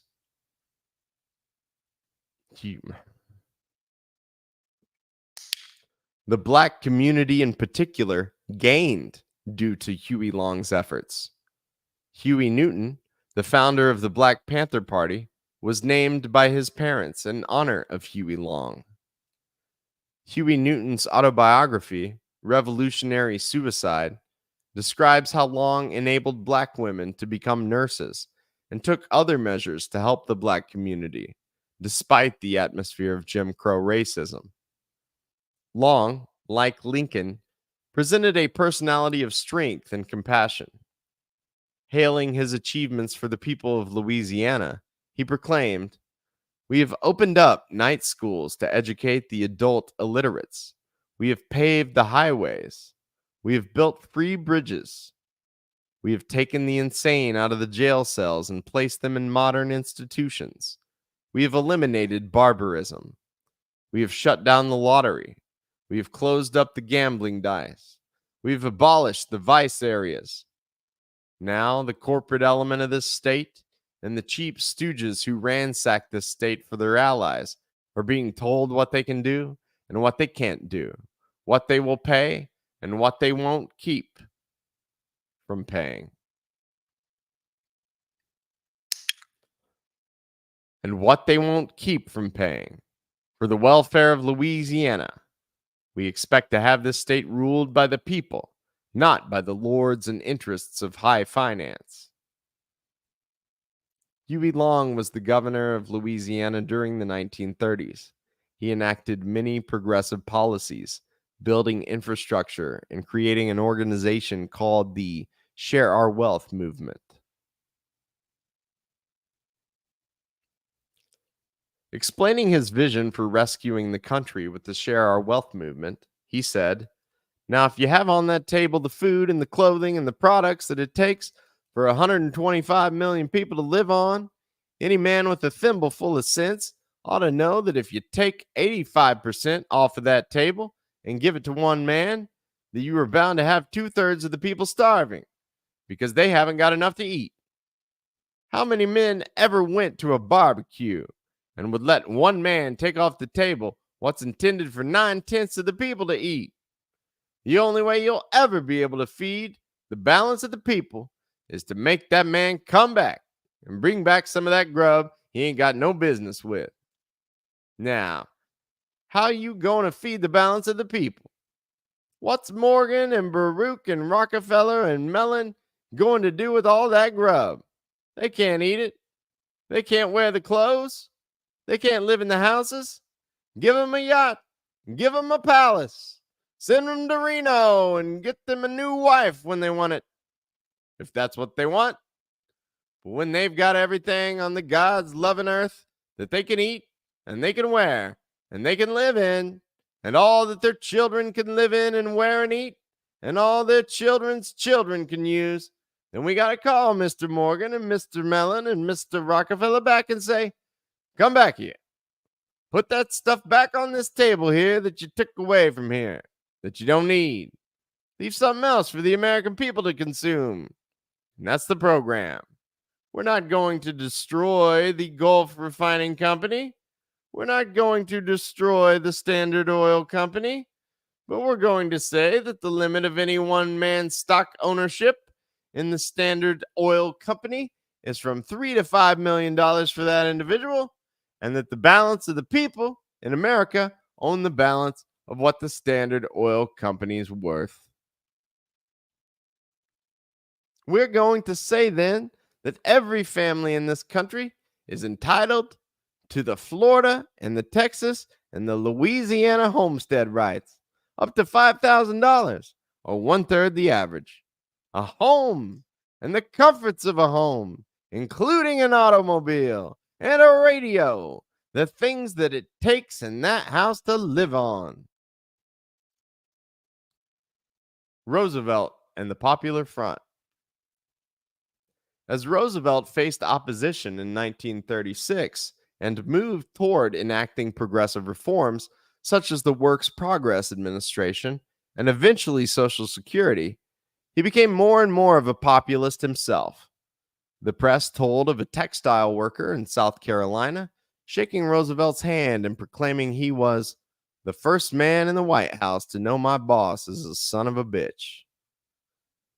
Roosevelt delivered his 1936 speech in Madison Square Garden as he faced widespread opposition from the National Association of Manufacturers and the possible threat of a military coup by fascist sympathizers.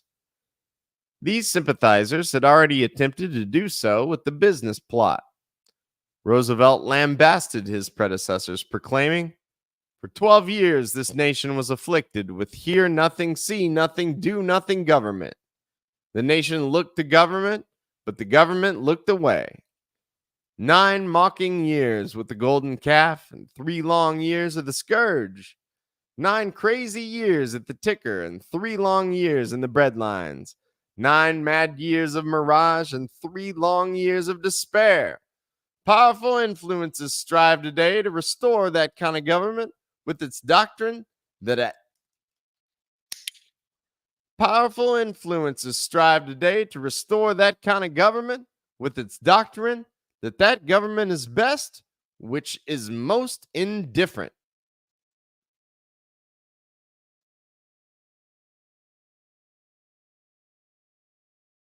Try it one last time. Powerful influences strive today to restore that kind of government with its doctrine that that government is best, which is most indifferent. In 1936 and 1937, Roosevelt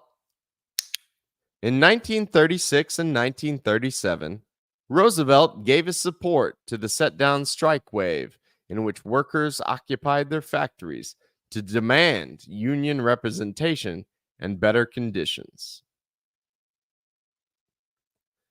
The notion of laissez-faire, free market, and utopian capitalism, long promoted by British bankers and predatory factory owners, was thoroughly rejected by Roosevelt. He knew his progressive reforms had faced widespread opposition from the ruling class. We had to struggle with the old enemies of peace: business and financial monopoly, speculation, reckless banking, class antagonism, sectionalism, war profiteering. They had begun to consider the government of the United States as a mere appendage to their own affairs. We know now that government by organized money is just as dangerous as government by organized mob. Never before in all our history have these forces been so united against one candidate as they stand today. They are unanimous in their hate for me, and I welcome their hatred. Earl Browder was the Communist Party presidential candidate in 1936, but he made very clear that his campaign was a struggle to defeat the Republicans. The question on the table was democracy or fascism, and Roosevelt's populist program of using the state to provide employment and build infrastructure while mobilizing organized labor was democracy. The plan of the factory owners for resolving the crisis with mass political repression, demonization of the Soviet Union, military spending, and concentration camp labor had to be defeated at all costs. Communist leaders like William Z. Foster understood that a popular front against fascism needed to be formed. The Communist Party stood arm in arm with Roosevelt, a populist, against the Harrises and Trumps of the day and their agenda of low wages, prisons, hostility toward Russia and China, and plans to deal with overpopulation by exterminating useless eaters. Following the 1936 election, Roosevelt defended the right of workers across the country to occupy their factories in the set-down strike wave of 1936 and 1937.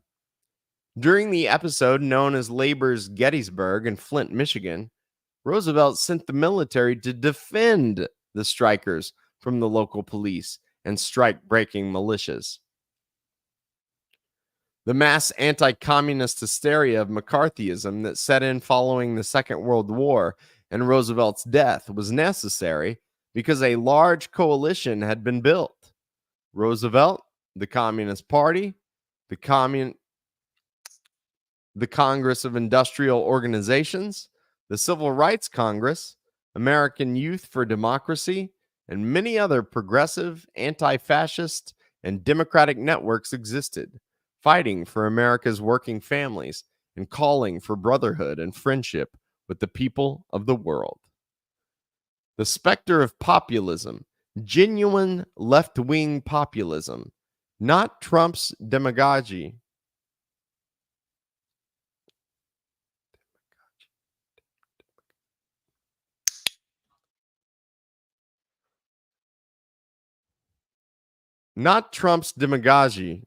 now hangs over the United States. It is only a matter of time before movements fighting for the mobilization of state power to protect the suffering millions become bolder and stronger. Such a movement will not come from within the confused, distorted, synthetic left any more than it will come from the racism and cruelty of the right.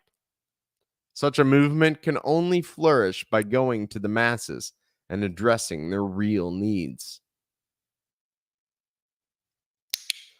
Such a movement can only flourish by going to the masses and addressing their real Such a movement can only flourish by going to the masses and addressing their real needs. A crisis at home and abroad. Who are the geopolitical rivals of the United States? Who are these authoritarian regimes U.S. leaders impose sanctions on and condemn with such venomous contempt? In Latin America, they are the Bolivarians. They are socialists influenced by Marxism, Christianity, indigenous traditions, and the legacy of anti-colonialism in South and Central America. In Venezuela, Bolivia, Nicaragua, and elsewhere, they have instituted public control over natural resources, built roads, wiped out illiteracy, and enabled millions to rise up from poverty. In China, it is a government that took what was once the sick man of Asia and made it into a superpower. The Chinese Communist Party has lifted more than 800 million people from poverty. It has sent spacecraft to the far side of the moon and has built Huawei, the largest telecommunication manufacturer in the world. With China's mass investment in fusion energy research, it threatens to render fossil fuels an essential aspect of Wall Street and London's domination of the global market to be obsolete. What Mao Zedong started with a peasant army in the mountains has shaken the world. The Chinese Communist Party's vision of reinventing the global economy on the basis of win-win cooperation points toward a world without war and poverty and inspires people across the globe.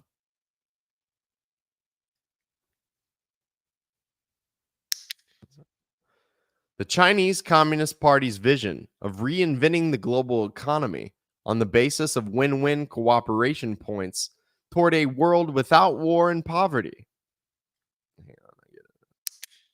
The Chinese Communist Party's vision of reinventing the global economy on the basis of win-win cooperation points toward a world without war and poverty and inspires people across the globe. The real achievements of the Asian Infrastructure Investment Bank in terms of building schools, hospitals, and power plants in the developing world point to the promise of being more than hollow words.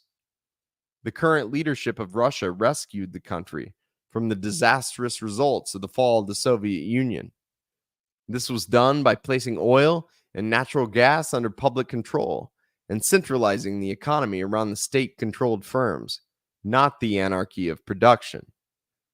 Russia continues to preside over poverty alleviation in the Far East and an explosion of the agricultural sector. Russia is cooperating with many African countries to help them expand their economies and continue on a road of poverty alleviation. The Eurasian Economic Union, the Belt and Road Initiative, and the Bolivarian Alternative for Latin America all stand as contrary examples to the International Monetary Fund, the World Bank, and the World Trade Organization. The Bretton Woods institutions are committed to policies of deregulation and demolishing the economies of developing countries. While symbolic self-criticisms about being too liberal echo from the halls of Western global financial centers, these words are hollow bombast. These institutions, like almost all economic discourse in Western countries, is predicated on greed is good, Adam Smith thinking. It is a belief that free trade and control of the global trade routes by Western financiers can somehow produce the ideal outcome from humanity. The Chinese Communist Party, founded in 1921 with less than 60 members, has led the total economic transformation of the country. Hundreds of millions of people have been lifted from poverty.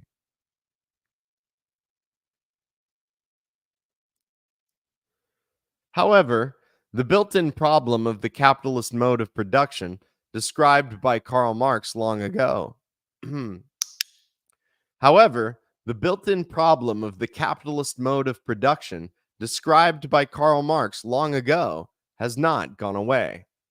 The capitalist is constantly driving to produce more and more goods for as little cost as possible.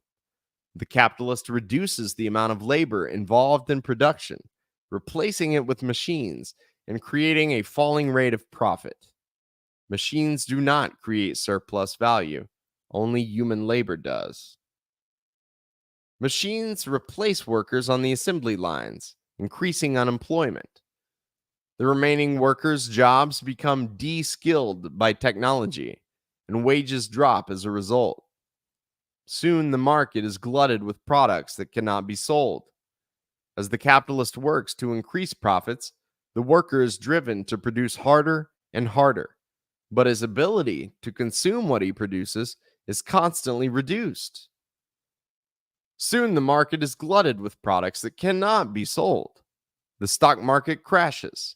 An unnatural crisis that only takes place in the capitalist mode of production exists. Plenty creates poverty. Abundance leads to want. People become homeless because there are too many houses. People become hungry because there is too much food. Production organized for profit cannot escape this natural problem. The huge technological leaps brought about by the computer revolution have only exacerbated this problem. The only way out is for the banks, factories, and industry. The only way out is for the banks, factories, and industries to be organized by state central planners and forced to work in the interests of society. Production for profit cannot continue. As millions are unemployed, hungry, and losing their homes amid the economic fallout of the pandemic, the words of Roosevelt about hear nothing, see nothing, do nothing government should be ringing in our ears. As millions suffer, even Bernie Sanders' minimal program of social democratic reforms couldn't be tolerated by the oligarchy of oil bankers, prison profiteers, weapons manufacturers, and Silicon Valley fascists who run the United States of America. Millions are now outcast and starving, watching their country crumble with unpaved roads, improperly purified water, and a failing system of education and healthcare.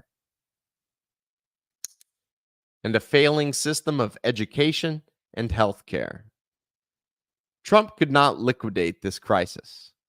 Kamala Harris will be equally impotent.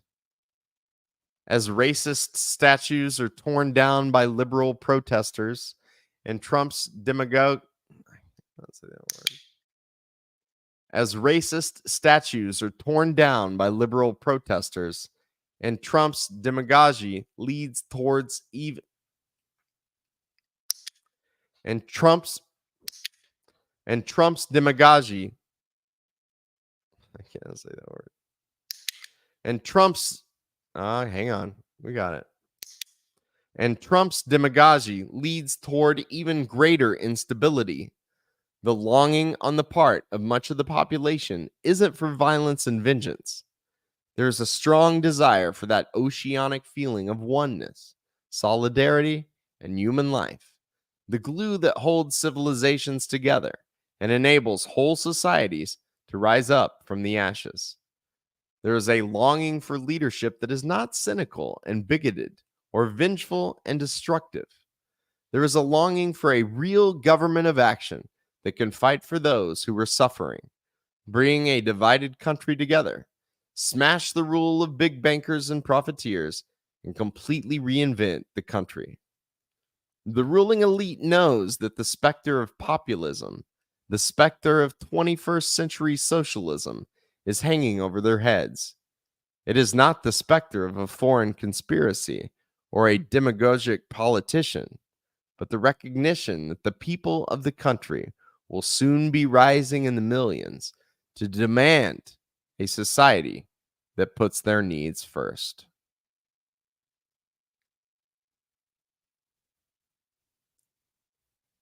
Let's try that one. It is not the specter of a foreign conspiracy or a demagogic politician. Demagogic. It is not the specter of a foreign conspiracy or a demagogic. I cannot sing. I'm going demagogic. Demagogic.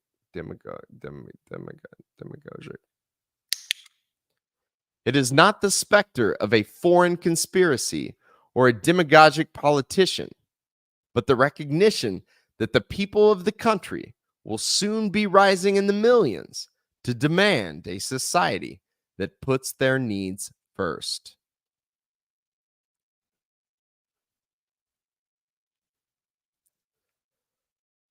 Let's try one last time. It is not the specter of a foreign conspiracy or a demagogic politician, but the recognition that the people of the country will soon be rising in the millions to demand a society that puts their needs first. Hey, that works. All right.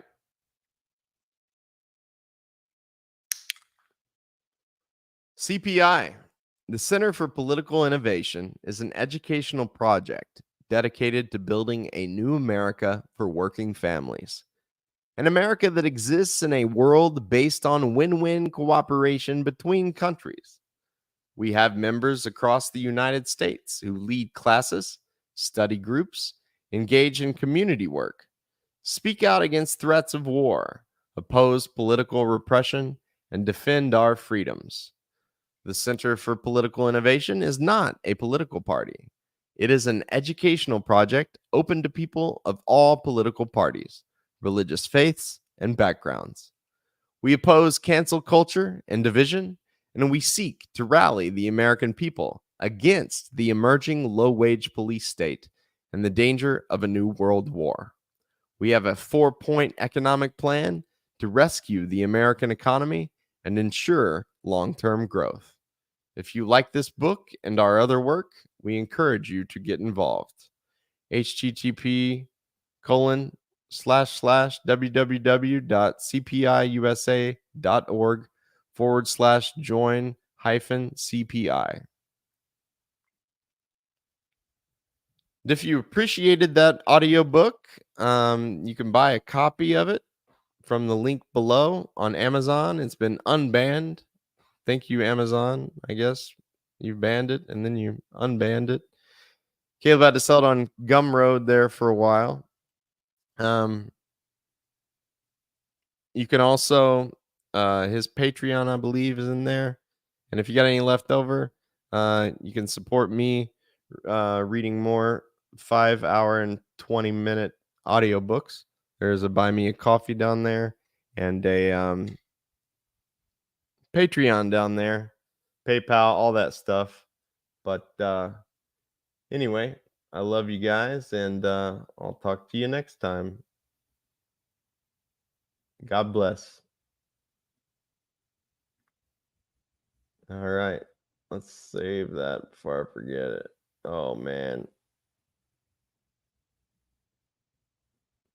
That was a big old file.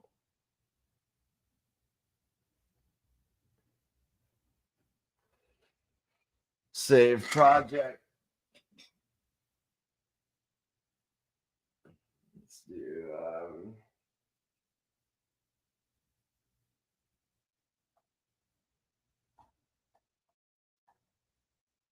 Kamala Harris book. Call it that. And let's export a safety wave.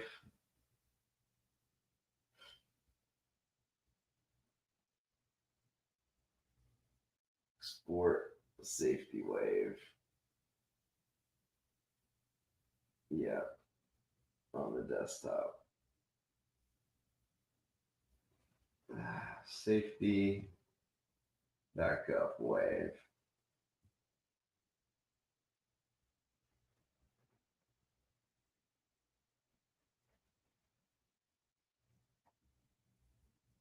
No edits.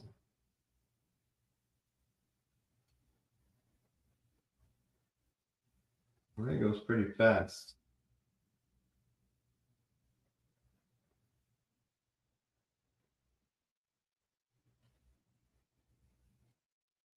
All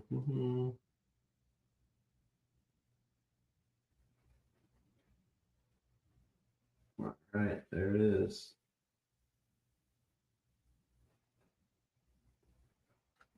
Oh, all right, everybody. Boy, we did it. Let's see what comments we missed. Clocks fall back around 2.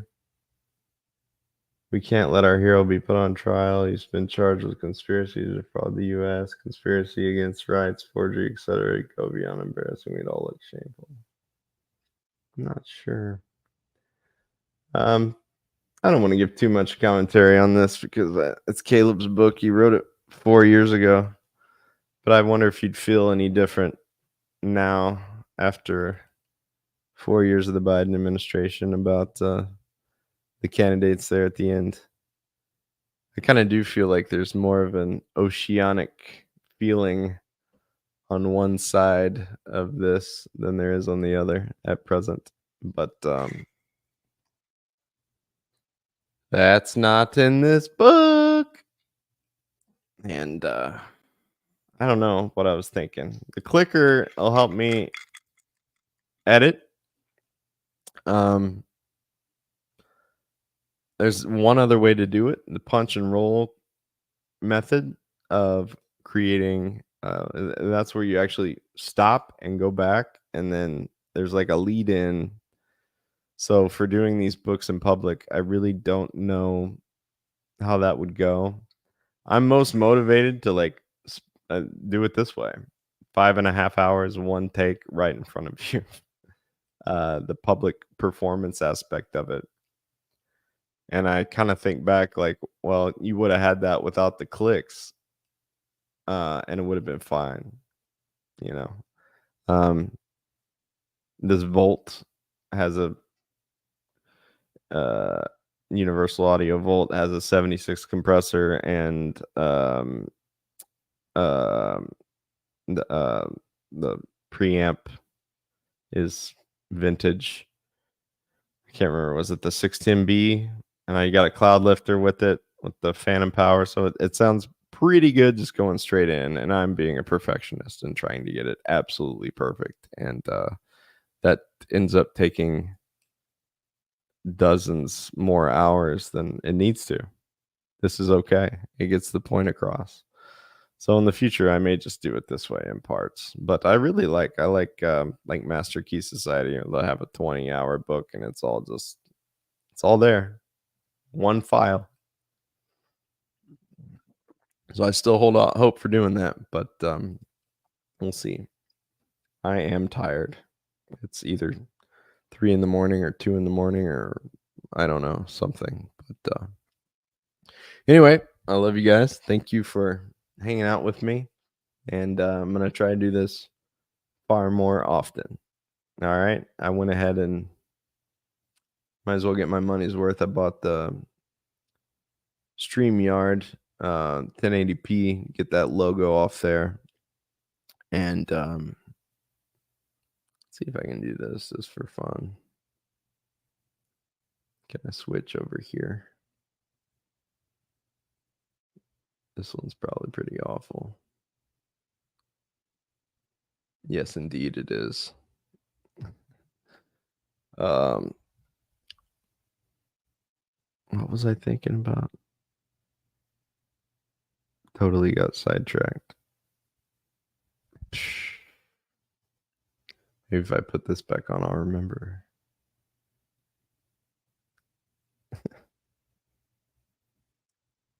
Now my poor little booter is starting to struggle a little bit. Oh, we're back. Anyway, I can't remember, but I just know I'm tired. So, but yeah, I was talking about I want to do this more often. Oh, and I bought the StreamYard for the month. So we got 1080p. The logo went away. Didn't want to have a logo on this for Caleb's book. So anyway, that's all I wanted to say. And I love y'all. Hope you have a great night. And God bless you. Thanks for hanging out with me for a while. Hope you got something out of that. Caleb's a bit of a prophet, ain't he? There's one paragraph in there that was like spooky to me. He called it what was going to happen with her. And pretty spot on. Pretty spot on, my man. You've done that to me like 4 or 5 times in my life. So keep you around. Hey, you finally finished the book. Great job. Thanks, Tyler, for creating Audiobook. No problem, man. Like I said, I like to go back and take all the clicks out of it and, screenshot it, put it on each side, and make it one long continuous thing, which this is too. But I don't know, that it's just like I'm trying to decide if the time to do that is worth it when I could just make another book. and I think this quality going straight in is pretty good. So I'll listen back and see, but yeah, it's something to take 10-20 hours to edit an audiobook that you've already made this out of. And then you're like, I could have just recorded probably 2 other books. Why'd I do that? But it is what it is. So anyway, guys, I love you. I'll see you next time. I'm going to bed. Peace out.